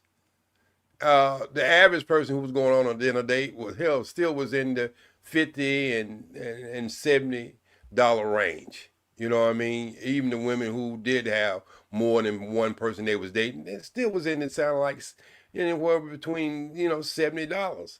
So this is why I say we had to get away from these conversations, and I think it just stop letting people making that noise.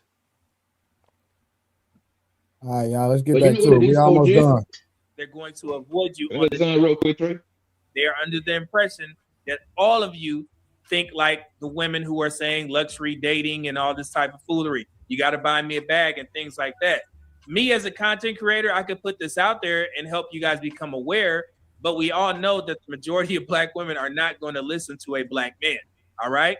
So when we have these conversations, we have to start informing Black women so you guys can get active, because in my honest opinion, I don't think that the majority of Black women are out there looking for luxury dating experiences on the first date and, send me a black truck, Uber, and all this type of stuff. I don't think that's the majority of Black women. However, the message is what matters most, because Black women use social media the most. So if you have an influx, a minority, if you will, of Black women saying we need luxury dates, but then you don't hear the other voices combating or saying the opposite at a high rate, then what is the public going to listen to? They're going to start listening to the women who are saying, the message the loudest. And that is, unfortunately, the minority. So that's where we need to start focusing the attention on. And if you don't think that's your responsibility as a Black woman, I get it. I understand it. You could take your talents to the dating market and see if you get, better outcomes. But if this continues to spread, more men are going to start opting out of dating Black women in general, which is why you hear a lot of Black women complaining now about their dating experiences, why men are showing up onto the dating events, things like that. It keeps happening. All right. So I'm just informing you guys before this move, before it gets any worse. Okay.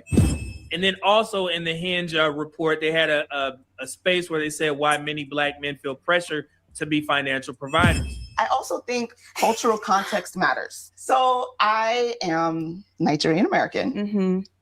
So culturally, there's an understanding that the man usually pays for like things like the first date, right? Yeah. So that's also what I've grown up with. Yeah. And if I'll date like guys or even just like maybe West African as well, that cultural norm is already set and there. Yeah. So that's why. So when I say, like, when you ask me, would I date someone that asks me to go 50-50? This is if somebody that within my culture asked me to go 50-50, then I would say no, because it's already a cultural norm. Mm-hmm. So that's how I know that's a red flag, because what's wrong with you? Yeah. Now, if he No, there's no situation. I should give it a chance. There's no situation. And I thought of So something. now, if I was someone like Joa, right? I know Joa's peoples. All right, they're really good, and there's no stereotype. Asians are really great with money. I love it. Am I wrong? No, that's fair. No, that was really great. Like really great money. So now, if someone like Joa came along and said, something. Maybe let's say we met on a dating app. And it's the first thing you bring up to me, or like, within conversation, because I usually do a FaceTime date if I'm like from a dating app. So let's say we're on FaceTime and then he brings it up like, hey, just so you know, like I would like if we can maybe either do something that's like, maybe a walk in the park, or if we do go out, I would like to split just to manage costs and stuff. I'd be like, okay. But yeah, if I get to the end of the date and you're a black man, and you tell me to split, I'm not talking to you ever again. Yeah. When I see a black man in a relationship and he constantly promotes himself cooking for his girl, and his girl's constantly posting, I love when my man cooks for me. Oh my God, jerk chicken, rice and peas tonight. I know he's broke as fuck. Like, I know he's broke as fuck. Let it be an Asian man or white man, I know that he probably just has a passion for cooking. But if it's a black man, that's one of the main reasons why black men are probably pressure than other races of men, to the tune of 77% of black men who were surveyed feeling pressure to fulfill provider expectations, as opposed to 63% of men from other racial backgrounds, because that is the type of messaging. That woman said that she wouldn't mind if another race of men took her out on a cheap date, but if it's a black man or African man, nah, she would stop talking to him. This is the problem, okay? Overall, this builds the perception that black men must spend more to date successfully. All right? So there it is. Hopefully some of those solutions will help and you guys understand what solutions. What did I just watch? What you just watched was a bunch of identifiers. I didn't hear no solutions at all, man. This is the issue. And then the Nigerian lady, I guess if that's the situation, stay amongst your Nigerian community. But that's not the situation. But Nigerian men wouldn't want to date her. See, that's the thing. Nigerian men hate dating their kind because they know what they come with, not to, but the 5 goats and the cows and the stuff that they gotta give to and how they are. Most Nigerian men that I spoke to, they don't like to date their own. No one's giving goats.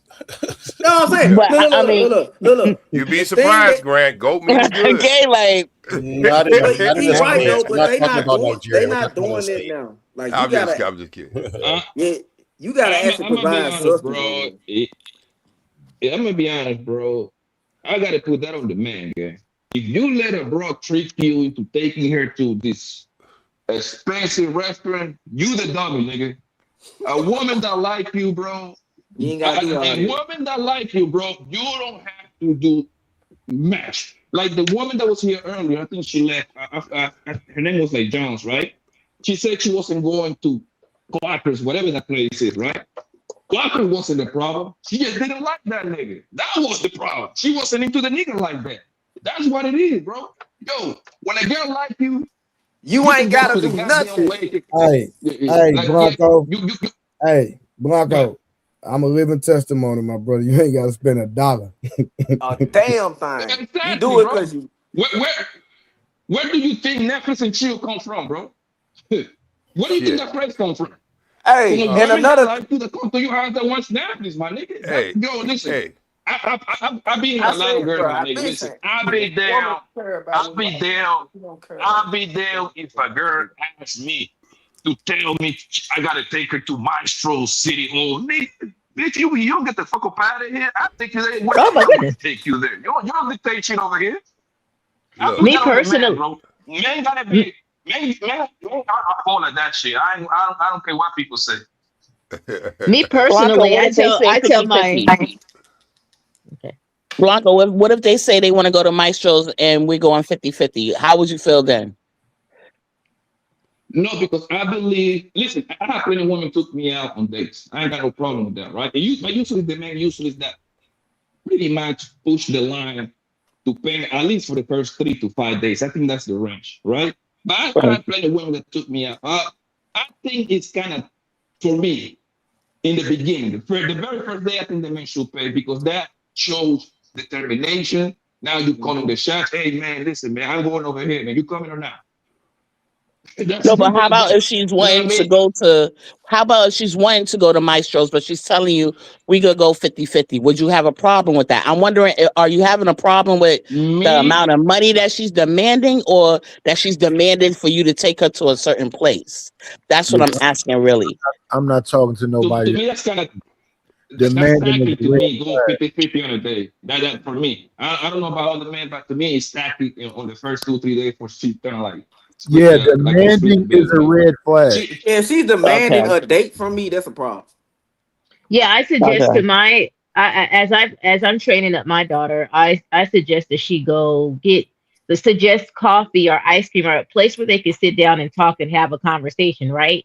And I always tell her, if a man is going to invite you out to dinner, if you're not feeling them, if you know, nah, I ain't gonna go on no second date, I'm not gonna do all that, offer to pay for your food, because you don't want somebody to come back to you saying, well, you going out on date and I paid $100 for this steak and you didn't even call me back. So if you feel like, no, this is not going to be a good match, offer to pay for your own food, right? Why not? Don't take it. No. I'm saying when somebody, what I'm saying is when you first. Real quick. Hey, hold on, y'all. I want to address this comment. Okay. Right?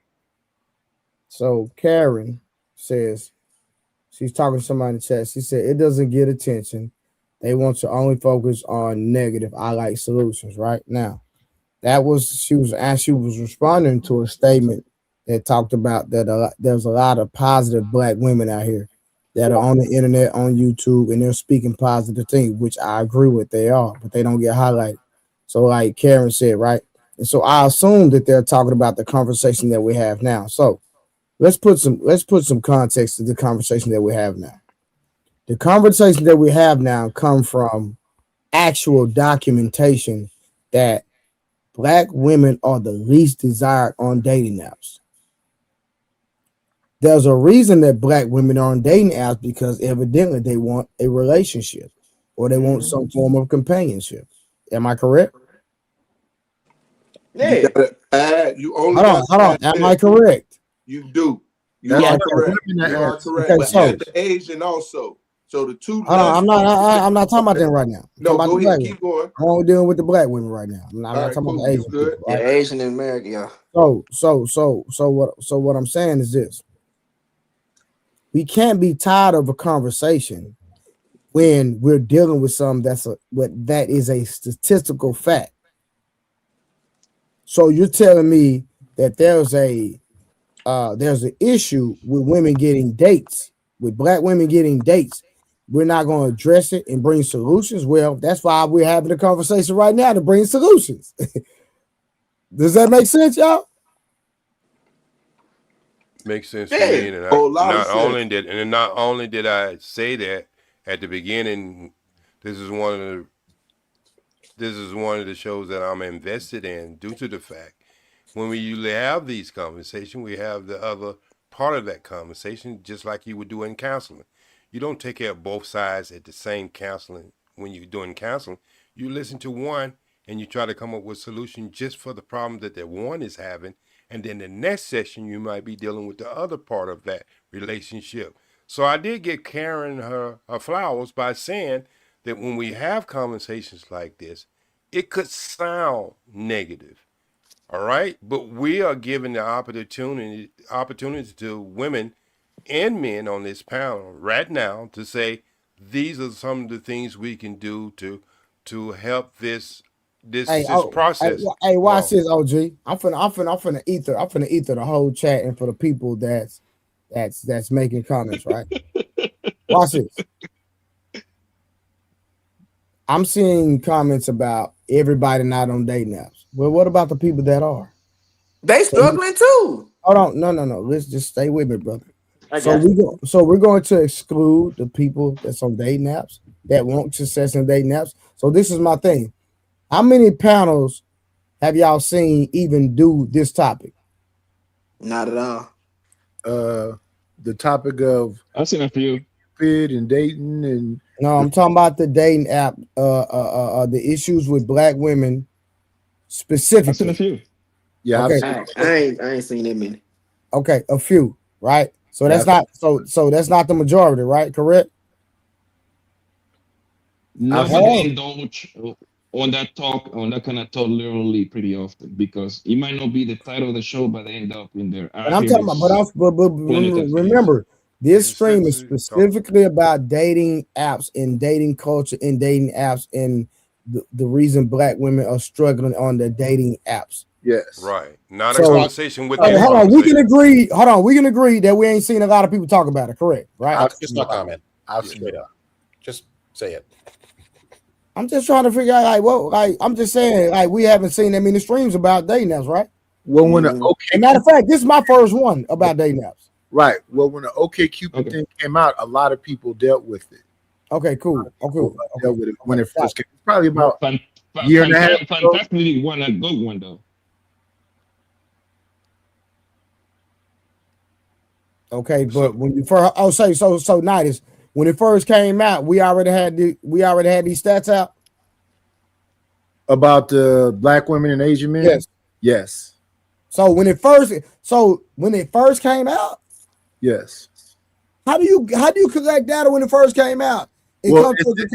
They tested multiple dating sites. So it was Plenty of Fish, Match.com, MySpace. Bingo. They studied a bunch of them, right? And the OkCupid was the final one. Okay. So it was that they collected all the data, and OkCupid was the last one. So in what time frame was this? That's probably like a year and a half ago. 2 years. No. What time frame? No. What time frame was the data collected from when it first came out? When the OkCupid thing came out, they did a study over 5 years. So when they finally came out with the data, they had already studied it for 5 years. So it took 5 years. It took 5. Yeah, OkCupid's took 5 years, but Match.com and all them other ones, they didn't have as long. OkCupid was the most deeply studied. The other ones was like 2-year studies. Study. You know what I'm saying? Okay. At the end of the day, this is my first time covering dating apps and the issue with it, and we looking for solutions. And I already gave a solution, and I think Summer conceded to my solution, and I don't think anybody else really disagree with my solution. That's the best solution that I gave, but it is what it is. Y'all go ahead. So Trey, you got to understand, when you're in the dark and somebody cuts on the light, it brings everything in focus. Mm-hmm. People don't like to change, bro. People, even with bad behavior, and that's from everything addiction to drugs to porno. I did say however you want to put it in front. People don't like to change behavior, even though it could be bringing toxic on your community. It's just that when you get comfortable with something, if you like a certain type of drug, you don't want nobody talking about the drug that you like. You like a certain type of alcohol and you like to drink, you don't want to have shows. People gonna say, I don't want to talk about that because that's something that you indulge in and that's something you like. But I think in the over scheme of things that we are having problems on so many different levels when it comes down to our relationship, brother, that if we don't start talking about it and having conversation to have solutions and trying to figure this out, we act like it's gonna go away. So hey, watch this, OG. So I see some real in the comments said Trey basically said Trey just admitted you're behind. How am I behind when this was a current study and there still has not been a remedy then? Now answer that one, real. Answer that one. Make it make sense. This was a recent study that black women are still the least chose on these dating apps, and you see the black women complaining. We had them complaining on the video. Is that not a fact? Well, take it off the dating apps part. Hold on, Wanda. Give me 1 second, please. Was the woman literally on the video complaining about it? Yes or no? Do I need to play it again? No, she was. I thought she was asking the chat. No, I'm asking us up here. Oh yeah. So that's She what I'm was. saying. So that was a reason. A recent study. So no matter how long ago it was, it's still an issue. It's still a problem. So there still haven't been no real solutions to come up. And so I land my plane right there. Well, maybe they have the problem with the dating apps.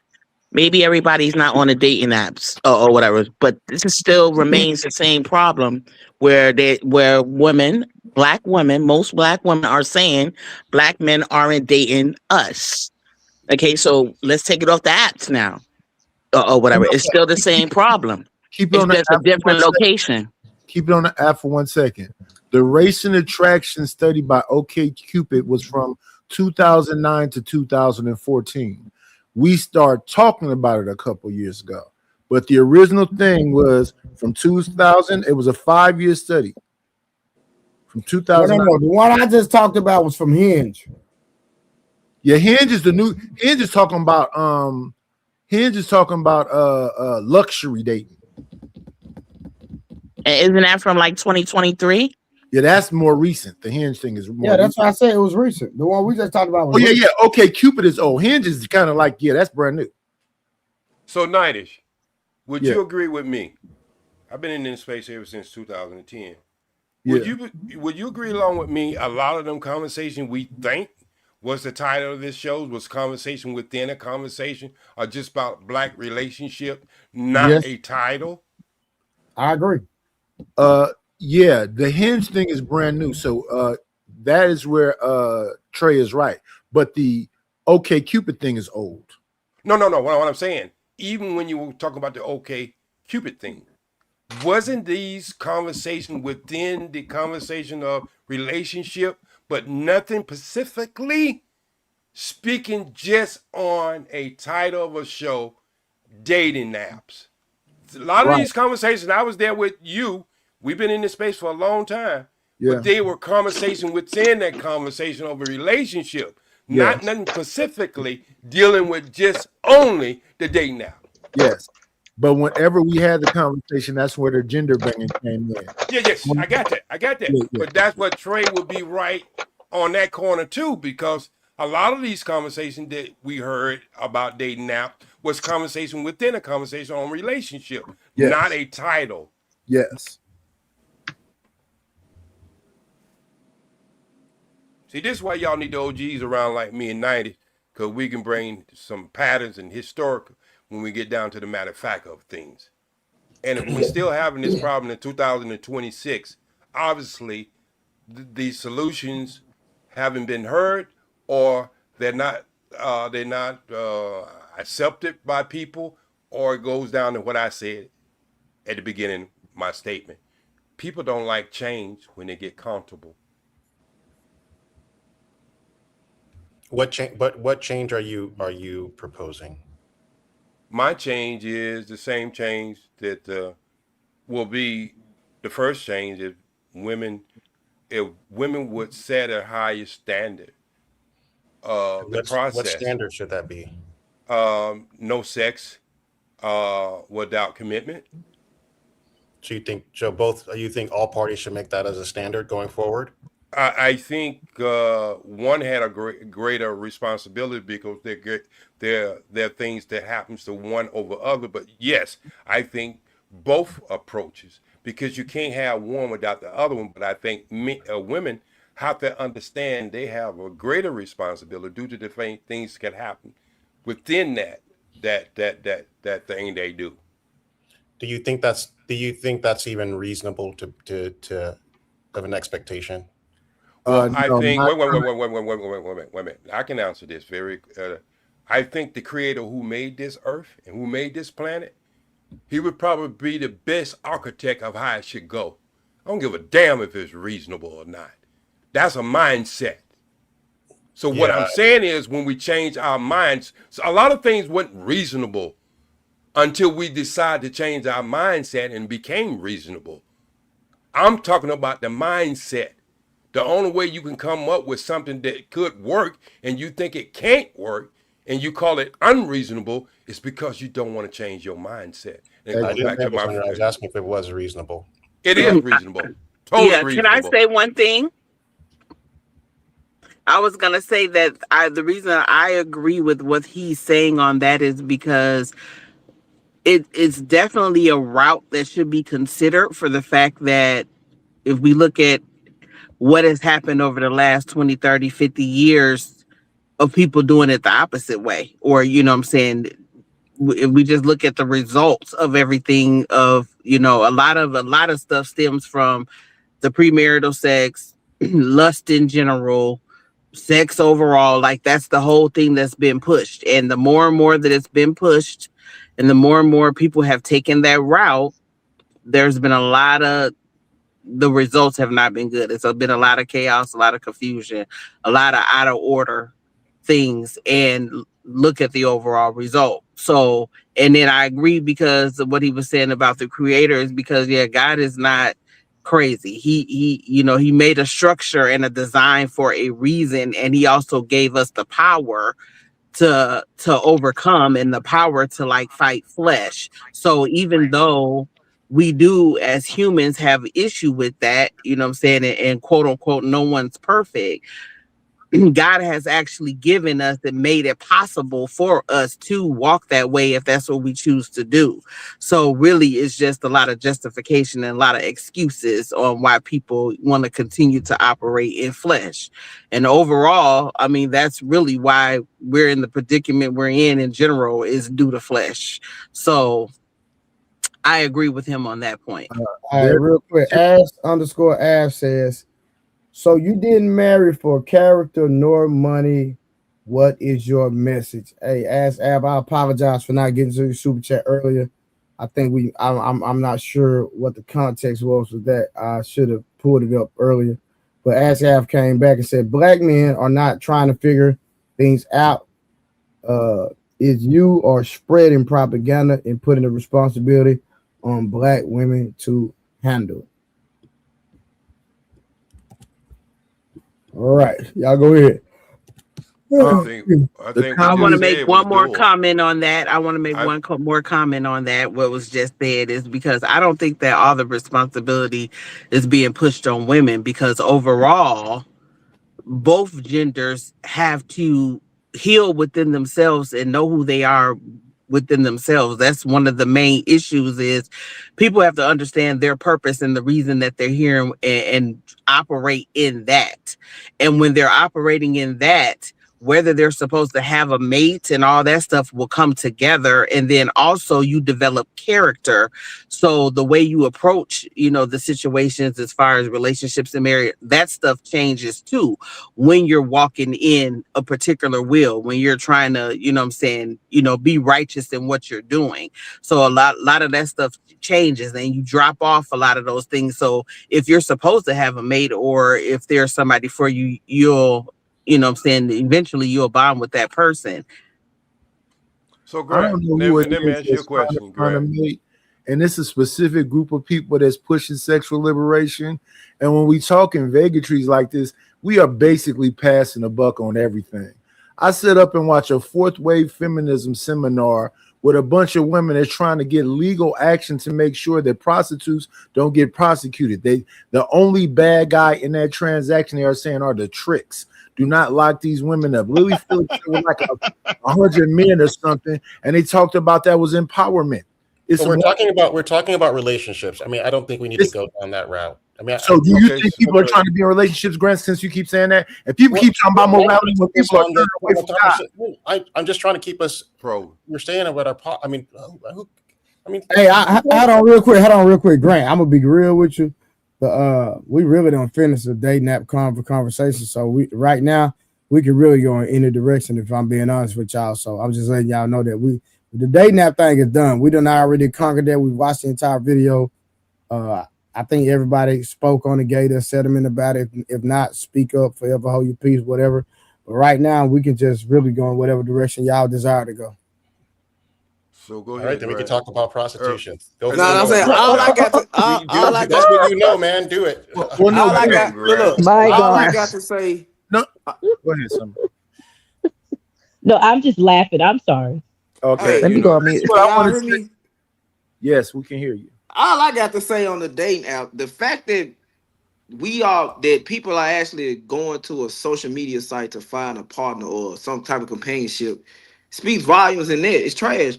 Most like people are not, you don't get to know a person over the phone like that without meeting them in person, seeing them. Like I believe people should really meet the person in person that they date.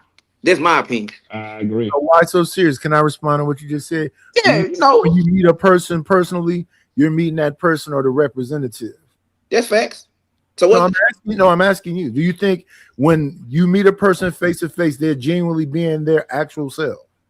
No, of course not. Everybody put their best foot forward when they first meet somebody. There you go. So whether it's on a dating app or personally, you still meeting a representative. Yeah, but in person, if I see you May 29, 2016, and then I see you again April 24th, 2016, I can, you was like this when I met you, now you like this. I can tell if I meet you on a social media app and I meet you 6 months after I got to get your number, I don't know nothing about you, honestly. I at least know what you was like when I met you. I know how you acting now. No, let's go. I honestly feel in real life. Let's go with the person you met in real life. You met him in 2016, then you met him again 2018. You think they're going to be a different representative when they meet you?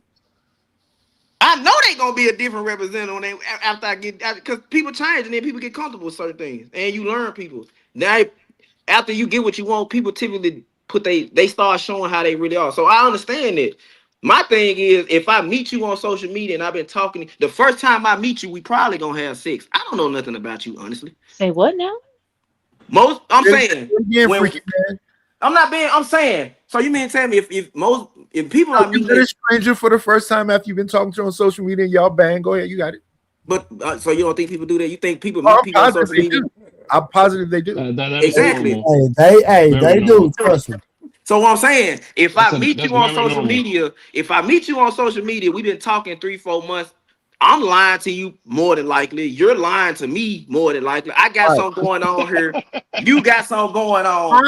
Right. So when I meet you and we have sex, as y'all get face to face, y'all hate bang. Go ahead, you got it. But I'm saying, you don't like her, she don't like you, but y'all in each other's face. I'm just saying, me personally, I think you should meet you should start dating somebody you met first before you start dating them. Like I met you at whether it be a birthday party, I met you at the store, we had a real conversation, whether it be fake or whatever. Instead of me meeting you on social media and I'm trying to figure you out through social media and I'm really running game on you like I run game on everybody else, on whoever other woman I'm in the DMs with. You just fell for the bait. Like I believe that you can fake it till you make it in person, but eventually your flaws gonna show in person because you was like this when I met you. You was like this a couple weeks after that. Now you lying and shit. I can see your patterns. Like I can't see your patterns over the phone for 6 months and I ain't met you yet. Thank you. Shout out to Coyle Ray. Girls is players too. But I was gonna say sometimes you can though, because over the years I done met people online. So from my own experiences, it depends on the individual and what you all are trying to do. But yes, there has been cases like in younger years with Black Planet and MySpace was out and stuff like that. Yeah, you might be meeting a person online and yeah, y'all end up just hooking up or something like that. But like as time goes on, like in today's age, meeting a person online is like meeting a person at the store. If you have the means, you can see that person right away. You can meet them online and they can be in your same, like area or whatever. And you guys start seeing each other, in person or whatever right away. Or if you have the means, you can, fly back and forth regularly or whatever. So as time, it has like progressed. And so you can have the conversations with the individual too on what it is they're expecting, what they got going on and all that or whatever too. Sometimes it could be genuine, and other times it may not. Now, Grant, there you go. Girlfriend experience, boyfriend experience, talking to strangers. The minute y'all see each other, y'all hate bang each other. It's a situationship, and we move on to the next one. That's sexual liberation at its finest. Yep, and situationships don't do nothing but benefit the man. I said it like feminism really just, it benefits men way more on our physical side. It's just, it makes it hard for us to find a good woman to be with. Right, so that's why sexually, yeah, women are losing on it. Women are losing because of feminism all the way around. Just like I it's have a hard for us to question find on people. that. There you go, I have Grant. a question on. That's I have a real. question on that. Why? So I may not agree with all of it. And having sex Can with you repeat random that? What people. did you say? I said. One mic at a time. One mic at a time, please. I may not agree with people just having random sex and meeting up and just doing all these things. That's wild to me. But a lot of I don't think why. So when you said it's just benefiting the man, right? I don't think a lot of these women have that mindset. I think it's benefiting them too, in a It's way. not. They're no, I know you want to say that. I know you want to believe that it's deep Let me within your soul, but I If don't I'm think having- these women are really out here like these women. From what I learned the other night, is catching bodies. I don't think they really feeling like they losing either. Do you? The only thing you hear men complain about when it comes to the dating market is I can't find a good woman to go through life with. Women, look, the women are complaining about finding a man from all aspects. I can't find a nigga. The sex is garbage. He's 3 inches. He's not in shape. They can't find a man to pay. They complain everywhere. Damn. If I'm having sex with a woman, but I'm not giving up no real commitment, I ain't even willing to die for her. Who win in this situation? Let's have that conversation. So what you have is both adult parties just banging. Can't have a relationship, can't have a good conversation, ain't building nothing. All they doing is getting off. And who benefits most in this situation? I don't understand where the confusion lies. Neither party is being responsible. Neither party don't even want to be. Yeah, they just want to get off. Shame on you, Sirius. I can't believe you're doing those things, you But sinner. who said I've been married 4.5 years? What y'all talking about? But what I'm saying you're is, not doing the but I things think you're it's claiming, or that was your old you, your new But wait a you. minute, Grant. There was also a lady up here talking about banging when they meet up too. So it's why not so. Yeah, was that Yeah, Wanda why or so? I don't Summer think or Tara? Are they all banging? wait a minute. I ain't listen, sir, Grant. I'm not banging nothing. And it definitely wasn't Wanda. Wanda definitely didn't say that. look, y'all, it might. What I'm saying might be received wrong. What I'm saying is, sexual liberation ruined women. It benefits men for the aspect of on a slow Tuesday, I can call up how many women probably gonna say yeah, and I ain't gotta do nothing but get him a 10-piece chicken nugget meal from McDonald's. You see what I'm saying? There you go. I ain't gotta give you nothing but a 10-piece chicken nugget meal from McDonald's. And then that women saying it's the men whose standards are low, but then when he be with a woman and she ain't required much, they end up leaving each other alone. He get with a woman who raises his standards, and then he becomes the man that the ex-girlfriend wish he was. Is you see what I'm saying? Like the women, I blame. But you guys are correct, and I don't think you're right. Listen, one mic. Can I land? One mic.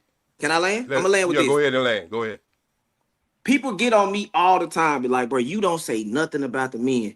Men don't change. They just adapt to what it is. The men are the problem. They're going to adapt to the day mark. The day mark is what it is, and the men are going to find whatever way they can to do it. I'm just hitting the women because I just hit men with their Achilles heel. Most men are weak to women. Most men would do anything for some vagina. So I'm telling women. Hold on, let them land.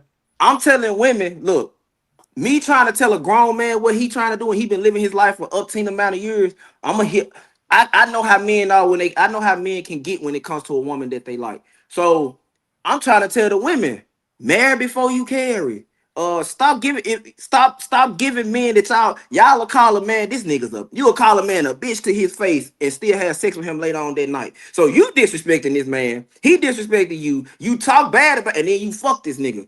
Like, women are giving up. I tell all the time, women give up too much when it comes to the men that they like. Y'all got to start with holding a lot. And even if you require marriage and the man don't, like somebody said in the comments earlier, you can't get married if the man don't want to marry you. That's the point. Stop Okay, fucking me. so Grant, wait. Nice. I talked to Leaf. I don't like when y'all start calling my name. I've been up here quiet for hours. 90s, I was just getting ready to give it to you, brother. You don't have to give it to me. I know how to take it. Okay, no, you can't take it right here because I'm holding this down now. Okay, so now I'm giving it to you if you want it. No, let's be respectful. But you start yelling at me first, brother. I wasn't yelling at you, sir. I was just wondering. When you open your mouth at the beginning, you were yelling. Why so serious? And me were going. Okay. Well, that's why I'm giving it. Wait. That's why I was telling Grant. Wait. That's why I was telling. Too rough, man. Calm down, so nightish. That's why I was telling Grant and Summer that you was having. I was gonna give it to you, and I was gonna let them know they can come up and order. Okay, that's all I was doing, brother. You first thing you said out of your mouth. I appreciate it. Okay, go ahead.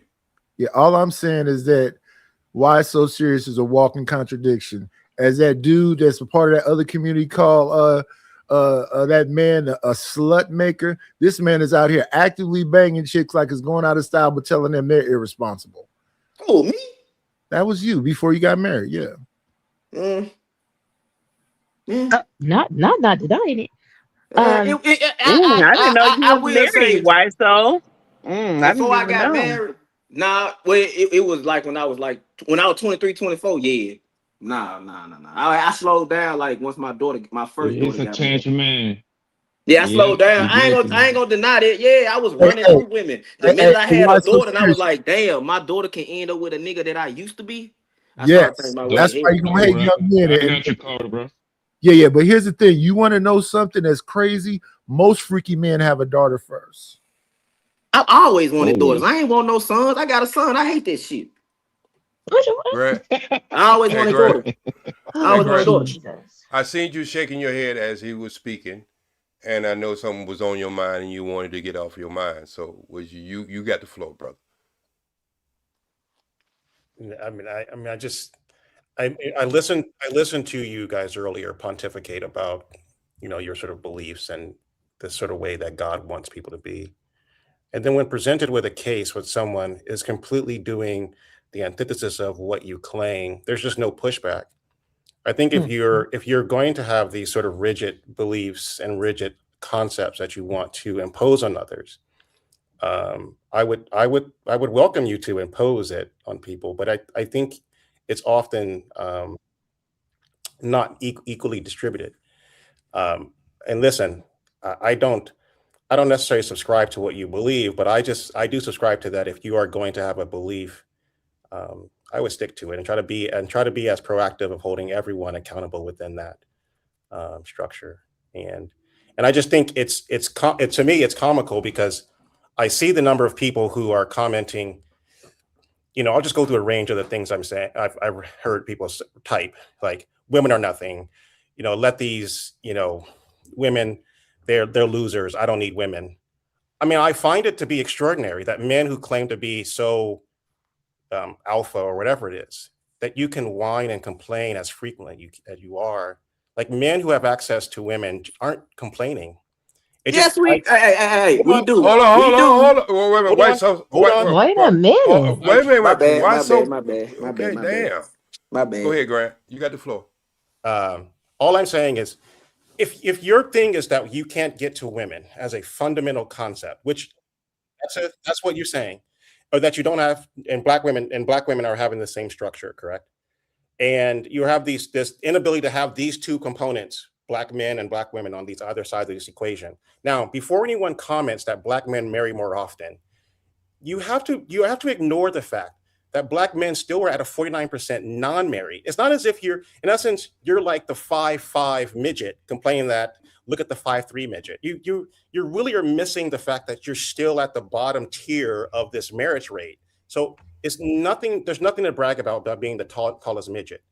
And I think the problem with it is you still have this segment of the population that fundamentally isn't getting married and has to figure out a way in order to find some way to be in a relationship with a black woman, if that's what your preference is, and or other women, if those are your preferences. And I just don't know if this is the kind of way that you go about it. So what's your solution then?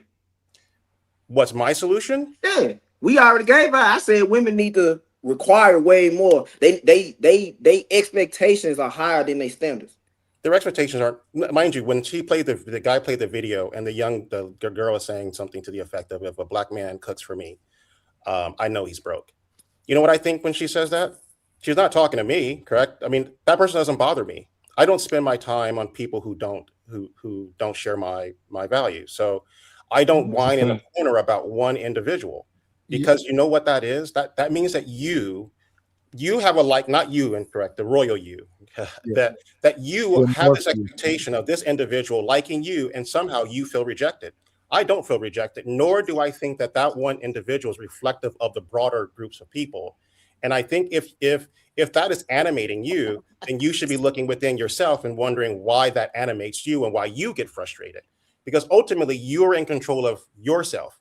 But this idea of you controlling other people, in this case, particularly women, just is a fool's errand. You cannot control 50% of the population. There's no magical thing that's going to happen. You have to control what you get to. But you know what's crazy? You're right. I can't control the women. But the thing, Summer is next. oh, my bad. I was just gonna respond and leave it at that. No, I was gonna say, Grant. I mean, you cooking up chef dishes here on this evening. Yeah, I agree with what you're saying. Farming is. He always do. But go ahead, Summer. I actually technically forgot what I was gonna say. I was gonna say, I know the women need to, we need to hold ourselves accountable to a standard, and I get all of that, but also like the young men, you guys are thinking these women are not this, that, and the third, but you're spreading your seed around to these so-called bad women, and now you're tethering yourself to them when you have a child, right? So now you have to be with them for the rest of your life, because now you guys share a child together. So I think you guys should also have some responsibility and not spreading your seed around and sleeping with every person you see just because you have access to it. You guys should also have a standard as well as the woman having a standard. Because now you're being saddled. Yeah, now you're being saddled down with this chick that you really didn't like, and now you have a kid by him, and now she, trying to get child support, or she there, and this, that, and the third. So now you got to deal with her for the rest of your life because you didn't have a standard. What say you? So I'm like, both people need to have standards here in this situation, I believe. Yeah, OG, I'm gonna go after Why So Serious responding to Grant. Okay, go ahead. Why So Serious? Man, I was listening to Summer. I forgot. No, I remember what. Like, my issue isn't controlling the women that I date. My issue stems from the kids, because the kids are the future. OG Speed has heard me talk about this all the time. I always bring up the kids because the kids are the ones that's soaking up everything. The kids are the ones that's exposed to everything. I got the cognitive dissonance to understand I don't need to deal with it. I don't need to be over there. Most kids don't, and it doesn't matter how good of a parent you are. Peer pressure is always going to trump your parents because everybody want to fit in. So if I raise my kids great, but everybody in their social circle is raised at a disadvantage, I have to really over counter steer a lot. So my problem isn't what the women, it's the fact that most women are raising the kids by themselves without the men. That's another conversation we can talk about. Kids are being raised at a disadvantage, and the kids that are being brought up, they favorite role model, the women, broke down dirty legs, and the men are looking up to something that's impossible to reach. The kids are gonna suffer. That's all I talk about. So I'm getting at the women because y'all propagate society, y'all bring in the next generation of kids. That's all I talk about. That's all I get at. Women propagate society. So I'm gonna hit y'all because if I hit y'all, it's gonna hurt the men. Like I kind of agree with what Glenn said the other night. If all men could go to if men could go to their women and cry and still get sex at the end of the night, all men would cry to their women. Trey said it too. If all women required to be married before they had sex, women would be married at 18. Oh, so why? So I got a question for you, and it's standing right here in this box. If I was listening to you when you first started off, when you said men were winning by the behavior in our community, I would put that with you and your friend rob a bank and you driving a getaway car. Both of you get caught, but you still think you're winning. You set up a situation where both parties are responsible. So you can't start the conversation off like that, saying one is winning over the other when it's leaving a dirty stain in your community. That's why I said, I think. No, I got what you said second, but when I think Grant started talking about what you said due to the fact how you presented it. My delivery. My delivery was trash. And I don't think you would have got that pushback if you had said what you said at the end, if you had said that at the beginning. Do you understand that? Yeah. Okay. Okay, so now here's what I want to say to Why So Serious, Grant, and everybody up here. If the majority of us are having kids out of wedlock, 70%, if feminism is talking about sexual liberation, be like the men are, and then you have the men that's willing to go along with it, both parties are at fault. The conversation about relationships is moot. They're not trying to have conversations when they're banging already. No, you can call it situationship. You can call it they don't even like each other and they're doing it anyway. If right now the conversation I hear the most is about finger pointing, but both parties are actively doing the same negativity, it's not about relationships. It's about just stop doing what you say is wrong. You can't be making whores and then talking about whores. That's backwards to me. I'm actually out here banging everything that let me bang, but now she's a whore. You made her one. You didn't you wasn't prepared to make her honest. You didn't try to say, you know what? I'm not going to do that because as a man, I'm going to take this leadership role and not take your virginity, not sleep with you every opportunity I get. You're an active participant. So what happens up here is we have a bunch of people that's old in age and still immature. And that's the point that I was trying to make. Yeah. My But I delivery think was that, trash. I think my question would be, you're saying that you're going to make that we're making I'll use promiscuous women, correct? But wouldn't the onus be on, again, if we are making the assumption that men are somehow capable of sort of managing their emotional state, they're the prize, or I'm not sure the sort of way that you guys are characterizing it. Shouldn't men then be making those choices not to sort of soil the virtuous women in this particular equation based on your what you laid out there? Yes. And what is happening is that they're making a decision to corrupt the people and then go back and hide their hand and say, it was the woman. Yeah. Listen, this is the way this is just my stupid thinking. Let me say it out. Let me say it out loud though. What if that woman looking at you as an actual leader? What if she looking at you as an actual alpha? What if she looking at you as a potential husband and you just take advantage of it? Back in the days, the brothers would come and see you. That's a shotgun wedding. I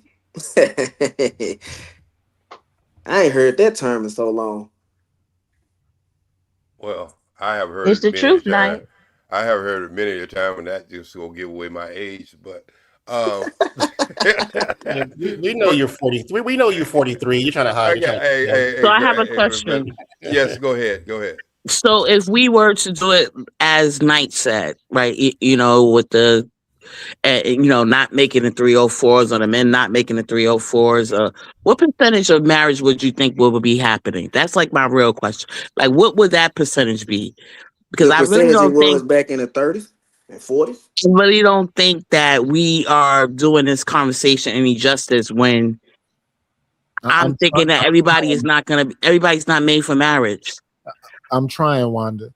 The man that is messing with a woman that doesn't want marriage is coming in a weak position. If it's about, because I keep hearing up here that the men are willing to go and the men are the alphas and the men understand, then it would be a standard. She wouldn't have to keep her legs closed. You just would not sleep with her until she's your wife. If you're taking a leadership role. Well, if you don't, let's keep it 1,000. If you don't sleep with what y'all call whores, how can she be one? It has to be a market. It has to be a market. And a lot of y'all are out here at a deficit, and anything you can get, you willing to go along with. So if you at the club at 2:00 and all the women you really want left the club, and then you just saw somebody still lingering around and you went home with her, that's a desperate move. But you know the crazy part about this, Knight, is we use the term enabling. in every situation in life, but when it comes down to this subject.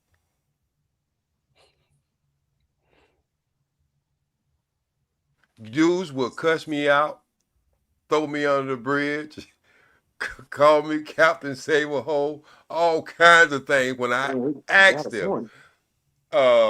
When we have all types of, like, I deal with people on drugs and have addiction with drugs. And one of the things I try to relate to them and their family is, what have your family did? I try to find out what have their family did to enable this person to keep this thing that's on their back, pushing them down.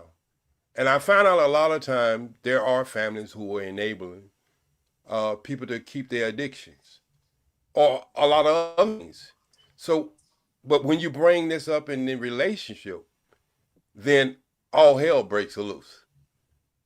I still say, if a woman came to a man and put a gun to his head and say, you gonna blow my back out, I'm gonna tell you what's not gonna get hard. Because when a man get fear, it don't get hard. So what I'm telling you, pause, if y'all need for me to say that. But what I'm saying is, there's a great responsibility on both parties. There are things that will happen to the woman that will give her choices that you would never have, and it'd be a great responsibility on her on that half. But she don't have to make them choices if you don't volunteer in the first place. I mean, but why couldn't you? So let's say we can't control everyone. You're correct. That's like an experiment.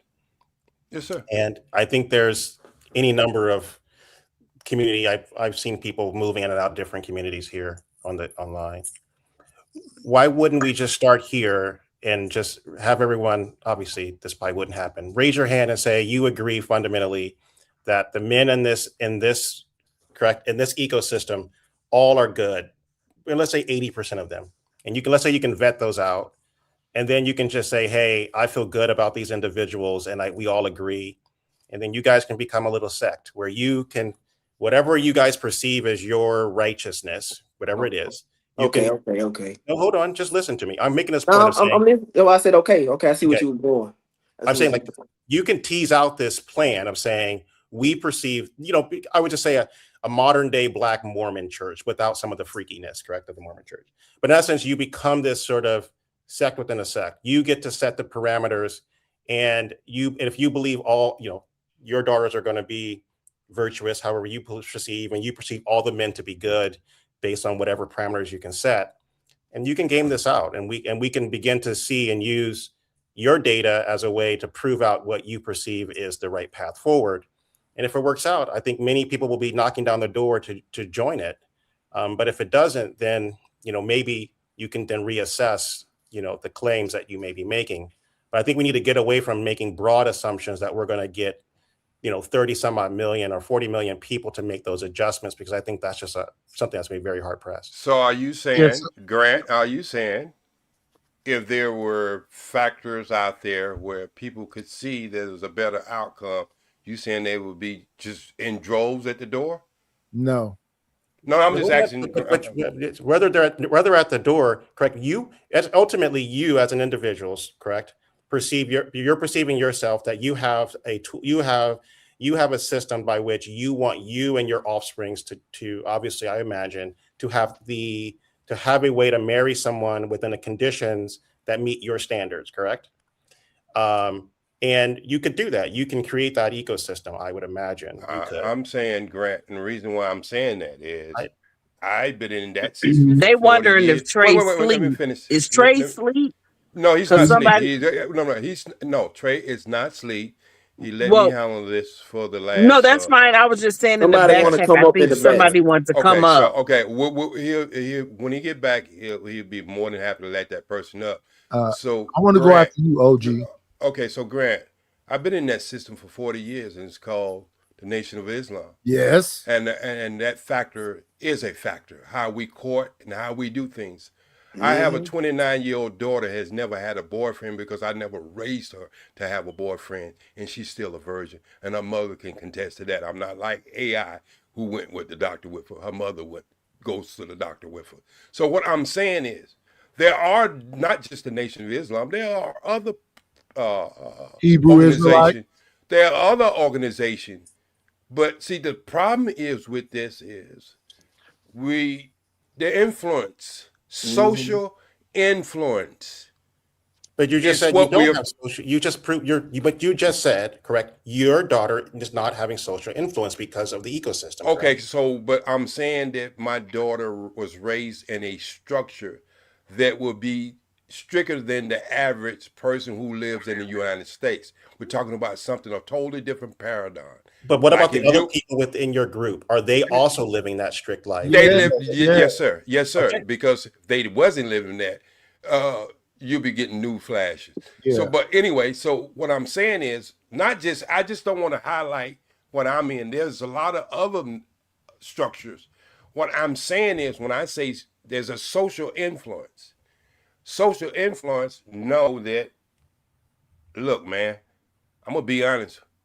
It's hard when people won't even listen to the blueprint of their creator. I don't care if you're Israelite. I don't care if you're a Muslim. I don't care if you're a Christian or whatever. There's a blueprint there for you. But do you believe that train up a child in the way they should go and they should not depart from it? Does you believe that as a fundamental thing? In essence, they will stick with that concept?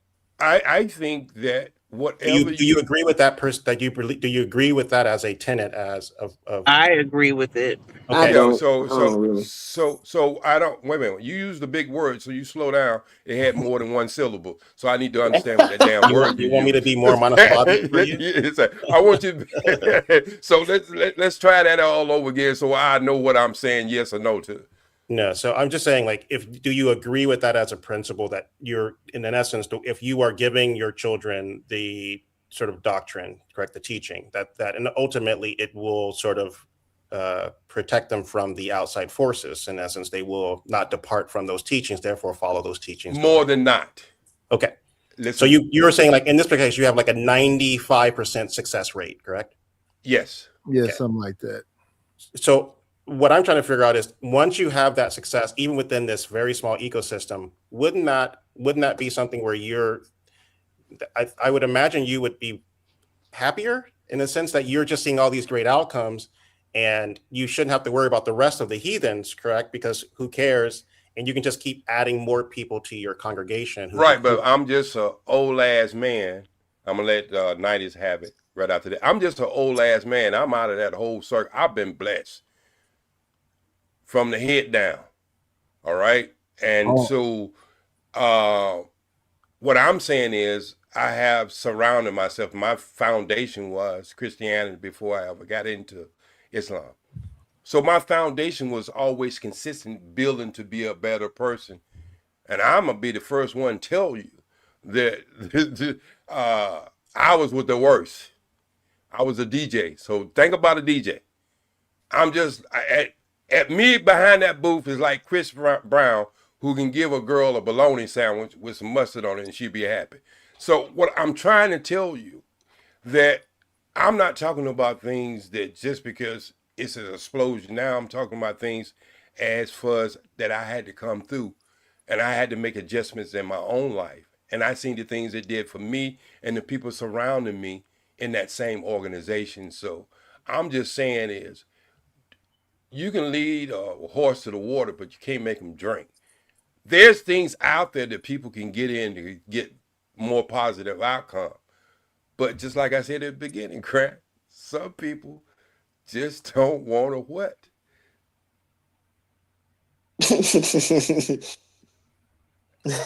Some people just don't want to what? Don't want to, don't know. Don't want to change, bro. They don't want to change. Yeah, okay. They're comfortable. Yeah, but you don't want to change either. You believe that your current state is But I had to change to get there. But ultimately, yeah, but you still don't want to change. You feel that you've made the change that you needed. Listen.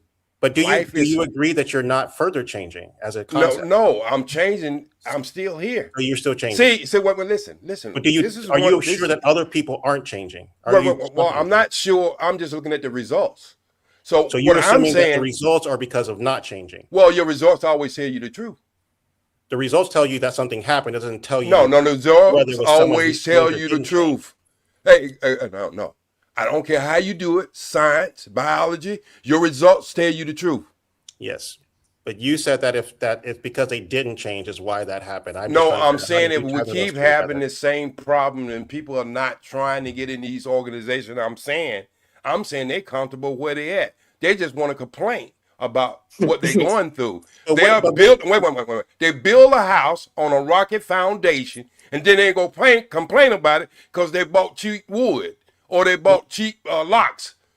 Okay, but what if you said something to the effect of, when you got on here, that I'm from the Nation of Islam, and we have the most awesome way of living. I have nothing but joy in my heart, and I want you to join the similar joy. And we think we have the right. Well, I've been in this space for a long period of time, and pretty much a lot of people already know that about me. But I say more than anything, your action is more the example than what you say. Yep. Yeah, so I agree with that, but I think we can all say that examples, but I think we should lay out what those examples look like, and if we're using,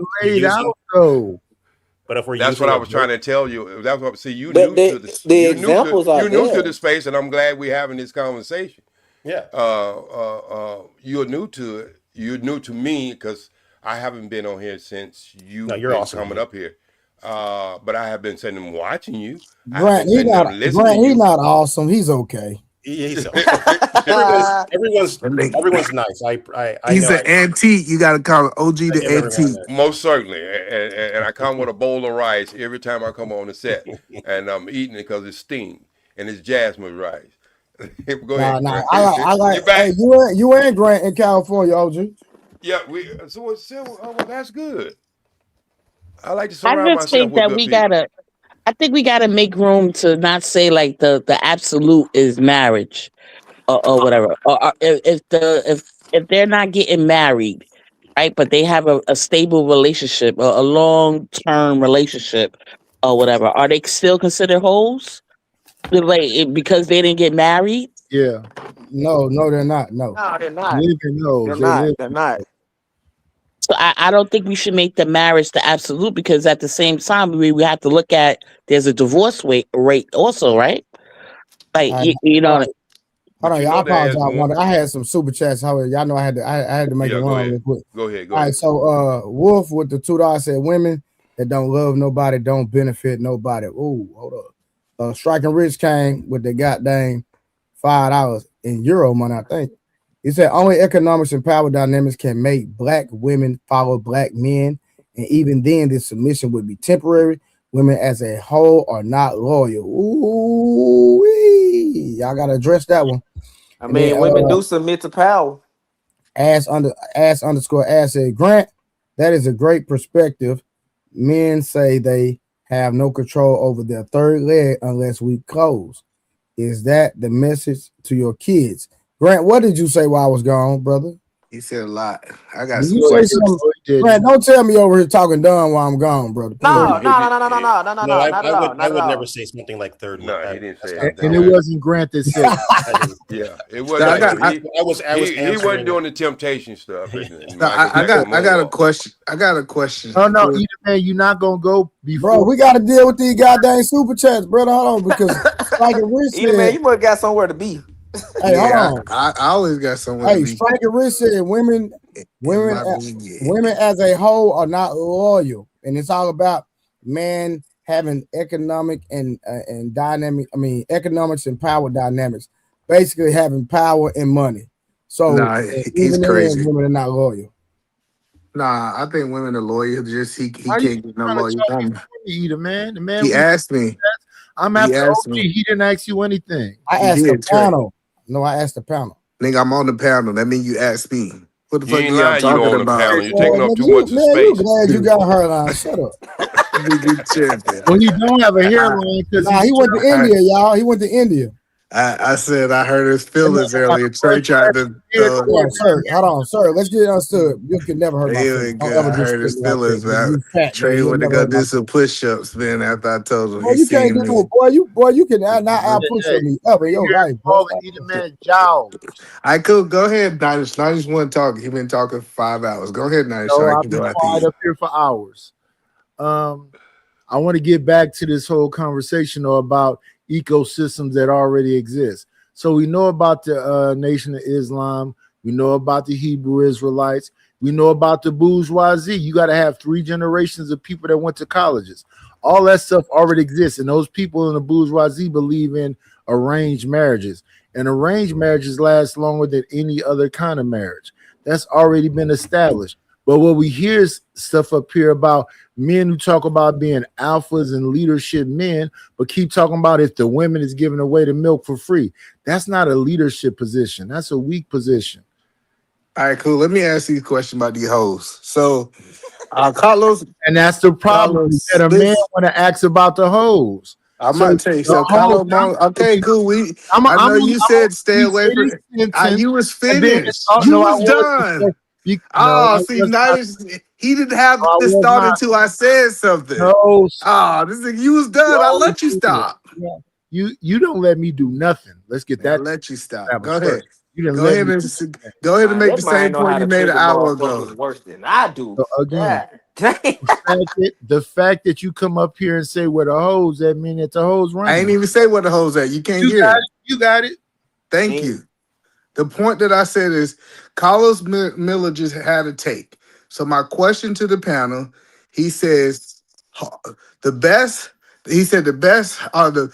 I said hoes make really good housewives. They know exactly what men want. What do y'all guys think on that take? Man, I don't agree with that. That's a weak position. I don't agree with that. The reason why it's a weak position because what the whore is going to give you is the girlfriend experience. Yep. I don't agree with that. Hoes are fun to be around. Hoes are very fun to be around for a couple of hours and then you go home, brother. They are fun. They know what guys like, but you can no wife no hoe, man. Nigga, like, come on, bro. I'm some of the dumbest shit ever, bro. Hey, a lot of celebrities say that hold on. stupid shit though. Hold on, no, he said hoes know exactly what guys like. Do you believe that hoes have studied men and they know what men like? They know us enough to get. Yes, they do. Okay, so you know what? You ask everybody, right? Yeah, go ahead, sir. They know what tricks like. So you think hoes don't know what men like? That's not true. That's not true, Nadesh. A whole run laps around the average man. Yeah, facts. And he would not even know about it. Right. That's where you're wrong. Cool. I got and Pop, you know I mess with you. The average man is a trick. No, the average woman run laps around the average man. Okay, we were not talking about average women. We were talking about whores. Whores run laps around average men. No, but let's have a conversation. Listen to me.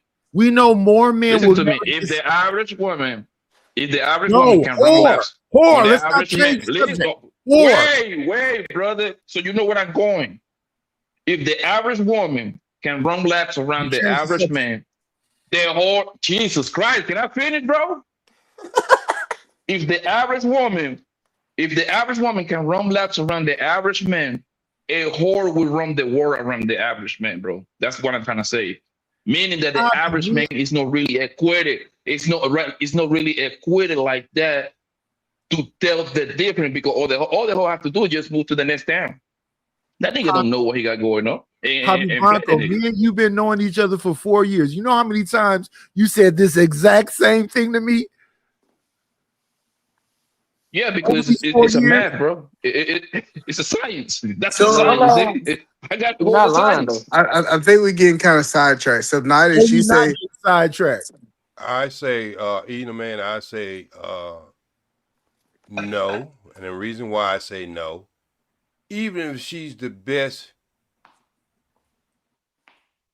at her profession, she still only got 2 hours. What's she gonna do for the rest of the 22 hours? No, so wait. Let go me ahead. finish. I'm sorry. Okay. I'm sorry. Go ahead. Yeah. So when you say that, are you talking about a specific thing?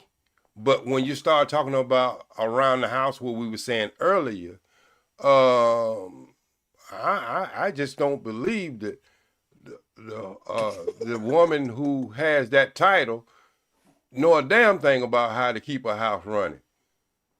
So in the interview, he said when he go to these celebrity parties, he said the hoes are going around, they cooking, they cleaning, they doing all these things that women post. They know exactly what men want. They know exactly what he want to get what he wants. So a good hoe, based on his words, she gonna if you want her to cook, clean, all these things, she gonna master those things because that's what she do. She just don't sleep with you to get money out you. Do you Wait think a minute. He just put his foot in his mouth when he said that bullshit. He just put his foot in his mouth when he just bullshit. Because you go to a celebrity party, they ain't got no hoes walking around there doing shit but being a hoe. So that's number one. No. They hire people to come in to do them jobs. So that's why I know he ain't really talking about no celebrity. No, he's a okay. So no. That's what I just said. He's not talking. There's a difference. Hold on, 1 second. I'm not talking about no big Diddy party. I'm talking about if he have a couple of friends. Hold on, listen. Okay, you're right. He's wrong. He's wrong. Okay, all right. I didn't say anything. Amen. I didn't say anything. That was somebody else. I'm listening. He said if he go to his homeboy house, I'm just telling you what he said. This is a celebrity, and he said when he go to his homeboy house and they got some hoes that ain't talking about some official party. He said the hoes are the ones going to get the food. They doing everything. They're literally because them niggas be paying. What are you talking about? But you missing the point. Them niggas be tricks. No, we want to have a conversation. So please let Edie Man finish with this ridiculous nonsense. Yeah, you go ahead. Let him go ahead. So what do you say, cuz? Starting off like a bad diet, Edie Man. Go ahead. Because I got a question. You think that them women gonna keep that up? No, why so serious? Let this man finish his nonsense. Go ahead, Edie Man. So what I'm saying is, they say that the average, and this is what he compared. He said the average woman don't study the man like the hoe. The whole life is designed around studying that man and understanding how to be able to be everything for that man to get what he need out of her. So he said if you compare the two, like the people who having problems with quote unquote, I want to cooking for them, cleaning for them. I got so much to say, cuz. All right, go ahead, bro. Go after OG because Edie Man is being Edie Man. Before y'all get to everybody else, I want to ask you the same question. Do you believe that bullshit? Yeah, I think hoes study men.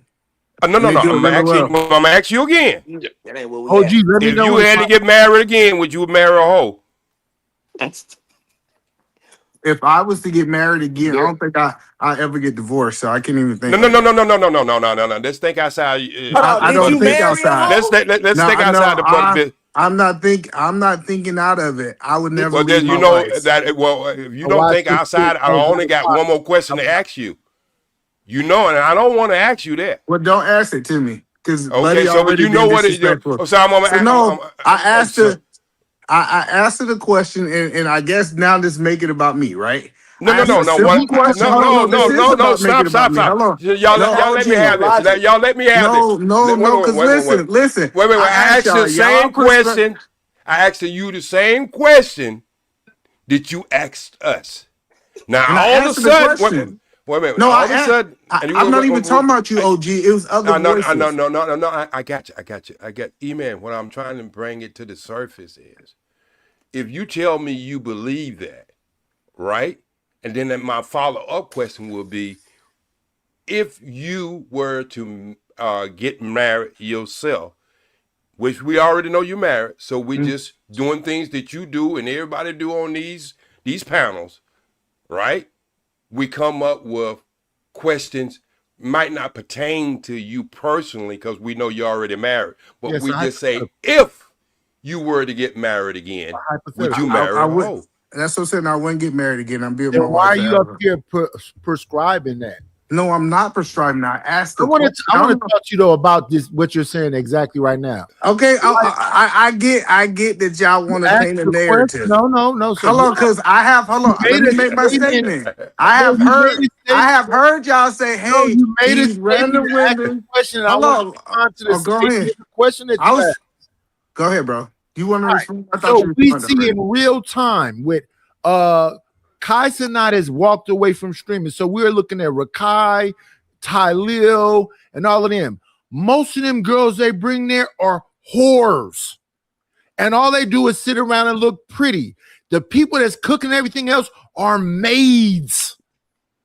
The only one we saw coming actually cook was the girl named Those are not good hoes. Kaya. Those are not good hoes. Yeah, but the thing is that They're hold on, not hold on. good The hoes. thing is that You can't the put thing- good the- and whole in the same sentence. Actually, you Come on. can. It's a such thing as a good hoe and a bad hoe. The thing is that hoes they do. He's not entirely wrong.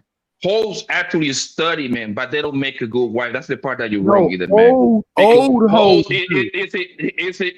hoes. The problem with hoes is that they cannot stand still. They might Yeah, chill. They might yeah. be with you for 6 months, Yeah. 3 months. Hell, I'll give you a whole year. But for the simple fact that they hoes, they need that urge. Why Hoes be can't having I a fun finish life. what I was saying I was supposed to be after OG, and then I'll mute up always. I'm saying that in real time we are watching Speed, Rakai, Ray, Tylil. Tylil got in a scandal behind a brawl that said she needed a black trick and whatever else. She wasn't trying to cook shit. We looking at DDG do it with India Love. India Love was fucking with Devin Haney and Jason Love, and we seeing in real time. These chicks don't do shit. They have literal maids coming in while the whores just walk around and look pretty and get purses bought for them and cars bought for them. What is he saying right now? We're looking at it in real time. And when you're talking about the whores that's willing to give you the girlfriend experience, because they old hoes. So you trying to say It's because hoes they just want to jump from man to man. That's just their nature, bro. That's Yeah, what it is. They and- are well, fun to be with. hold They on. can keep up a conversation. They are good for network. Listen, man, hoes. If you got a business, you better know 2-3 hoes, my niggas. They're gonna bring a lot of They gonna business make to you a you. lot. They They know a gonna lot of make you people. a lot of money. Yeah, they know a lot of people. They're gonna connect the dots. Yeah, listen, shout out to the hoes, man. I'm cool with a lot of hoes. I know a lot of hoes, my nigga. You know what I'm cool with saying? them. I know around. I know a lot of. Well, I don't say a lot. I know a few women that actually work the blade, like they work it, and they No, they those didn't know how to kind of cook. hoes. I like Hold the on. 9 to 5 hoes. I like the blade. That's too much no. right there. But most hoes, listen, most hoes are on corporate. Most hoes, people believe it or not, most hoes are in corporate America. Most hoes are the nurses, The doctors, the lawyers. the human resource of women. That's where they get most of the hoes. They just happen to have a job. Yeah, so I think it's different levels to hoes. I think the wealthy men experience different types of hoes that They experience the same bitches at maybe- the bottom the same way they did with the bitches at the top, man. you They are got the crazy. money, so they can turn any You are woman out. absolutely out your mind. Listen, you are out of your mind if you think Hey, that wealthy how much men you is want to going bet? through what you. I bet you 2 bands. I can call my home girl right now. Don't do that. I bet she laid up Don't with do Draco that. Why Seasoning it's so right now. serious? Don't do that. What Eden Man is talking about right now is Pretty Women, Richard Gere and Cindy Crawford. So that older chick, she gonna be your dream. She gonna be your therapist. She gonna know how to tie your tie, buy you the right cologne. She gonna know how to get you the right shoes. She gonna be able to go up into them corporate situations and connect you with other. Listen, I understand what Eden Man is saying, but what Eden Man did was came up here and make that a blanket indictment. A geisha girl is one of the best whores there is. That's just from Asia.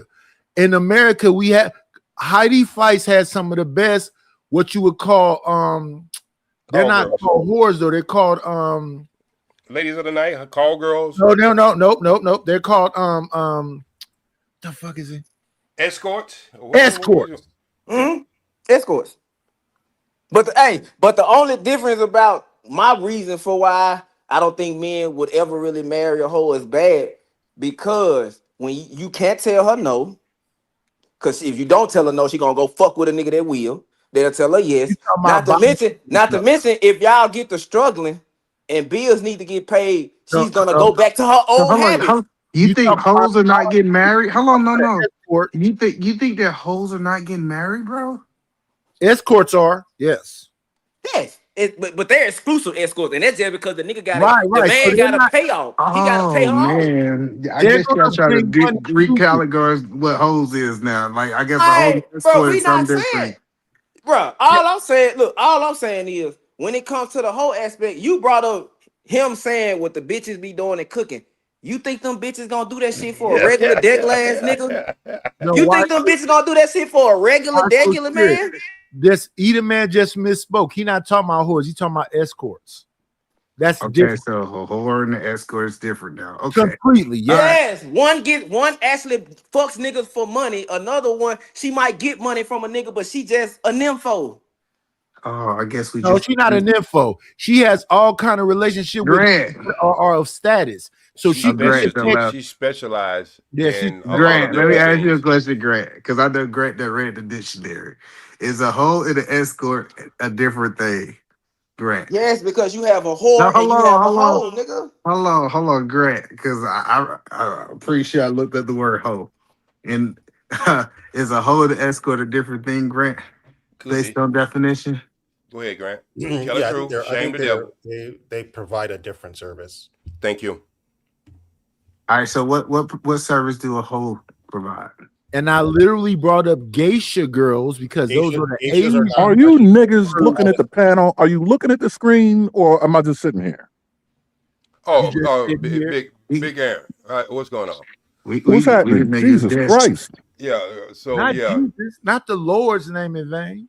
Oh well, we got a person who's been here for a while, haven't said anything, and it's Big Aaron. He's been here for 3 minutes.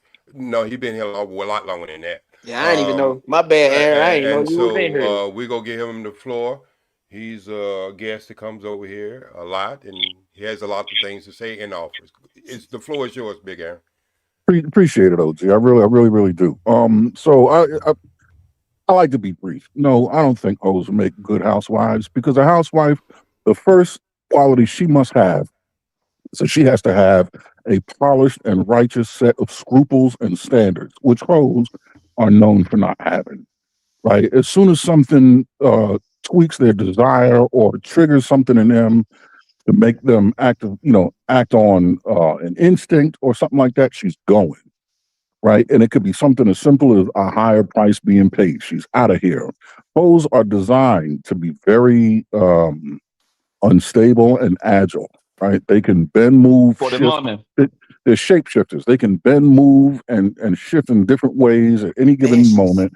And there's no way of knowing what determines or drives the direction they're going. Only they can do that. Escorts, however, they definitely are different because they have acute sets of skills to appeal to different to a specific type of man. And those skills typically would put them in a position where they could maintain discipline in order to take care of what that man needs taken care of. Hoes on the street, they can become anything you want them to be, and that's their problem. They're too much of a chameleon. They will shapeshift into something you ain't never seen before as long as it suits them. So big with that being said, why do you said think that earlier, Big Aaron? Hello. Thank you, sir. With that being said, why do you think so many men that are successful in the industry share hoes or they pass the hoes around? You listen to. Oh, you said share. Right. So there you go. That's exactly the problem. They share hoes. They don't share housewives. Exactly. Well, no, but I'm saying like those are for fun, bro. Hold those on, are no, for but fun, my nigga. I don't understand why you even bring out that question for, bro. Those are for fun. Bro, they usually keep the wife tucked in the crib and they go play with the hoes outside, bro. Just like Jeff Bezos, just like that nigga Bill Gates. And I'm using those names. And I'm using those names because everybody will identify with those names. Donald Trump, nigga, Mr. Grab him by the pussy, nigga. He had his wife in the crib and he was messing with the porn joints, man. That's what they do. Like a mob boss. No, I'm just saying. Okay, so like always have a guma. All right, so I just want to make sure, right? So no, either man. The women that get married. You said that escorts and whores are the same thing. Either I mean, Grant, Aaron came up here and proved that you just saying shit. Okay, so what? So Grant, if I look up the definition of hoe and I look up a definition of escort, what do you think is going to different? Because they definitely say synonym. No, what it says, a synonym of a hoe is an escort. Just like a shopping bag. You can look up the definition of a shopping bag and a shopping cart. They are both vessels used to contain groceries, but you cannot pour loose rice into a shopping cart like you can pour loose rice into a shopping bag. I think you're trying to get at that there's I think there's a distinction, but if you're just saying the baseline, it would be yes, that they provide the same service for currency, yes. I'm gonna tell you this: the difference between a hoe and an escort. Most hoes run their fucking mouth. Escorts, they maintain a level of discrepancy. Like they hold a lot of escorts that deal with high power men. They hold a lot of their secrets. Like if anybody was able to get to the escort, that dude that dealing with her, he'll be taken down because she holds a lot of his secrets. They deal with them because them women, if they don't know how to shut the fuck up, they're not gonna make money. And another issue is you got regular, broke down, dirty leg hoes trying to become escorts. It's not gonna work. That's why it's getting watered down like this. There's a difference between Heidi Fleiss and Marilyn Monroe. 1,000 trillion %. And Marilyn Monroe is probably one of the most glorified escorts out there. You have a whore. No, you got her wrong. Marilyn Monroe wasn't a whore? No, I was telling Weissel podcast. Okay. She was not an escort. She was not. Exactly. I'm saying. I always looked at her because she was not with two brothers and then went to an event where the wives was there talking about happy birthday. What kind of escort would do that? Yeah, you're right. The escort escort not going to be seen with your wife. That's why I was trying to tell you why. So see, I ain't know the difference between. You got to know the difference between the two, and that's what Grant was trying to say. It can seem the same until you start really getting into the definition. See, I ain't never looked into her personal life like that. The reason why Heidi Fleiss was so powerful is because she had so many senators and governors and mayors and all them different people talking to her escorts that she could have been a female Epstein.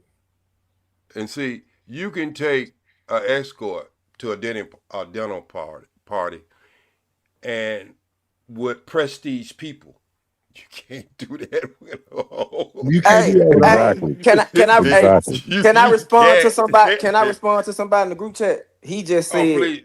He just said. If it ain't super chat, we ain't responding. Oh, never mind. So a hoe can be an escort. Yeah, escort. An escort can't be a hoe.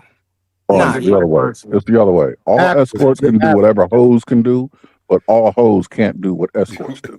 Yeah, an escort can go to in a room full of corporate men and make all kinds of business deals and bring you all kind of money. That's why you got to go back and look at Richard Gere and Cindy Crawford. What was that movie?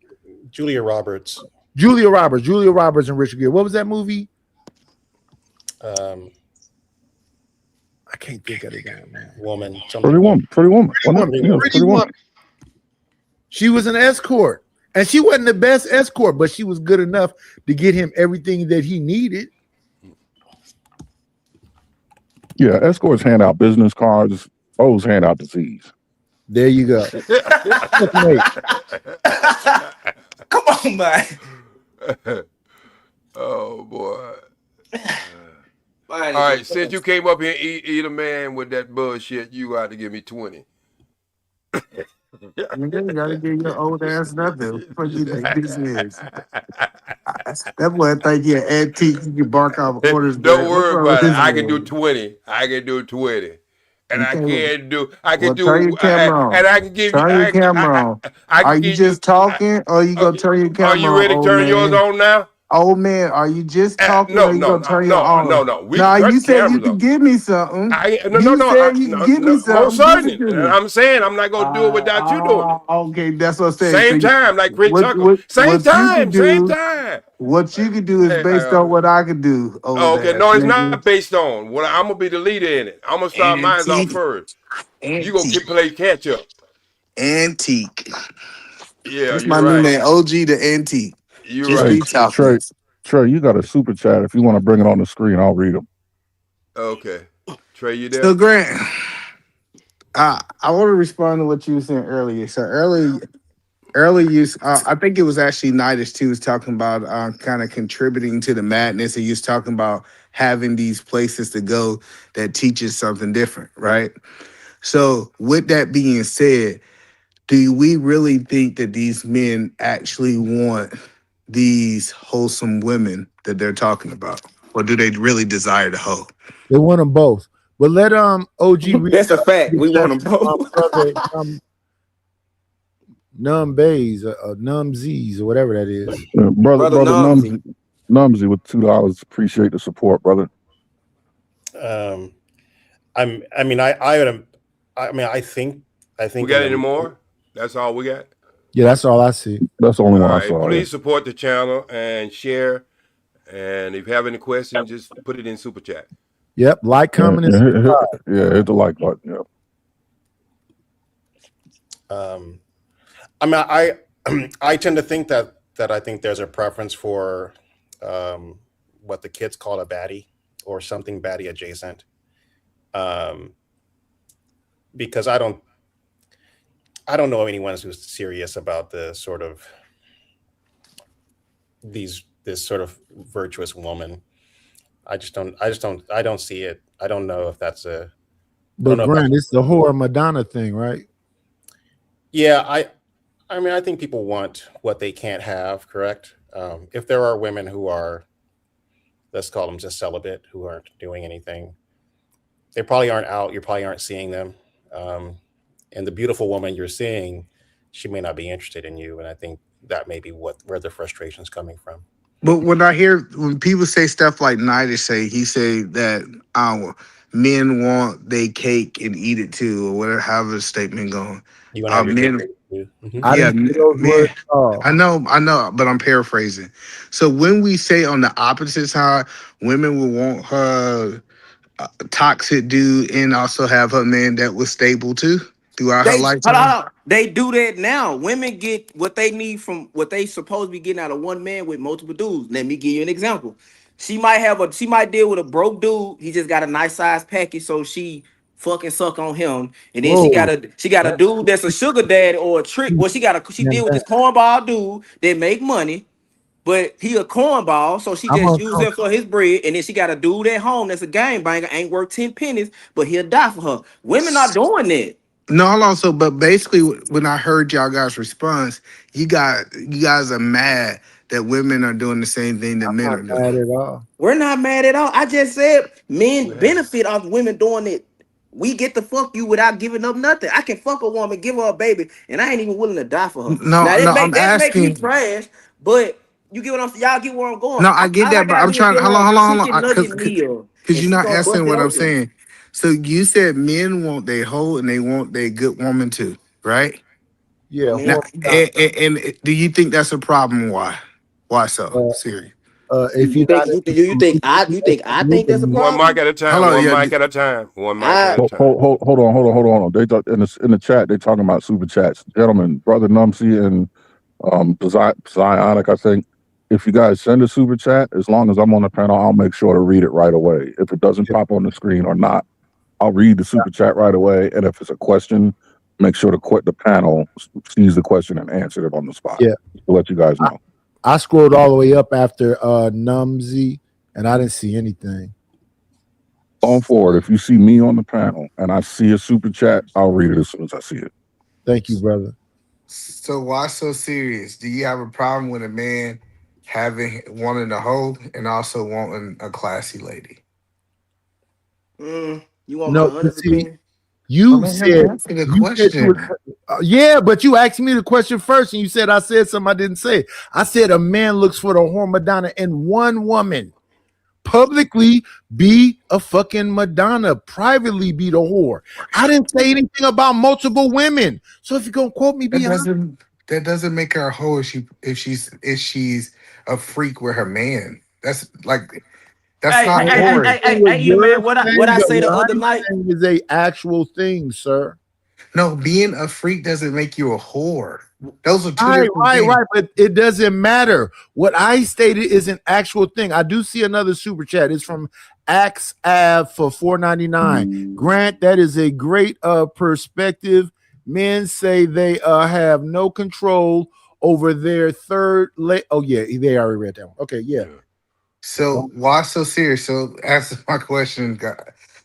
So do you have a problem with men wanting whores and also wanting classy ladies, wanting both? I don't have a problem with that. I just have a problem when they complain about dealing with hoes. I say you don't have a problem with that. So do you have a problem with those women? two things don't coincide like that. Hold on, just 1 second. Do you have a problem with women wanting her dude with the package and the dude to be able, the stable dude to sustain her life?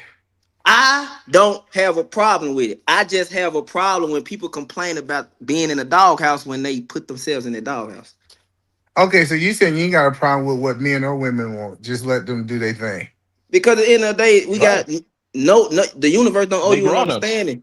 Yeah, what I'm saying is everything in life is a choice and trade-off. If you're gonna make a choice, you gotta live with it. I just don't like when men deliberately go do this and that. Like, I took accountability on a lot of stupid decisions I made. Y'all can hear that. And even when I say it, I hate when niggas don't do that. I hate when men don't do that. I like what Knight said. Men will brag about, I'm a homemaker.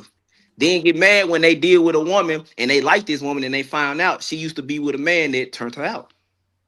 So, Aaron, did you see before you came up here, because I know you was listening, and as you were on the panel, did it seem like anybody was mad or we was just having a discussion? Aaron, you there? And who's complaining? Yeah, I'm here. I hate when people use that that terminology. question. Who's complaining? That question. What was the question? My question was, he made it, either man just said something about mad.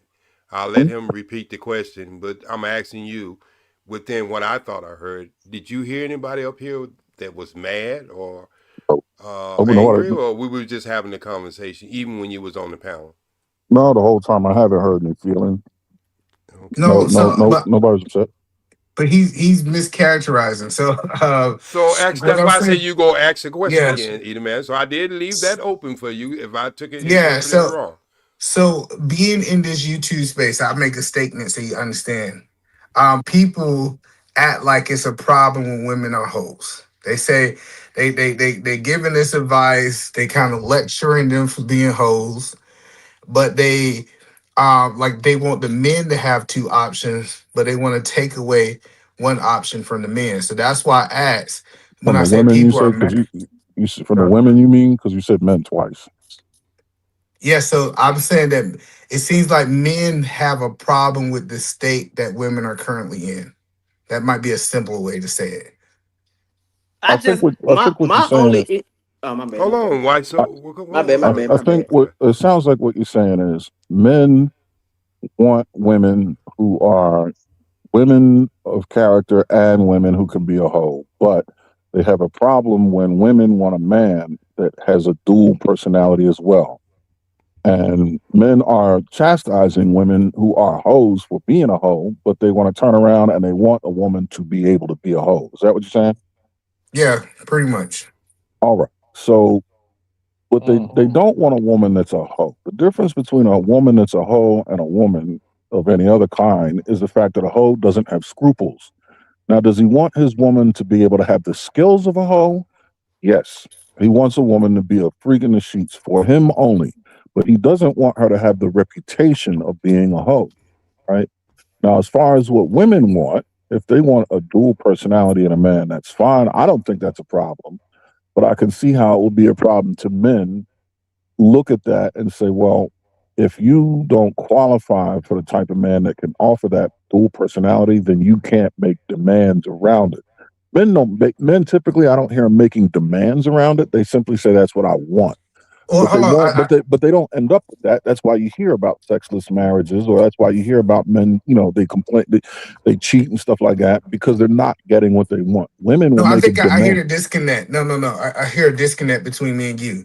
What these men are saying is they want a woman that's a hoe or have the characteristics of hoe and she's a lady in the streets. They said that they want to mess with hoes out there in the streets, and then they get ready to retire. Then they want a woman that is not promiscuous, Jesus right? Christ. Oh, but then the women want to do their thing and then retire later as well. Yeah, and the women want to do their thing too. And when I hear men say, "Hey, I got a problem with them living their life for 30 years," so it sounds like they want the women to sit around do nothing for 10, 15 years while they go out and be a hoe, and then once they A finish man messing with cannot all be the a whole fan. I don't know Oh, where you're getting okay. this I see retarded the issue. terminology from. I see the issue now. I think men wouldn't do that if the women that they should fit with entertain them at an earlier age. Men only do that because they say, all right, fine. If at a young age, if I'm not able to provide the way you want, fine. I'm going to have to build myself up to get there. Until then, I'm going to mess with these hoes because I have needs that need to be taken care of.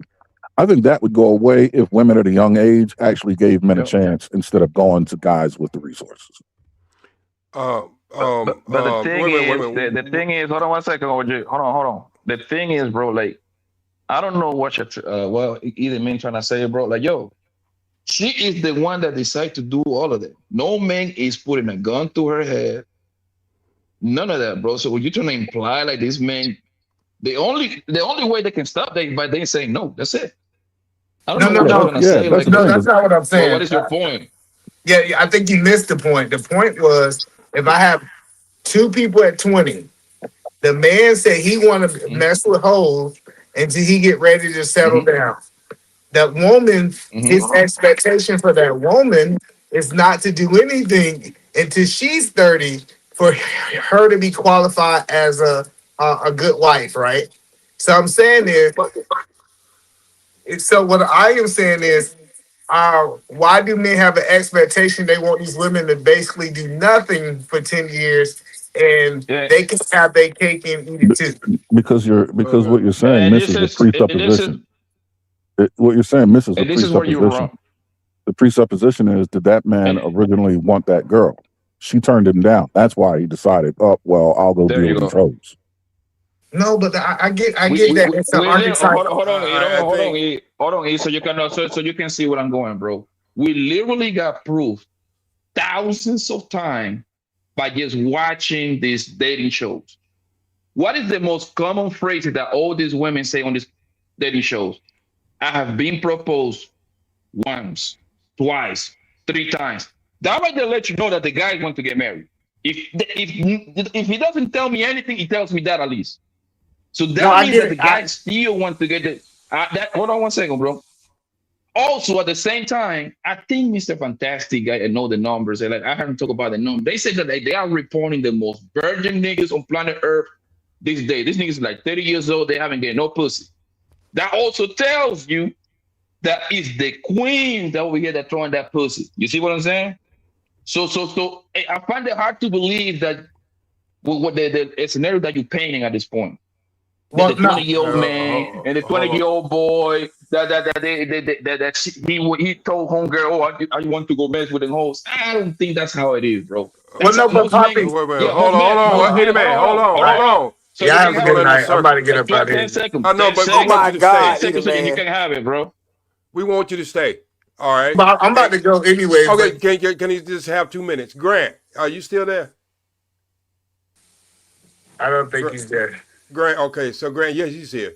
Now, Grant, you remember about 25 or 30 minutes ago that we had this conversation that E-Man thinking we didn't have about the same subject matter that he's talking about when I told why it's so serious about the behavior of both people are responsible for the behavior and he said he thought men was winning, and it goes around into this loop where we at now. Because you remember us having that conversation earlier, Grant? Yeah, I recall that. Okay, so this is the thing, E-Man. You came in, throwed a grenade in the middle of the living room, and we already don't have that war. We didn't have that problem over here in our discussion. I don't, you know, I'm gonna just tell you, E-Man. When I'm on a panel, I don't give a damn what other people doing on their panel. I'm dealing with the panel I'm on right now. Because when you start doing that, you start having these circle-ass conversations that I don't want to be involved with. I want to deal with what we're dealing with. Our topic and what we are talking about at the time we are talking about. We went past the dating app thing and we got into a conversation, and then Why So Serious said something that I think he draw back on it once he understood. And you are bringing up the same bullshit that we talked about 30 minutes ago.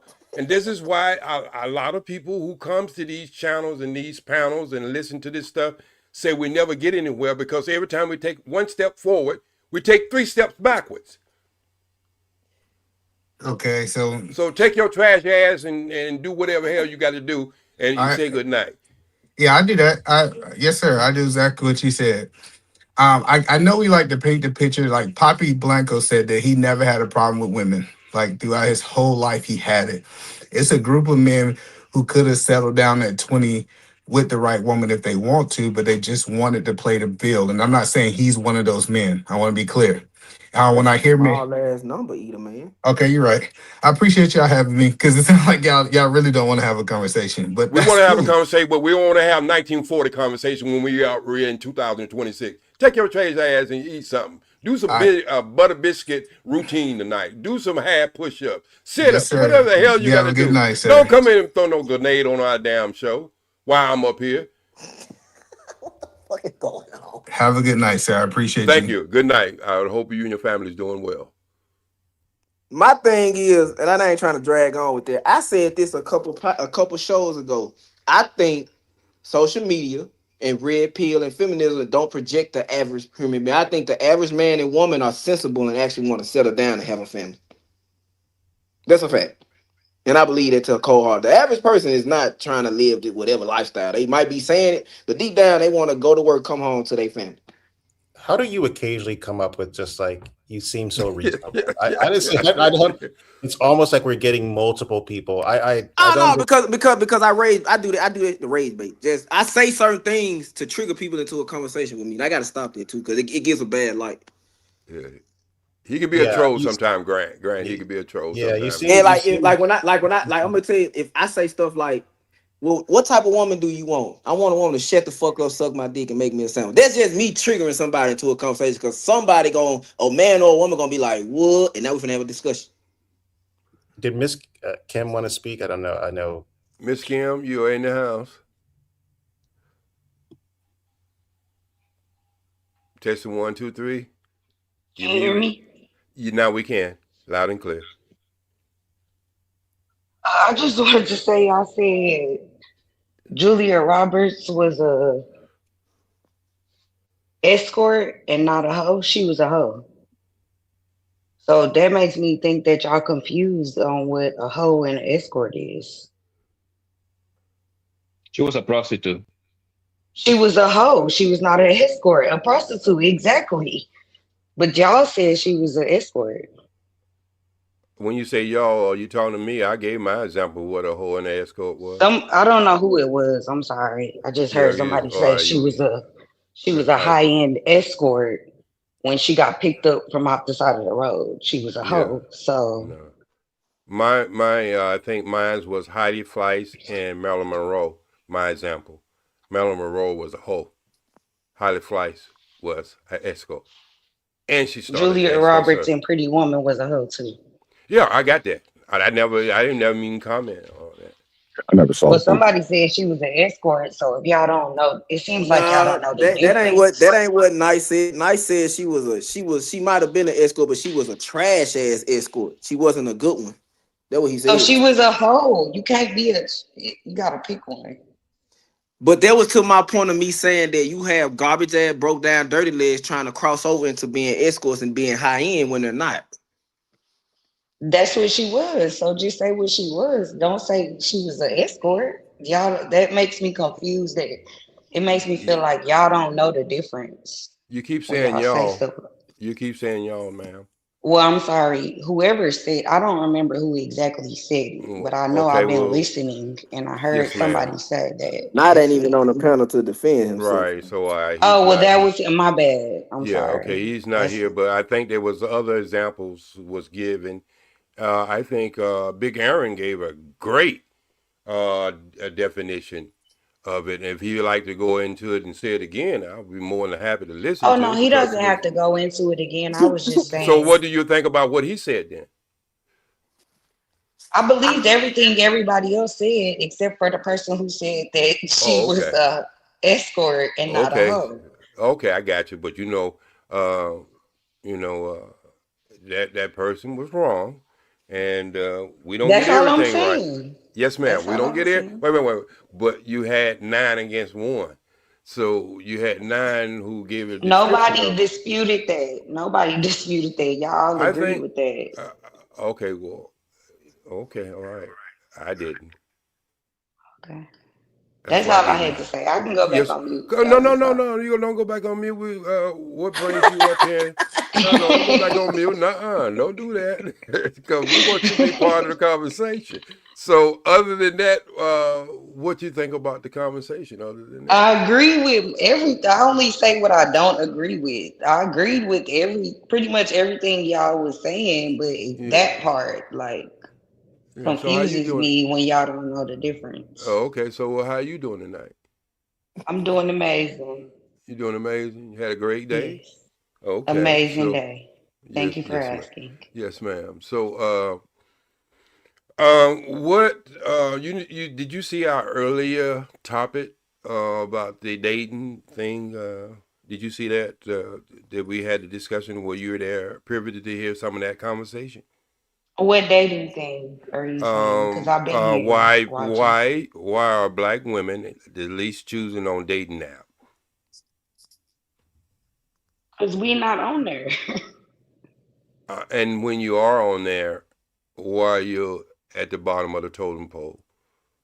I can't speak to that because I don't really know people who be on dating apps, but Yes, ma'am. least on the totem pole, I don't know. I can't speak to that because I don't really know women who are on dating apps. Okay, so if there is a cloud over the relationship of black people in general, and that's who I'm speaking to, and there are stereotypes or whatever, loud, rude, attitude. So I asked the women early on their panel if that's what people are perceived about you. Is anything that you can ask us, what should we expect different from you? And there were certain women asked a question. I think it's like 2 of them. So in that case, if you believe it or not believe it, it is out there. Have you ever asked a man? Have you ever asked men or a man, individual, what do we think about some of the stereotypes of black women as being angry, rude at sometimes, and with the attitude? Attitude always comes number 1. Okay, so no, I've never asked a black man what he feel about black women's attitudes. That was one of your questions, right? Yes, ma'am. So I never asked that question before, but do I hear that that's a problem? Yes, I hear that's a problem. Do you And think? then your other. No, we're Go gonna stay ahead. with that. We'll stay with that one just for a minute. All right. Do you think that is a problem in non-communication between the two? That I'm 66 years old. I've been hearing that. I know ever since 1976. Do Okay. black women take that serious when they hear men saying that they have an attitude problem, or they just like, fuck it, you go take me the way you take me, regardless of Mm, what you might think? I don't have an attitude problem. No, no, they don't take that serious. They don't care. And you said you gonna take me how you take me. That's how majority, not me, but majority of black women, we don't care Okay, so about. oh, go ahead, go finish. I didn't want to interrupt No, you. keep going. Ask the No, next question. I'm well, sorry. do you see? Because I come from a family of 18. I had 11 sisters, and one of the things that my sister used to say around the house, a lot of them, not all of them, but you say they didn't even like to be around other women because they're too messy. And I Yes. hear even black women. I'm in California. I'm originally from Charlotte, North Carolina. That's where I was born at. Spent most of my adult life in Atlanta. One of the things I found out when it comes down to having this conversation, and I even made a record about this. What is it gonna take for black women to understand if you got a weakness and if it's causing relationship problems or even conversation problems? But What it is it just, gonna take them to change? What do you think it would take for them to change? I don't think that it causes them relationship problems. They still get men, so it's not a problem for them. Sexual attention is different from relationship attention. So I don't you even know what saying that means. What I'm saying is, well, no, my bad, OG. go ahead. What I'm saying I pretty is, much I put the question out there. what I'm saying is, men can typically compartmentalize women. Like what I'm saying is, we have two categories: sex only, relationship only. So a lot of women be getting confused that this dude is No, doing. we don't get confused because I didn't say sexual attention. I said they still get men. They get Yes, but relationships most with of the that time, attitude. Y'all still take them. Y'all Okay, still. to break your back in half. But them women ain't maintaining long-term relationships. The man That's gonna not put up true. with it. He gonna put up with her attitude. He gonna put up with the nag. He gonna put up with this until he get tired of. Well, you know what? Her cooch ain't Because worth he's the in a headache. relationship. Then you just proved my point. Because he's in a relationship so with her. okay, Most of let's it, it stop. don't. It be situationships. It don't be relationships. The man is Now we gonna tossing like change he. her. Okay, let's stop right there because I want to move forward with this because I have heard this so long. Sorry, Big Aaron. I'm gonna Yeah, ask you the yeah. same question I asked the young lady, Miss Kim. What would you think it's gonna take for black women to understand that we're serious when we say the number one thing that we have when it comes to them is their attitude problem? There's I think other that, things, but I'm just saying that is one that just goes across the board. yeah, to answer that question briefly, I would say that it would take mass exodus away from them. There would have to be a mass scale quarantine that would literally make that population impossible to. It would have to be a widely seen quarantine. Women, just black women, are just not being dated, selected, chosen, or even having sex with. They're just not considered. In order to make that kind of a change, a sweeping change like that would have to require total quarantine. I So agree. why so serious? That supports Miss Kim reply to my answer to my question more than yours do. So could you give me a little bit more that the why you believe what you believe? Why I believe on what The last thing you've been talking about for the last 7 minutes. What was I talking about 7 minutes ago? Oh goddamn! I'm one supposed to be old and forget shit. But anyway, so you were saying that they just get their back blown out and all this, all that, and then Aaron said, well, she said they're in relationship, and then you said what you said, and then I seen that was at a standstill, so I was able to ask Big Aaron, and he was able to go into a little more detail, and he said it's going to take a great exit for that to happen in our community. So, did he go away and come? I don't No, think I'm he'll still be here. able to. No, I know you was there. I Oh, think why it's so serious oh, it does look like he dropped it. popped down. So, Aaron, that was in great support to what Miss Kim was saying, that as long as these women consider they can be in a relationship, then hell, you accept me the way I am, you know. Yeah. So, Yeah, and I think that's because I acknowledge what she's saying, and that would remain true whether or not they conflate sexual attention with genuine attention. And I think that that's probably a result of men not being clear with the intention that they offer. I think there is a difference, and I think women should be able to see it, but I also think that difference is it can be a little cloudy, just so men can get what they want in times where a woman might not go with sexual attention because she wants relationship attention. I think a man will cloudy the difference between the two to get what he wants.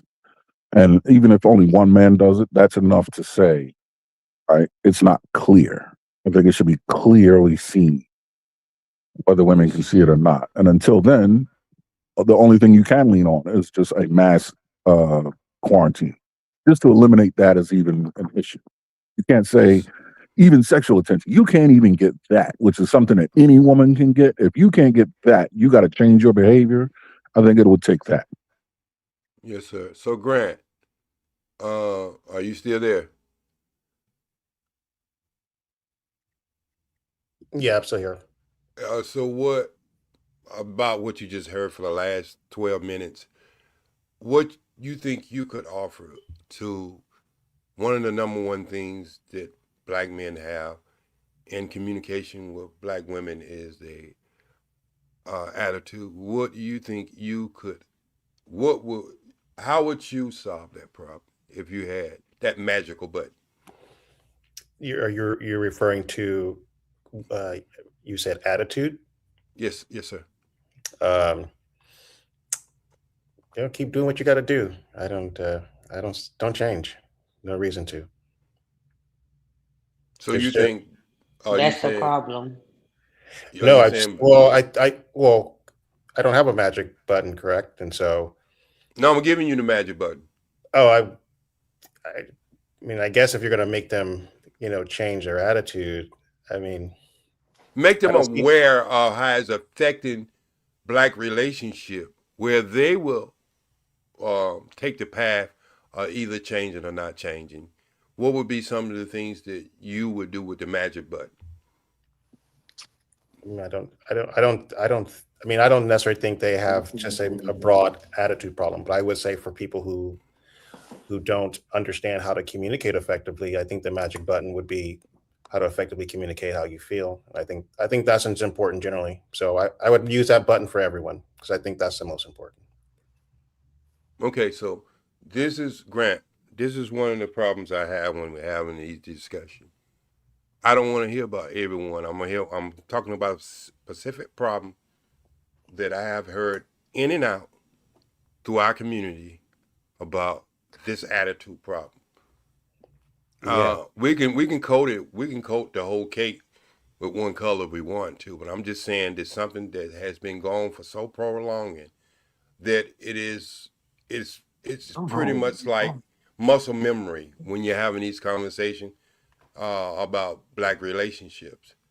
Yeah, but but you're saying, correct? You can fix this one thing, and your presupposition is that it's their attitude.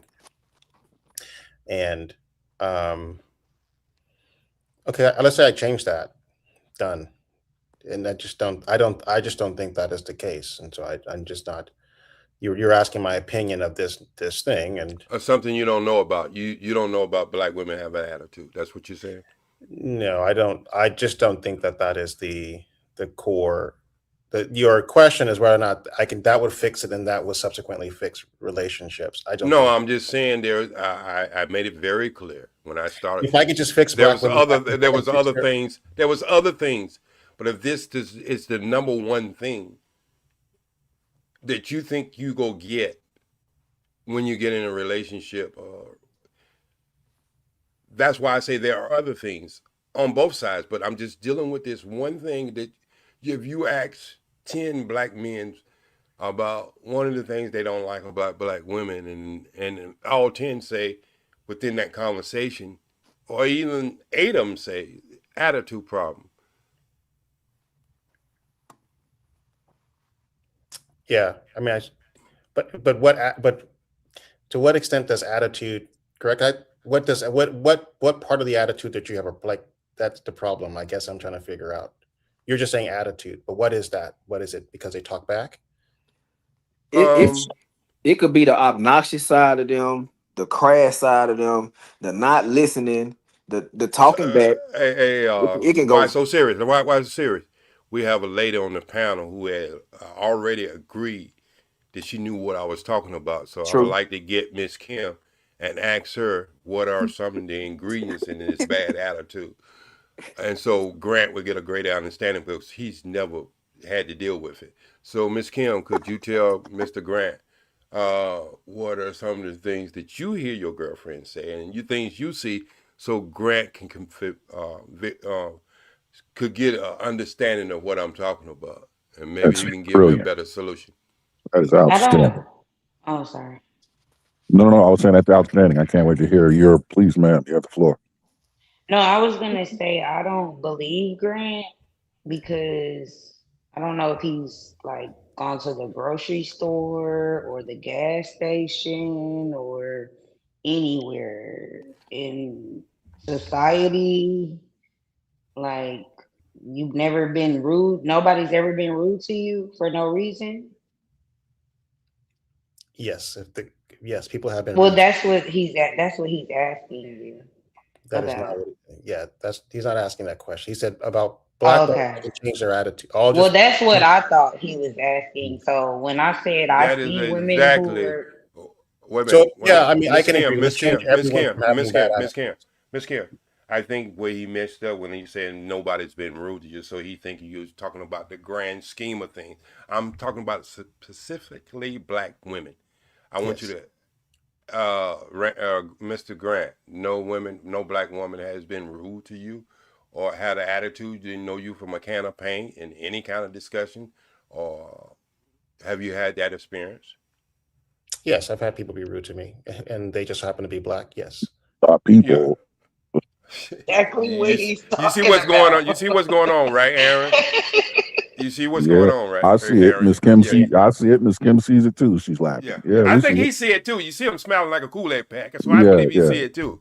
You got smart folks today. I think he probably What did you had say, something. Big Aaron? No, I'm saying you got smart folks you're dealing with today. This might not work. I recognize that. And Grant, I understand you might have some female kin people looking at you and some female friends, and you don't want to get yourself with your shoes tied together. No, that's not the case. I'm just kidding, brother. But you understand where I'm coming from, right? Yeah, you can the magic wand change their attitude. That if you believe that's the case, I just don't think. I think there's a little more nuance than that. But again, you guys are smarter than me, so if you guys feel that's the case, we can go with it. No, look, man. The only time I got A's is in the cafeteria. All right, time to eat lunch. All right, so Aaron is the smartest one on here. One on here. Yeah. People say that. Miss Kim, and Why So podcast, even smarter than me too, and most certain Trey is. So I'm just an old guy just trying to understand. You got it, younger OG. people going. What y'all younger people are going through. I'm just trying to listen and learn myself. I might want to get back in the dating game again myself. So I gotta know. Hey, look, man. Look, man. You don't want to be. I ain't trying to make my hand my friend. Don't let him get away with that. Why are you saying don't do it? Why are you saying don't do it, Miss Kim is on it. No, because he doesn't seem to like much about it. So I just was telling him don't do it. No, you said you didn't want to. I know what I said, and I was. So why wouldn't you do it? Why wouldn't you do it? Because why wouldn't I do?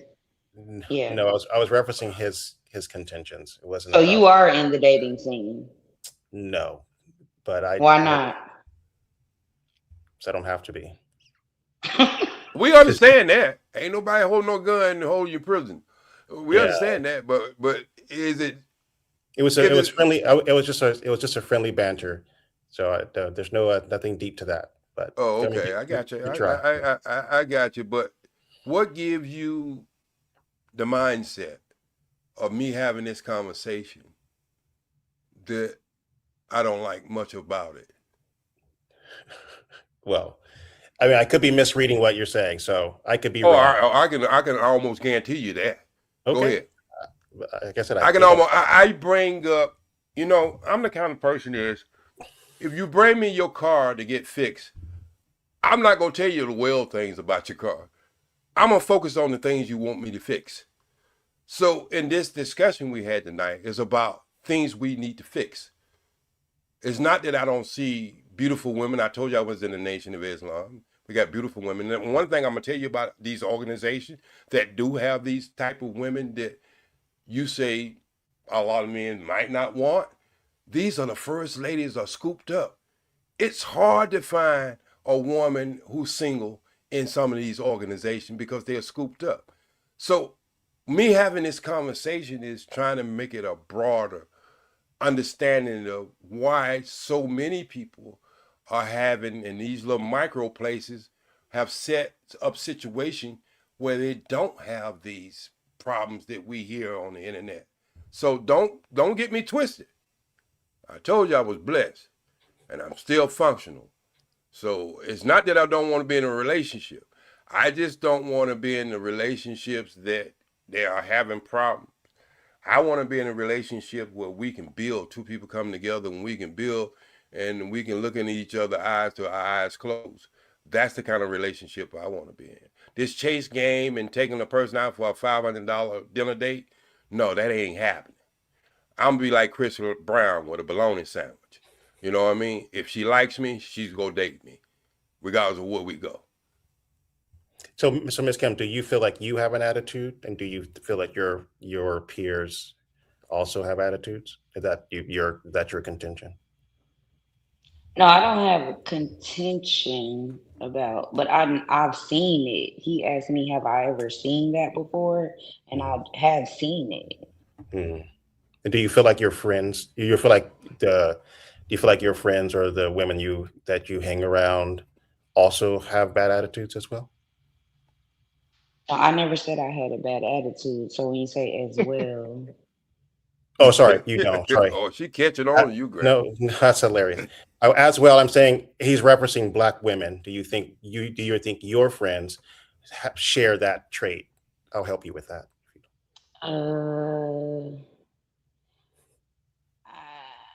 I'm married, and most of the people around me are married.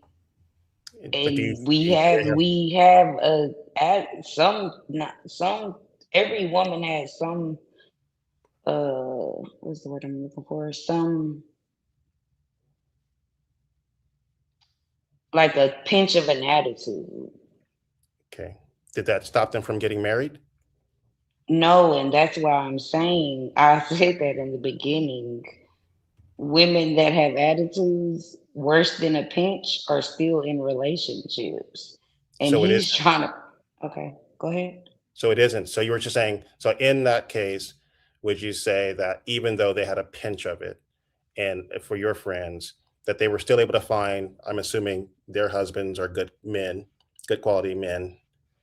No, none of my friends are married. Only my elders are married. Your elders are married. Okay. I'm the only friend in my friend circle that's married. So, and do you think your friends are not married because of their attitudes? Not because they have bad attitudes, it's their attitudes towards what they're willing to deal with men. So, okay. But I'm not saying they just yelling and screaming and being rude to the boyfriends or whatever. It's just the men aren't doing. They're saying what you're saying a little bit. Like you're not really saying. You would be with the woman with an attitude. That's what it sounds like to me. I did not say that. I'm just trying to figure out. So you're saying your friends, would you tell your friends that their particular attitude towards men is their reason for why they are currently not married? I would, yes. Okay, that's fair. We need more women like you that's gonna actually keep it 100 instead of having that beehive mentality. Wait, I'm a part of the beehive. But Right. Well, we like this part. you can talk. But you're making good honey. Yeah, you make good honey. You don't make that bittersweet ass shit. What I'm saying is, you still know how to. You still know how to be able to, like what most people do is, well, not me, not the people I do. You said I don't do it, but I know women have terrible ass attitude. Like, you still able to take accountability and instead of being what other women call, I'm a woman's woman, I'm a lady's lady, whatever the fuck they be saying. A girl's girl. Girl, yeah. But you still, all I'm saying is you just know how to call a spade a spade. Yeah, you're either honest and objective, or at the very least aren't interested in gaslighting people away from what they see or believe. You know what I mean? Which is nice to hear. Yeah. Most certainly. And more than anything, Grant, I have these conversations on both sides. And so when I say I have them on both sides, I look at the problems that the men bring to the relationship, and you get to see the other side of me. All right? Just tonight we were talking about one side. All right? So don't get the overall picture just because that's just the way I am. I call what I see. And when he have a show that he's dealing with men and the things that men bring, problematic things that men bring to the relationship, you go see that other side. And you probably not like it as well. But at least, see, when I don't have the answers, Glenn, I'm going to say, Grant, when I don't have the answer, you know who I go to? No. I go to the blueprint, the Bible, the Holy Quran. I go to the designer of this computer. And so I don't care if you don't like me. I don't care if you don't agree along with me. Because in the end, the truth always wins. That's why I was telling you earlier, your results are always going to tell you the truth. Because in the end of all of this, if Microsoft engineer, designer a certain piece of software, you as a third party tree third party maker, what we call shade tree mechanics, you know what I mean? So you as a person, you just having your opinion. I have my opinion on a lot of things, but a lot of times when I'm having serious conversation, I go to the source. And a lot of people don't like it. I don't care if you don't like it, but look at what you're producing. Our children have to live in this future. Mine.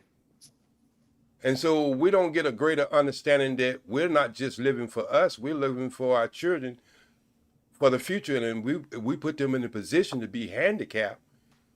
It just started this madness all over again. Well, I said, I don't think people really care about their kids when they say that. So that's why I can be on both sides and just try to tell my truths on both sides. And then when my truth is not good enough, then I go straight to the source. Now you're not even arguing with me. You're arguing with the universe, the way it was designed, the natural order of things. And hell, I just sit back on the sideline, make jokes about your silly ass and laugh at you. Yeah, I don't know if I don't think I've argued with you on those. No, not you in general. I was just giving you a little. Oh, the royal we or you. He's trying to tell you he didn't got on our head top of 3 times on the panel. When we say dumb shit, he didn't got on our case about it. Yeah, so that's just what, and I want people to do the same to me, because just like I've said, I'm just a student of a student of a student, and I'm still learning. Yeah, I mean, I think if you're I would just say I think I'm just not a big fan of just saying there's a one size fits all. But ultimately, I think we can all concede that there are people that if they can modify their particular flaws, there will be better outcomes. But I just don't know if attitude is the appropriate just sort of catch all. That's just Can I ask a question? Please do. You can do what you want. So is an attitude a deal breaker for you? Is an attitude a deal breaker for me? Yes. I don't. I mean, I don't talk to women who have a particular attitude problem. So, Well, that's your answer right there. that's don't. Well, you say you're not on the dating scene, so you don't talk to women at all. But you're asking right? we're talking about the premise would be how I typically operate, correct? I'm assuming you're saying generally speaking, correct? Yes. All right. So I'm saying that it just doesn't.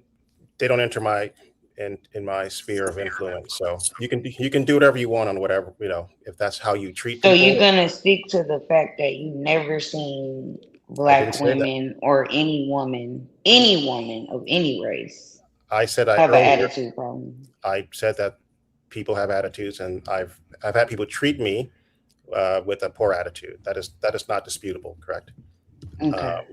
What I'm saying is that just changing everyone's bad? It's just changing everyone's bad attitude. Is that the thing that's going to change it? I just don't think that's the case. But because obviously people have bad attitudes who are currently married. Okay, this is how I had to talk to you, because I see you would make a good politician. This is how I had to talk to you. Facts. Boy, you'll make a lawyer tell the truth. God, you bring me in your car, and every 6 months you tearing up your damn brakes, which you got lifetime warranty, but you still gonna have to pay for the labor to get put on your car. I can tell you I can replace your brakes and do everything correctly, but I can tell you about your driving habits that you're doing to make your brakes wear out like that, because I already checked everything else. So I know for this kind of condition that you have to have a certain type of driving habits. So why can I have the discussion around the driving habits? It might be other problems with your car, but I'm dealing with this specific thing that you keep bringing me every 6 months. Mm-hmm. And I know your brakes should be lasting about 2 years. Mm-hmm. All right. So could you get to understanding of how I'm approaching this? I'm not saying just because you change the attitude, it's just all of a sudden, magically, all Black people are going to be doing great. What I am saying is, if we got problems with something, your recipe ain't right, your cake ain't coming out right, we're going to have to make some adjustment, make that cake not fall or taste salty or be rubbery. Could you see that approach? Yeah, so I don't think we are too far off. I think if you're dealing on an individual basis, the two parties should be able to work through that problem, correct? But if we're using something that's analogous to this, it would be having to correct a whole fleet. And if your fleet are having brake problems, there are some larger underlying problems. And so diagnosing really the one car and saying that all cars share that feature would be a problem. So I agree with you on an individual car basis, you can make that assessment. But to then broadly say all of the cars in the fleet, correct, all share that based on this one experience would be problematic. So I think when you're trying to narrow it down to saying that this one car is somehow analogous to all cars, and then saying because you're diagnosing this problem for this single car, that your perceptions about this one car is indicative of how other cars are performing. And I think I think what you try to do is We tie got a this super into a chat. knot. Oh, go ahead. Ask Abe with the $10 says, Kim, did you say your friends have bad attitudes? I didn't hear you say that, but the men said you did. Their attitude or thoughts toward men's behaviors is a problem. It's what I heard. Please clarify.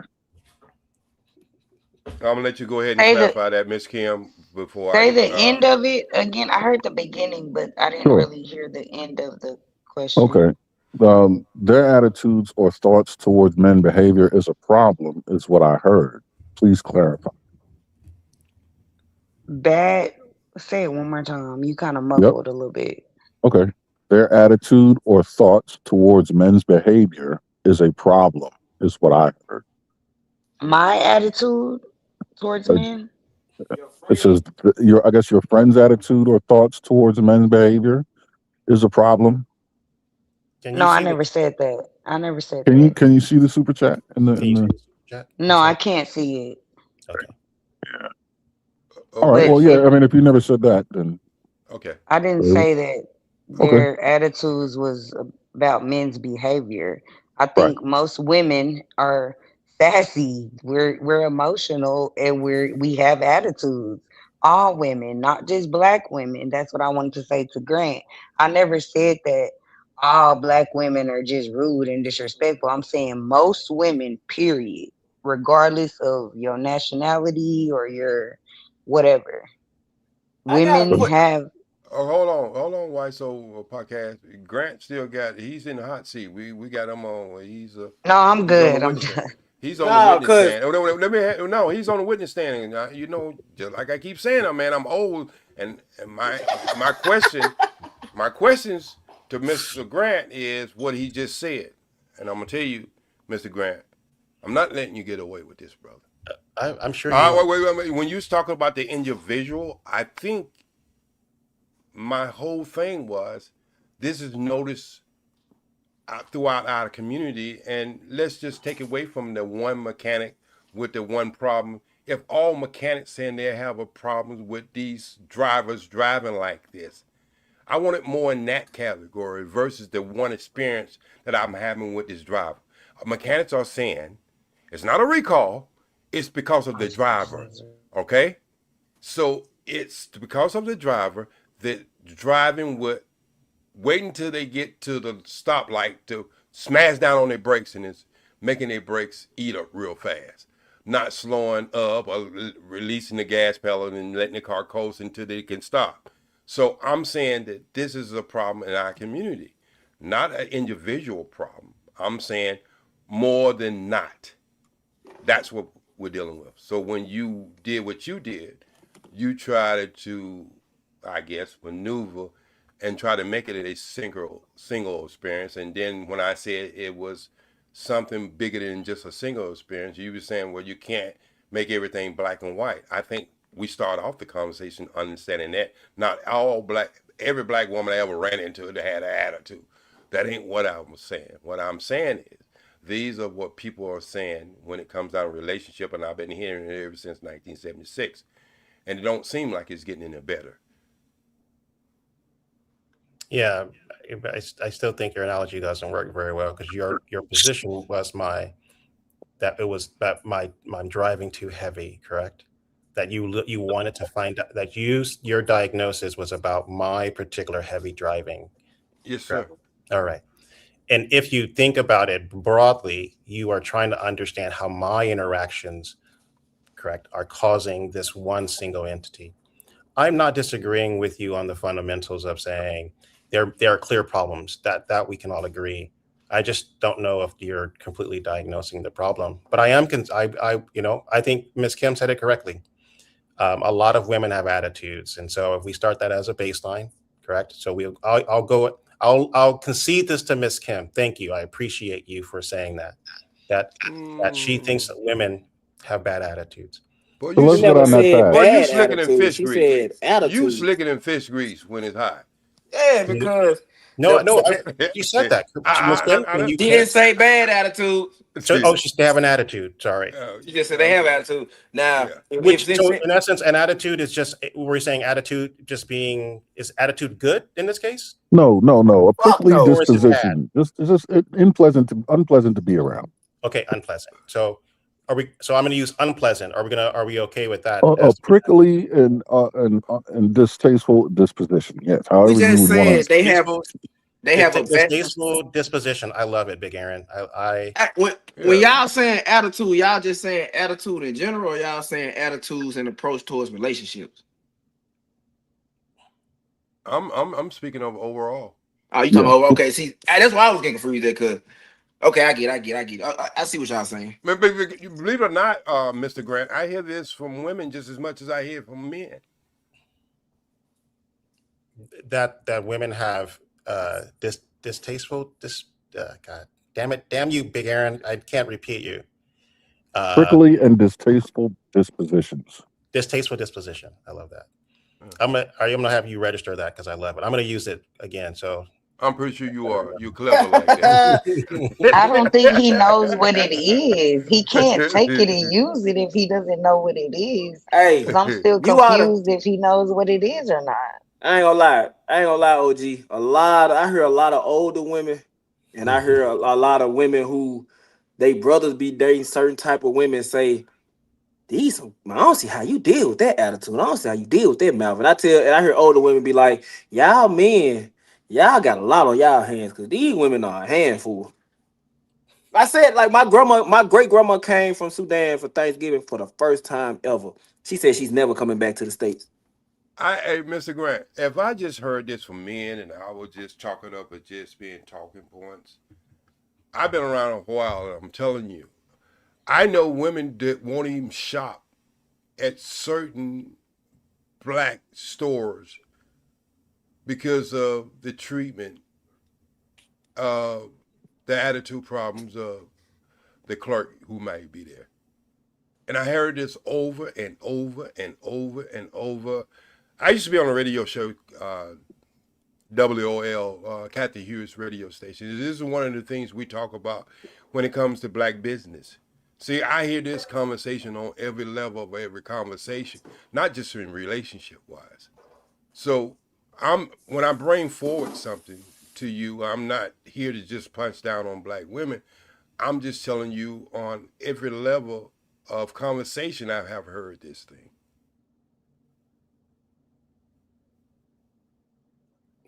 Is that where you cut off, or you're? No, I was finished. I was pretty much finished. I don't think enough said. Yeah, I mean, I think I don't think anyone disagrees with people that have bad attitudes. So we could put a pin in that and just say, if you wanted to change all those things, but I go back to Ms. Kim, who said that she at least said that she feels that all women, and I'm just trying to figure out if there's this equal distribution across all these groups, why then are black women in this particular case have a disproportionately higher rate of not being in relationships in this case, even if there appears, at least in what she said, that it's all women, or at least a portion of all women of all races, unless Ms. Kim wants to retract what she said earlier. Ms. Kim, you there? Because I'm gonna try to do that. I'm not retracting what I said. Oh, perfect. Okay. Most women of go ahead, any Ms. race, most women of any race, any nationality, there's a little bit of a sassiness. I'm not just saying that, there's something there. It's a woman thing. Thank so you. I'm not saying it's all black women. I'm saying it's all women, period. Awesome. Well, I appreciate your assistance. I will go a little further than that. I'm going to go a little further than that. I have always said that black people in this country and in the Western Hemisphere are unique by our experience. And a lot of the things that we do is due to the fact of our experience. Black women, all women can get fibroid tumors, but there's a uniqueness of black women and Jewish women having a higher percent of fibroid tumors. And studies have shown these are the two women on earth that use more relaxant in their hair than any other race on the planet. Look that study up. I was talking about this 30 years ago. Relaxant so when I say on their hair? Yes. So when I say certain things are like high blood pressure, diabetes, and stuff like that, nobody would ever say that, well, everybody have it. It was specifically affecting our community proportion-wise more, then maybe we need to make some adjustments. So that's where my part of the conversation comes from. I know all women can have attitude. I have dated pretty much every woman on this planet. I bet you have, OG. Pretty much. And I wouldn't want to give my numbers out, but yeah, I'm a DJ. Hey, I'm a DJ and I work in Hollywood. That voice. Yeah, okay. I'm gonna, hold on. Let me get a little deeper. AOJ, OG, J Speed. No, you can never. No, sir. We kicking your ass out of the studio. Damn it! I try. Okay, you got to do a lot better than that. I know. Right? Okay, even though your diction is better than mine, your vernacular is better than mine, but we get behind that mic. WZOK, bringing it your way, 95 degrees in the shade. The weatherman say everything is going to be A-okay. So, but anyway, getting back to the subject matter. All right. So me knowing that black people in the Western Hemisphere has a unique experience, and when we start to understand that some of our behavior on men and women side, the same dog bit her, bit me too. And so there was things came after that. I understand why black women have the attitude. I'm gonna break that down one day. It just won't be on this show.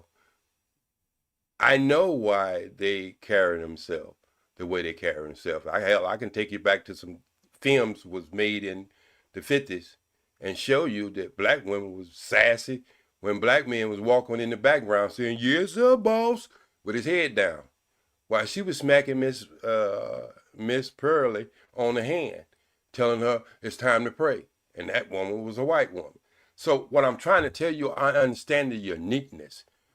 I just wanted to get to the point and for us to understand that this purification that we got has affected us to this point. And people, a lot of people say, well, nobody never went through that. These people, they never went through that. So how could it be? Well, the latest science says 20 years ago said water has memory. Your body is over 70% of water. So you didn't have to have that experience. It's part of your DNA, brother. It's part of your makeup. Things are carried throughout people's lives that didn't have that experience, but it's part of them.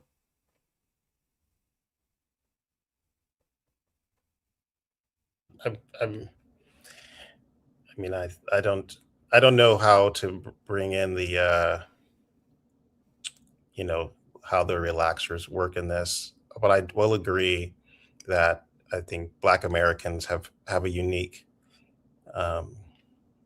history in the States, here in the United States. So I'm not sure how that turns into the current dating, but I'm sure there's some way to sort of. You don't? Well, you live in LA, right? Orange County. Oh, you're Orange County. More better. But no, it's not, because I think that means he doesn't date. I don't feel like he dates a lot of black we women. ain't even gonna get into that. That's so he doesn't know. He doesn't know. I got so you. He doesn't. That's why I say more better. So but I was gonna ask you that. I wasn't gonna assume. Okay, but we'll get to that in just a second. Okay. I grew up in most of my life in LA, what most people would refer to as South Central LA. So it's not. Yeah. Well, okay. So that's good too. Grant, that would be good too. Yeah. The training of a pit bull in South Central would be different than the training of a pit bull in Brentwood. Are you making the? I'm making an analogy right about now. Yes. Are we going to the place that environment matters? Yes. Yeah. Yes. Okay. I don't want to. Yeah. I don't. Yeah. Okay. Ask me the question, yes. right? Yes. Yes. I agree. Okay. So knowing that, and me saying what I said earlier about our unique experience, it shapes us. Don't you think our experience shape us? Yes. So I'm not talking really left wing, bro. These things have been studied from the 60s, how the Brown versus Board of Education came about, to everything. So if we start to understand it on the root cause, because I think what we've been doing up to this point is really just cursing the fruit, not the root that produced it. And that's why I like to have the conversation on. And it may be boring because people don't get to cuss each other out and throw bricks through people's window and tell them you ain't shit and start calling all kinds of N words and all that. You see it. I don't use them type of words. I like to have the conversation. The only N word I use is "you're a nice guy." Oh, you said that with a smile. I'm scared. But you understand what I'm saying, right? A lot of my questions and a lot of my inputs come from guys like Dr. Henry Clark, my sister Wilson, who wrote the ISIS papers. So a lot of my questions that, what's that, Sister Shah Ali, Black Man Guide to Understanding the Black Woman. This is a woman. Yeah, but you have but here's, I would just say for you, OG, you have, I think I think pretty bright woman on the panel here.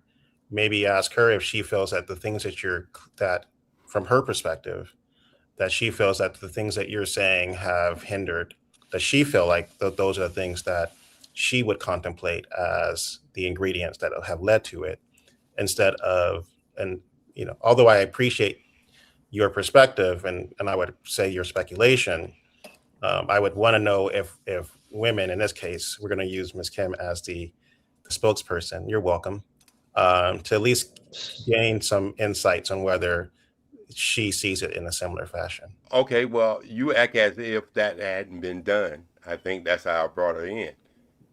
So, Johnny come along lately. I think I already did that. And wait. I wasn't calling you out. No. You laid that on the table like, it wasn't a tablecloth already there. So I'm saying, I know you made the table. I just put a napkin down. I'm not here to think Grant, I got you. I told you, just like my brother, my younger brother. You just like him, So he's probably a good guy. When we get to that point, I'm always willing to ask the woman on the panel.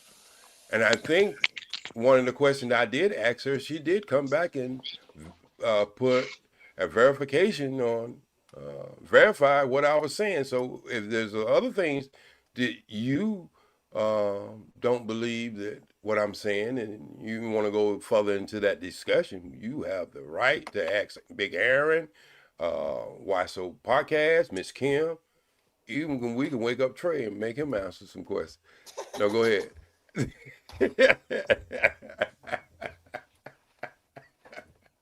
I told you I ain't hard to get along with, Mr. Not Grant. at all. You come off like an asshole though. I ain't hard to get along with. All my 5 kids will tell you that. When they got grown, when they was younger, they tell you something different. I don't know if anyone else wants to provide the insights on what you said. I think I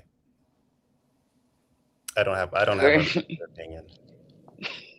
Go ahead, Miss Kim. We hear you. I was just going to say, Grant, like, next, please get off me. Leave me alone. I wasn't trying to be rude, but I just feel like you come from like a different environment. And if I'm not right, just tell me. Do you come from like a suburban upbringing? I grew up in the Merck Park and Crenshaw district in LA. I don't know what that is. So it's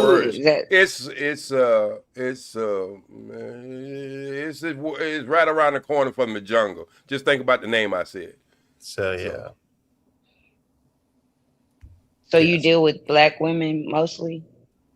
No, not today. Not currently, no. Well, what day?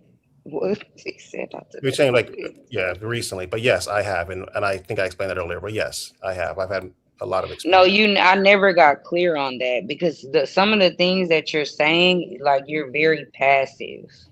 I'm just not used to a passive guy like that. So I'm just asking a question. I'm not trying to be rude. No, I don't think you're being rude at all. I don't think you have an attitude. I'm telling you, that might make a lawyer tell the truth, bro. It's like Grant 2028. I can't get him. Might make a lawyer tell the truth. Yeah. So no, I would just say if I'm being honest, no, I haven't had it. If you're saying in the last decade or so, but I think I have a pretty good sense. So you haven't dated a Black woman in the last decade? It's kind of hard to do that when you're in a relationship. So just saying. You was in a relationship with a Black woman? No. Okay. Well, if you just answer the questions clearly, then it helps people understand why you're saying the things that you're saying or not saying anything. if I could be clear. So I understand now. You haven't dated a black woman in 10 years, so it's no problem. Okay, cool. I No get it a problem little at bit all, more. Mr. Grant. No problem at all. So he ain't I dated a get woman it. since And 2016. I see why you want volunteer your service and something you. I understand now. I really I do, and get it. I get that's it. not a bad thing. And look, bro, that's not a bad. We got one life. We live it the way we live it. You know what I mean? So I would. Thank you, Miss Kim. That was a beautiful put. Now we got some groundwork. We got some foundation. So I want to make sure I understand this, OG. So you have 5 kids and and we're married, I'm assuming? If I'm Yes, getting sir. it right. Yes, sir. And in that time, that whole time, were you dating black women outside of your marriage? And my first child was 1976. Mm-hmm. Good year. I was married by 17. Mm-hmm. All right. So you could be my father. Most certainly. Probably your grandfather, but not No, really. I was born in 76. I got you. So you the same age as my oldest son did. He was born in December. I don't know. You might be older than him by a couple. I'm older than him. Yeah. Okay. So, that marriage lasts for 7 years. So I had a gap all the way from 7 years to 1995. Good all year. right. Was a good year. Okay. Yeah. Okay. So, I got here in 1990. All right. So I was still spinning records, right? Still working in the clubs, all sorts of clubs you can think of, and radio drive time mixes. So I've been into entertainment ever since I was 16 years old. That's how I became a father. I didn't even supposed to be in the nightclub. This is a well-known story. You should not have been in there. Right, most certainly, but the money of winning a dance contest was good, and I come from a family of 18, so $75 will go a long way. It would have been a longer way if my sister hadn't called me up in the club and I had to give her half of it, but that's how I got started. So yes, I have pretty much dated. But once you got married, for your remaining 4 kids, you were married during that period. Were you dating other black women? No, I was dating everything under the flag. Yeah, but when you were married? You were married, did you date other people when you were married? No, I didn't date. And are you dating today? No, I am not dating them. So how do you know? How do you know how black women are if you're not dating them? Because I ain't dead.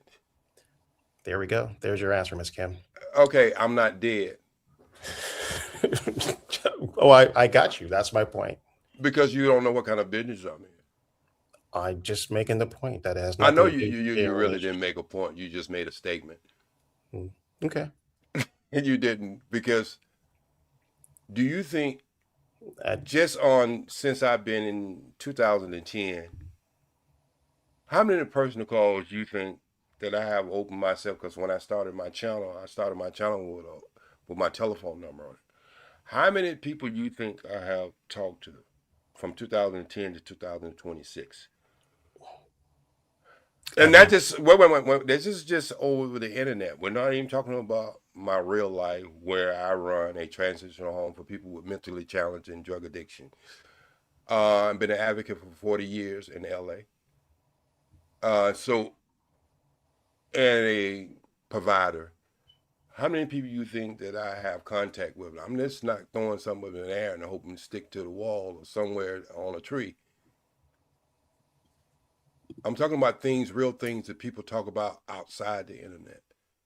People who have real problems with kids being granted a certain time with their children. People who are having conflicts in relationships, all types of things. So I hate to lay all that on the table, because I usually don't get up here and brag about the things that I do, but it's not bragging, it's reality. There have been so many people who call me left and right. Matter of fact, some of the people I joked with been on this panel tonight have called me about weight problems, and I still joke about them eating butter biscuits. But that's who I am. I'm a servant. I'm not just one of these brothers. I've been having a channel since 2010, and I have never monetized I have 5 channels. I have never monetized any of them because I believe I'm a servant. I like to learn. I like to give information. I like to listen. And I listen like I'm sitting in a board meeting and being a think tank. I listen to what people are saying and how they say it. I could have did exactly what Miss Kim did a long time, what she just did about 7 or 8 minutes ago. But I wanted to keep the conversation going. When I say you were just like my brother, there was a reason I said that. Your answers, the way you speak, your calmness, a lot of things. These are traits that you learned. Could be in your upbringing, your mother, father, your aunts, people, your peers, or just you as the spirit you are.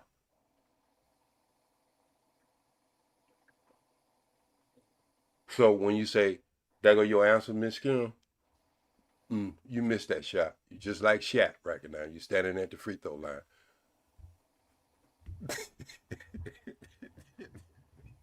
How is Shaq catching strays here? That's just mean. Just had to put that in there. Miss Kim knows I'm just messing with her. She was kind enough to call me out, and I think she's kind enough to know I'm just joshing with her. So I feel pretty confident that Miss Kim is not maladjusted. So. Oh no, I'm totally fine. Just listening to y'all. I wasn't offended by anything. All right, Mr. Aaron. Yes. And see, it's 1:29. I think we can go about 30 minutes and we can get a good topic before I call Trey and tell him to shut it down. Anybody got any super chats they want to have a certain type of conversation? We got one of the smartest men over the internet. Some like him, some don't. But he's always good to listen to. When we got Why So Serious Podcast, we got Miss Kim, first time I ever been on the panel with her, and Mr. Grant. I have heard him throughout the weeks. And so if anybody got anything that they want to discuss, well, we got these, I say good people on the panel. Thank you. And we got to be doing good because we still stand around 100 strong, and ain't nobody shot nobody, and ain't no drive-by being, and ain't no dogs barking in the back. So we got their listening ear, Big Aaron, and so if it's something you want to discuss, and go for it. Not that I can think of. I don't know. So far, I think the discussion's been great. I think it's been honest for the most part. I appreciate Ms. Kim's input, perspective. She seems very well adjusted, honest, and clear, and also able to listen and comprehend what people are saying. And in the cases where she may not be clear, she'll, make an attempt to be clear, right? Saying, what it is that she's hearing and how that differs from maybe what's being said. So I think that's awesome. A lot of people that they're only self-interested in their own perspective. Anything that differs from it kick rocks. That's not her, so I can dig that. And I think it brought substance to the conversation. I don't know if we got questions answered, but as far as I'm concerned, I think perspectives were shared. That's what's important in communication. It's not about the answers, it's about understanding. It's two different things. Yes, sir. So yeah, but no, I appreciate it, and I'm open to whatever. I don't know. I'm just in a point of satisfaction if I want to come up with another topic. I'm just doing it in a good moment. You know what I mean? Yes, sir. So what do you say, Serious Podcast? See you walking around the house.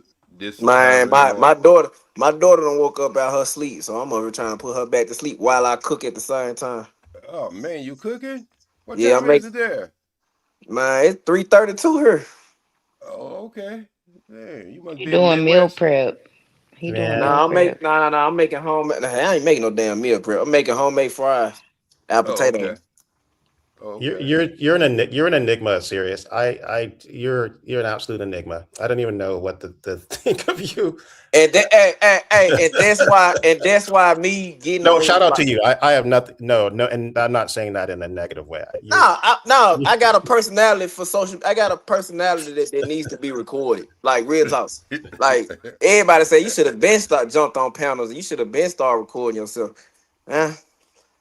I like it. I like to debate. I like to talk. I like to listen to people. But it's a lot though.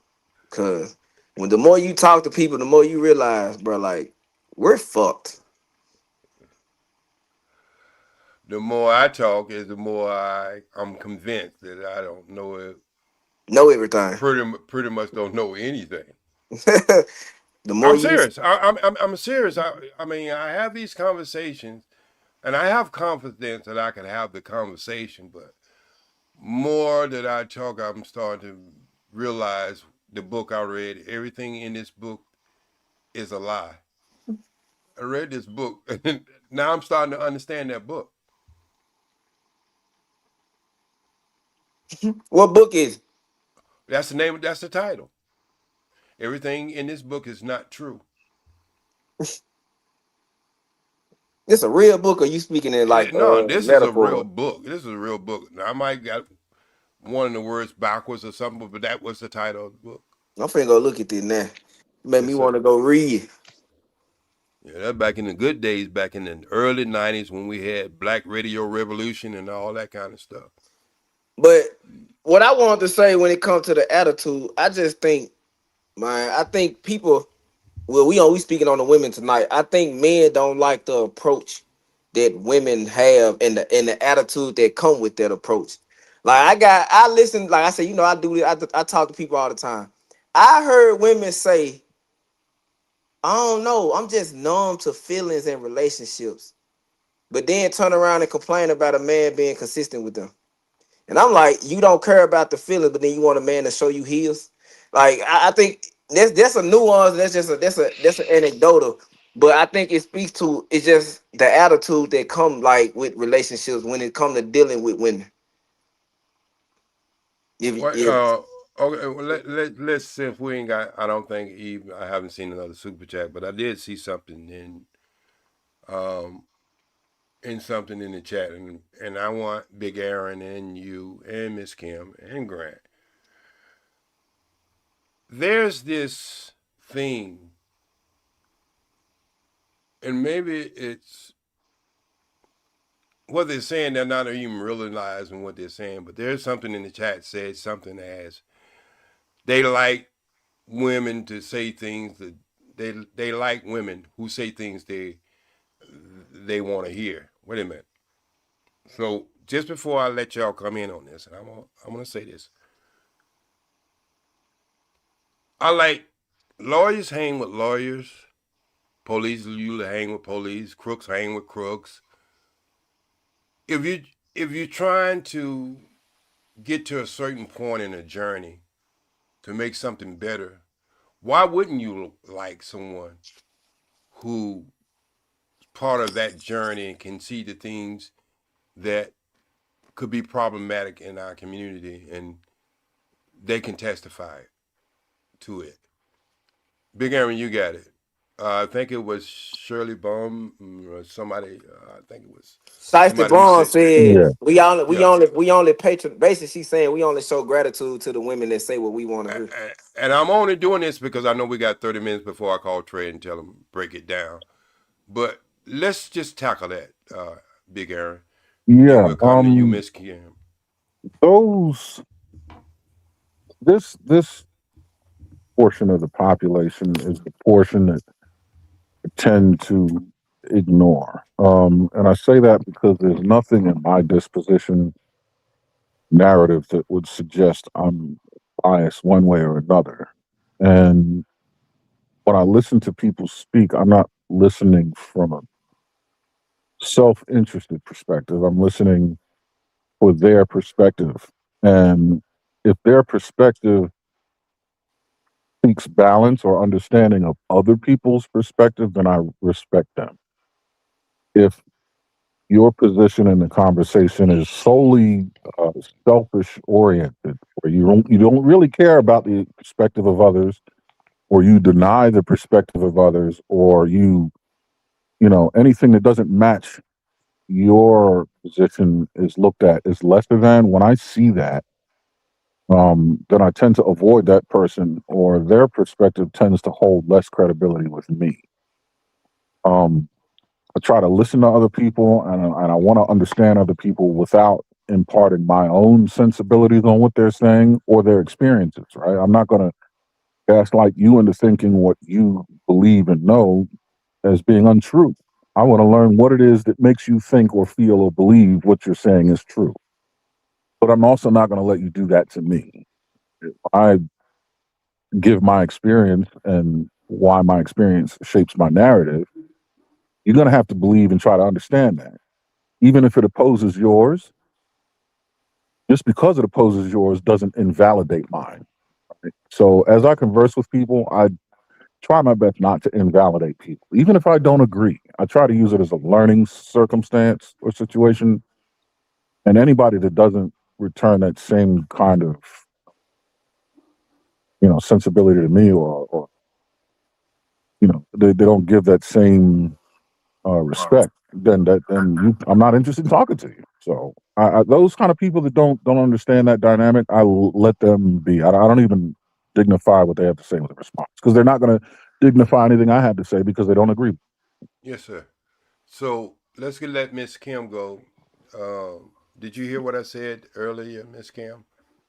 Yes, sir. You packaged it up real nice, but basically they're saying that I'm a liar, or that I'm just saying whatever y'all want to hear. I don't know y'all to say anything. If I'm gonna say anything that any man wants to hear, it's my husband.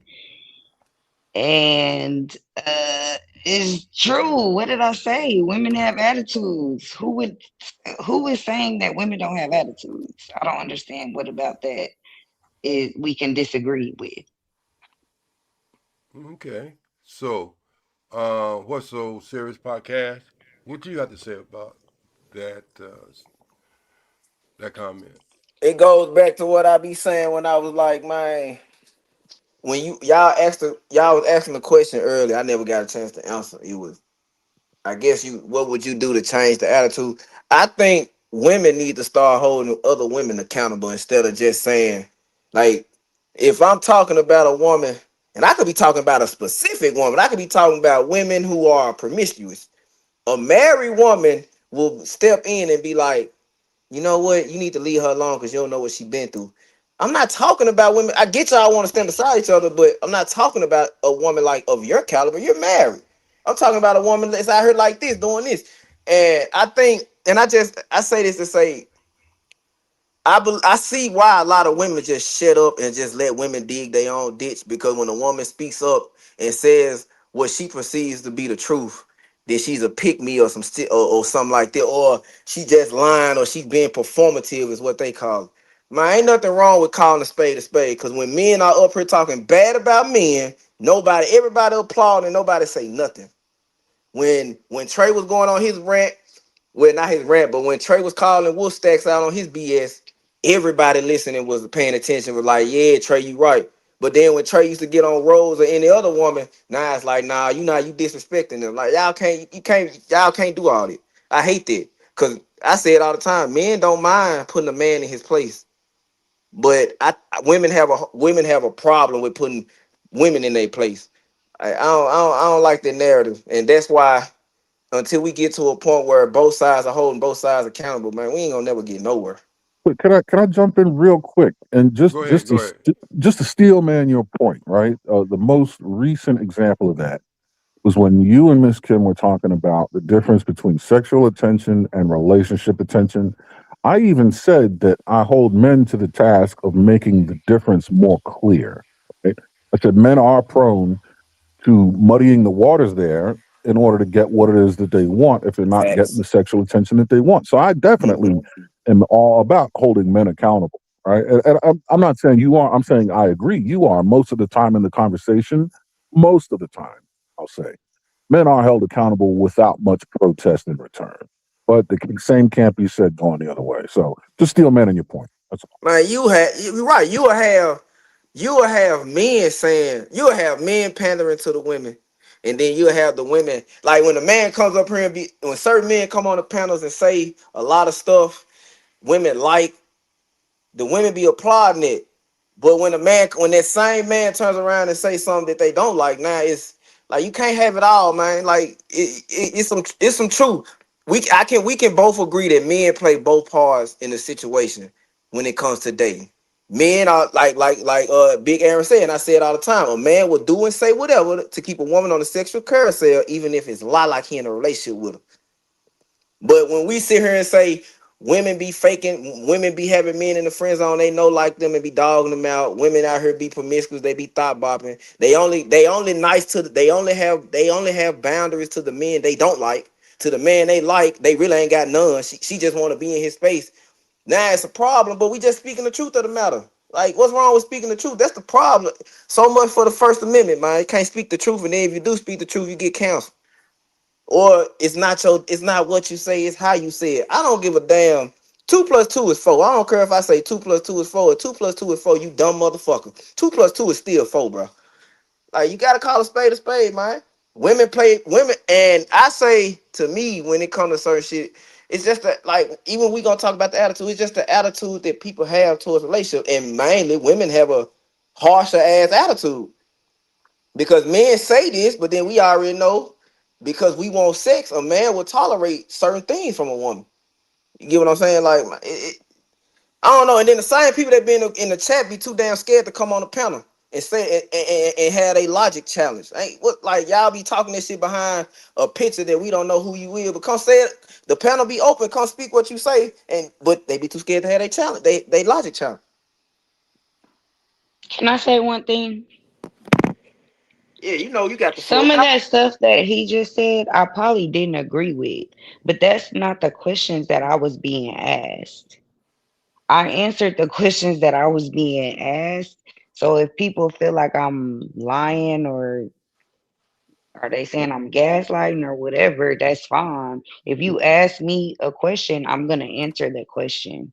Nobody was talking about men. They were asking me about women's attitudes. They didn't ask me nothing about men. So why would I be on here talking about men? This is my second time on Trey's show. And the first time I went in on other people. If you ask me the question, I will answer it honestly. About whoever. If you ask me a question about a dog, I will tell you don't trust the dog because they might bite you. They bite. They bite. So I don't understand. I mean, I understand it's fine, but I just want to make sure that that's clear because what he just said about, what did he say?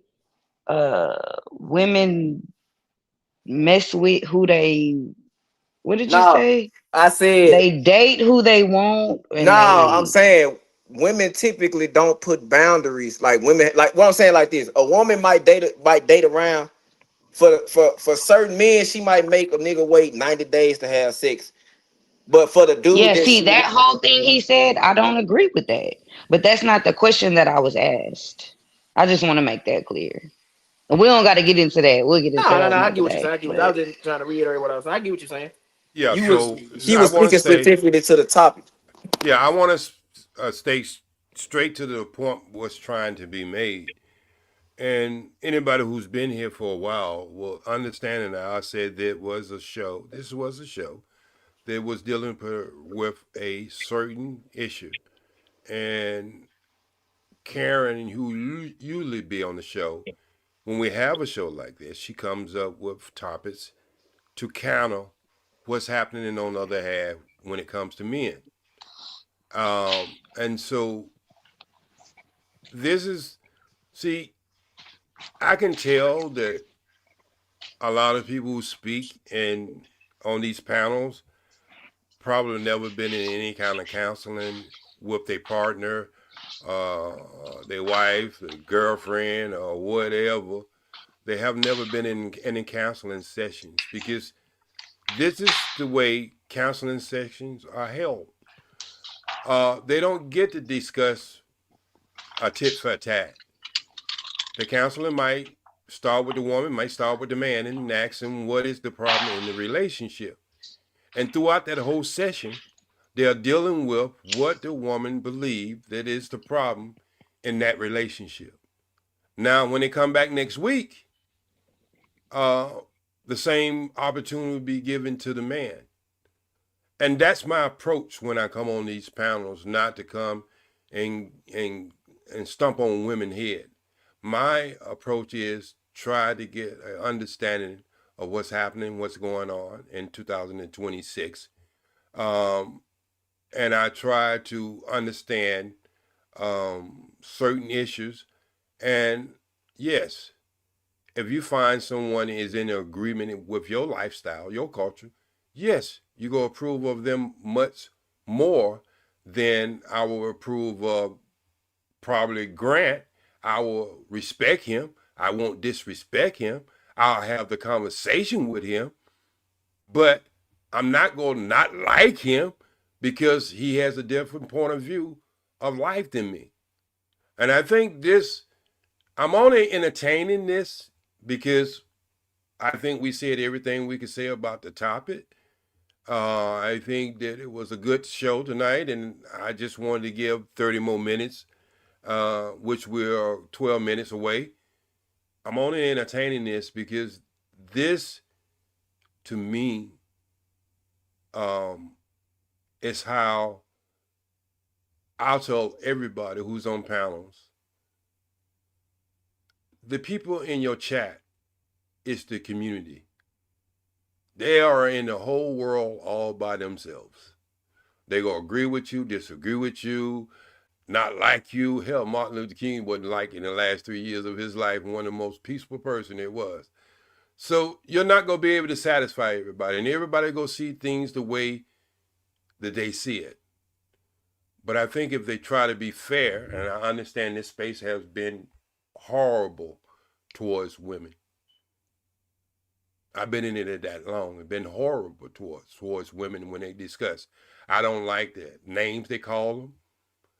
You'll see that I won't use them names, the H's, the B's. You won't hear me use the N word. I just don't roll like that. I try to have the conversation. And so, hey, it is what it is. You go, I don't pick a side. I pick truth. Because in truth, there's no side. It's just what it is. And we having a problem in our community. I don't care if it's women, men, children. I like to have a decent conversation when it comes to that. And if you get offended about it because we're absolutely discussing women tonight, well, stick around. I'm pretty sure I'm going to call Trey tomorrow and have him to have the opposite of this show, because that's just the way I am. So just like I say, I really entertain. On my show, I don't have panels. I'm beyond panels on my show. And I love the 5 people to come over and listen to me while I'm live, because I know the 5 people understand what they go listen to. And my message only is for the people who it's supposed to be for. When I come over here, I just try to be part of the conversation. Like me, hate me, think I'm talking about women. I came on this show and pretty much put my feet around somebody's neck who called all women prostitutes. There's certain things I just don't get down with. So you'll hear me go on top. Me, Aaron, don't have a problem. Do I disrespect Aaron? Do I dislike Aaron? No, he'll tell you. Aaron will tell you. One of the things we did on the P. Did I disrespect him? I've been knowing him when he was over there, my Risky. So I think he's a very smart person. He's methodical when it comes to his thoughts and laid it out on the table. So how am I hate somebody like that? Hell, I ain't agree with everything my mom or my dad said. So why is it with perfectly strangers with a totally different mindset, a totally different probably demographic they grew up with, geographic where they grew up at, you're not gonna agree along with everybody. But try to be fair and try to understand what the conversation is before you start judging. Grant, you have anything? I know you're gonna be neutral. That's why I kept you for last. You have anything you would like to say? What we've been talking about for the last 14 minutes? No, everyone's you know, everyone's awesome. You know, I think everyone put forward a great you know, their opinions, and you know, I think it's nice to have thoughtful conversations, and you know, don't you know, just treat each other better. How about that? I think Most certainly. if you expect kindness, you should at least start with kindness to some extent, and I think if you are, well, I would say this. I noticed the men on the panel, at least a good number of them, who are clearly you know, can articulate themselves very well. I don't think they struggle with meeting women or are currently in what I would imagine a successful relationship or marriage or whatever. It takes being highly communicative, correct? It takes the ability to talk and express yourself.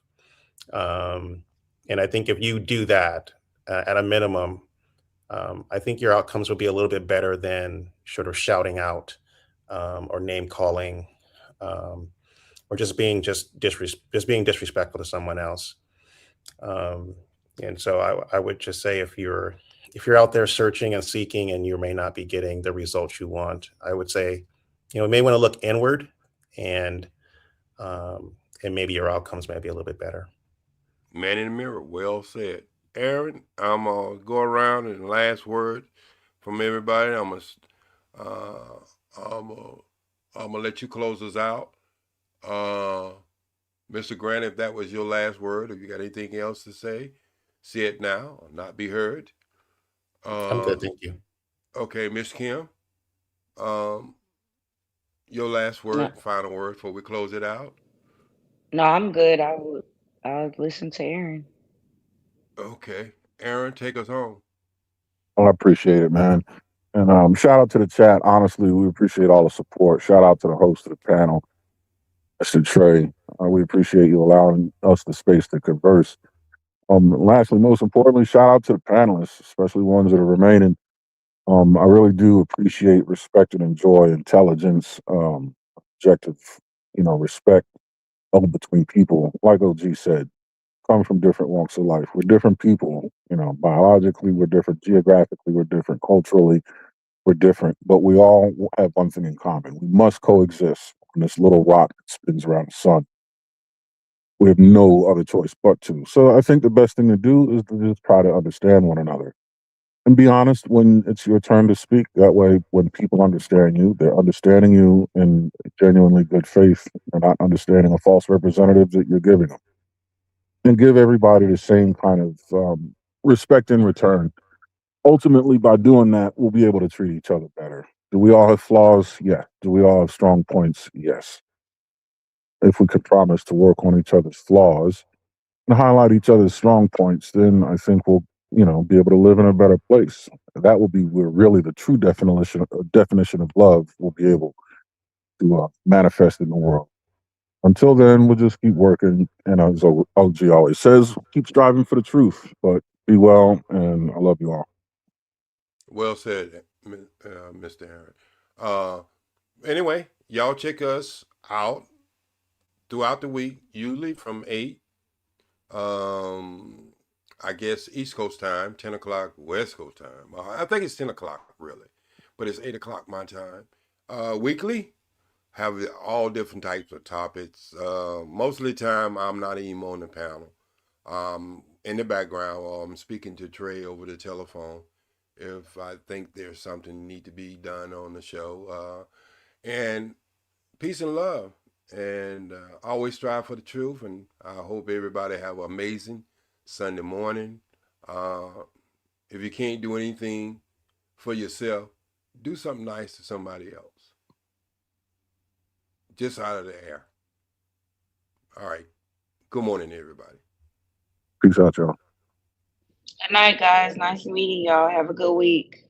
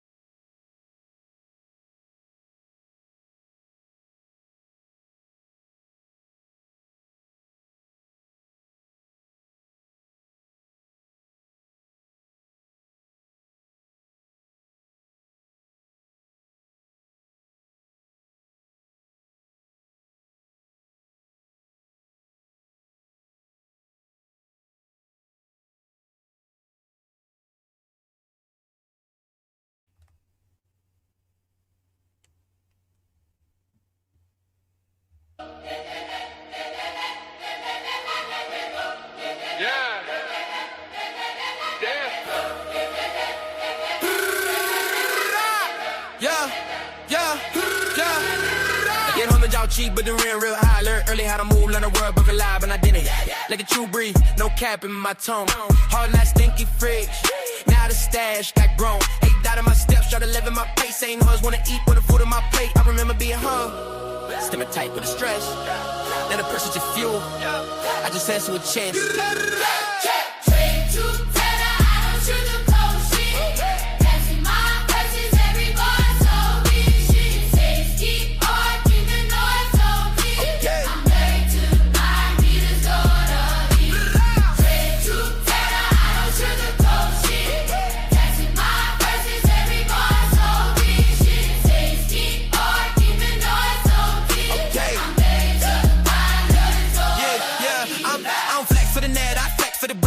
Got a spot, we in the star, got a time, they clap, juicing dreams, I'm brick by brick, body watching my moves, I'm stuck in my shit, truth costs pain, but lies cost more, I paid up front, now I'm up with 4, street listens in, Kim, dominant pen, hard work, talk back, when you pushing intent, chosen,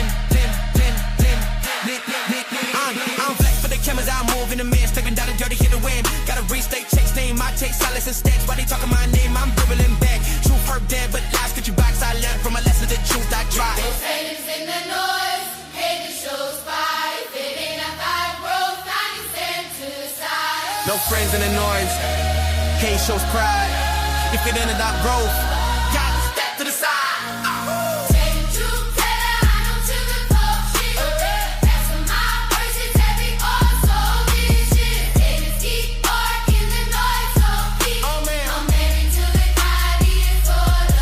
No flex it, no flex it, no flex it, no flex it, no flex it, no flex it, no flex it, no flex it,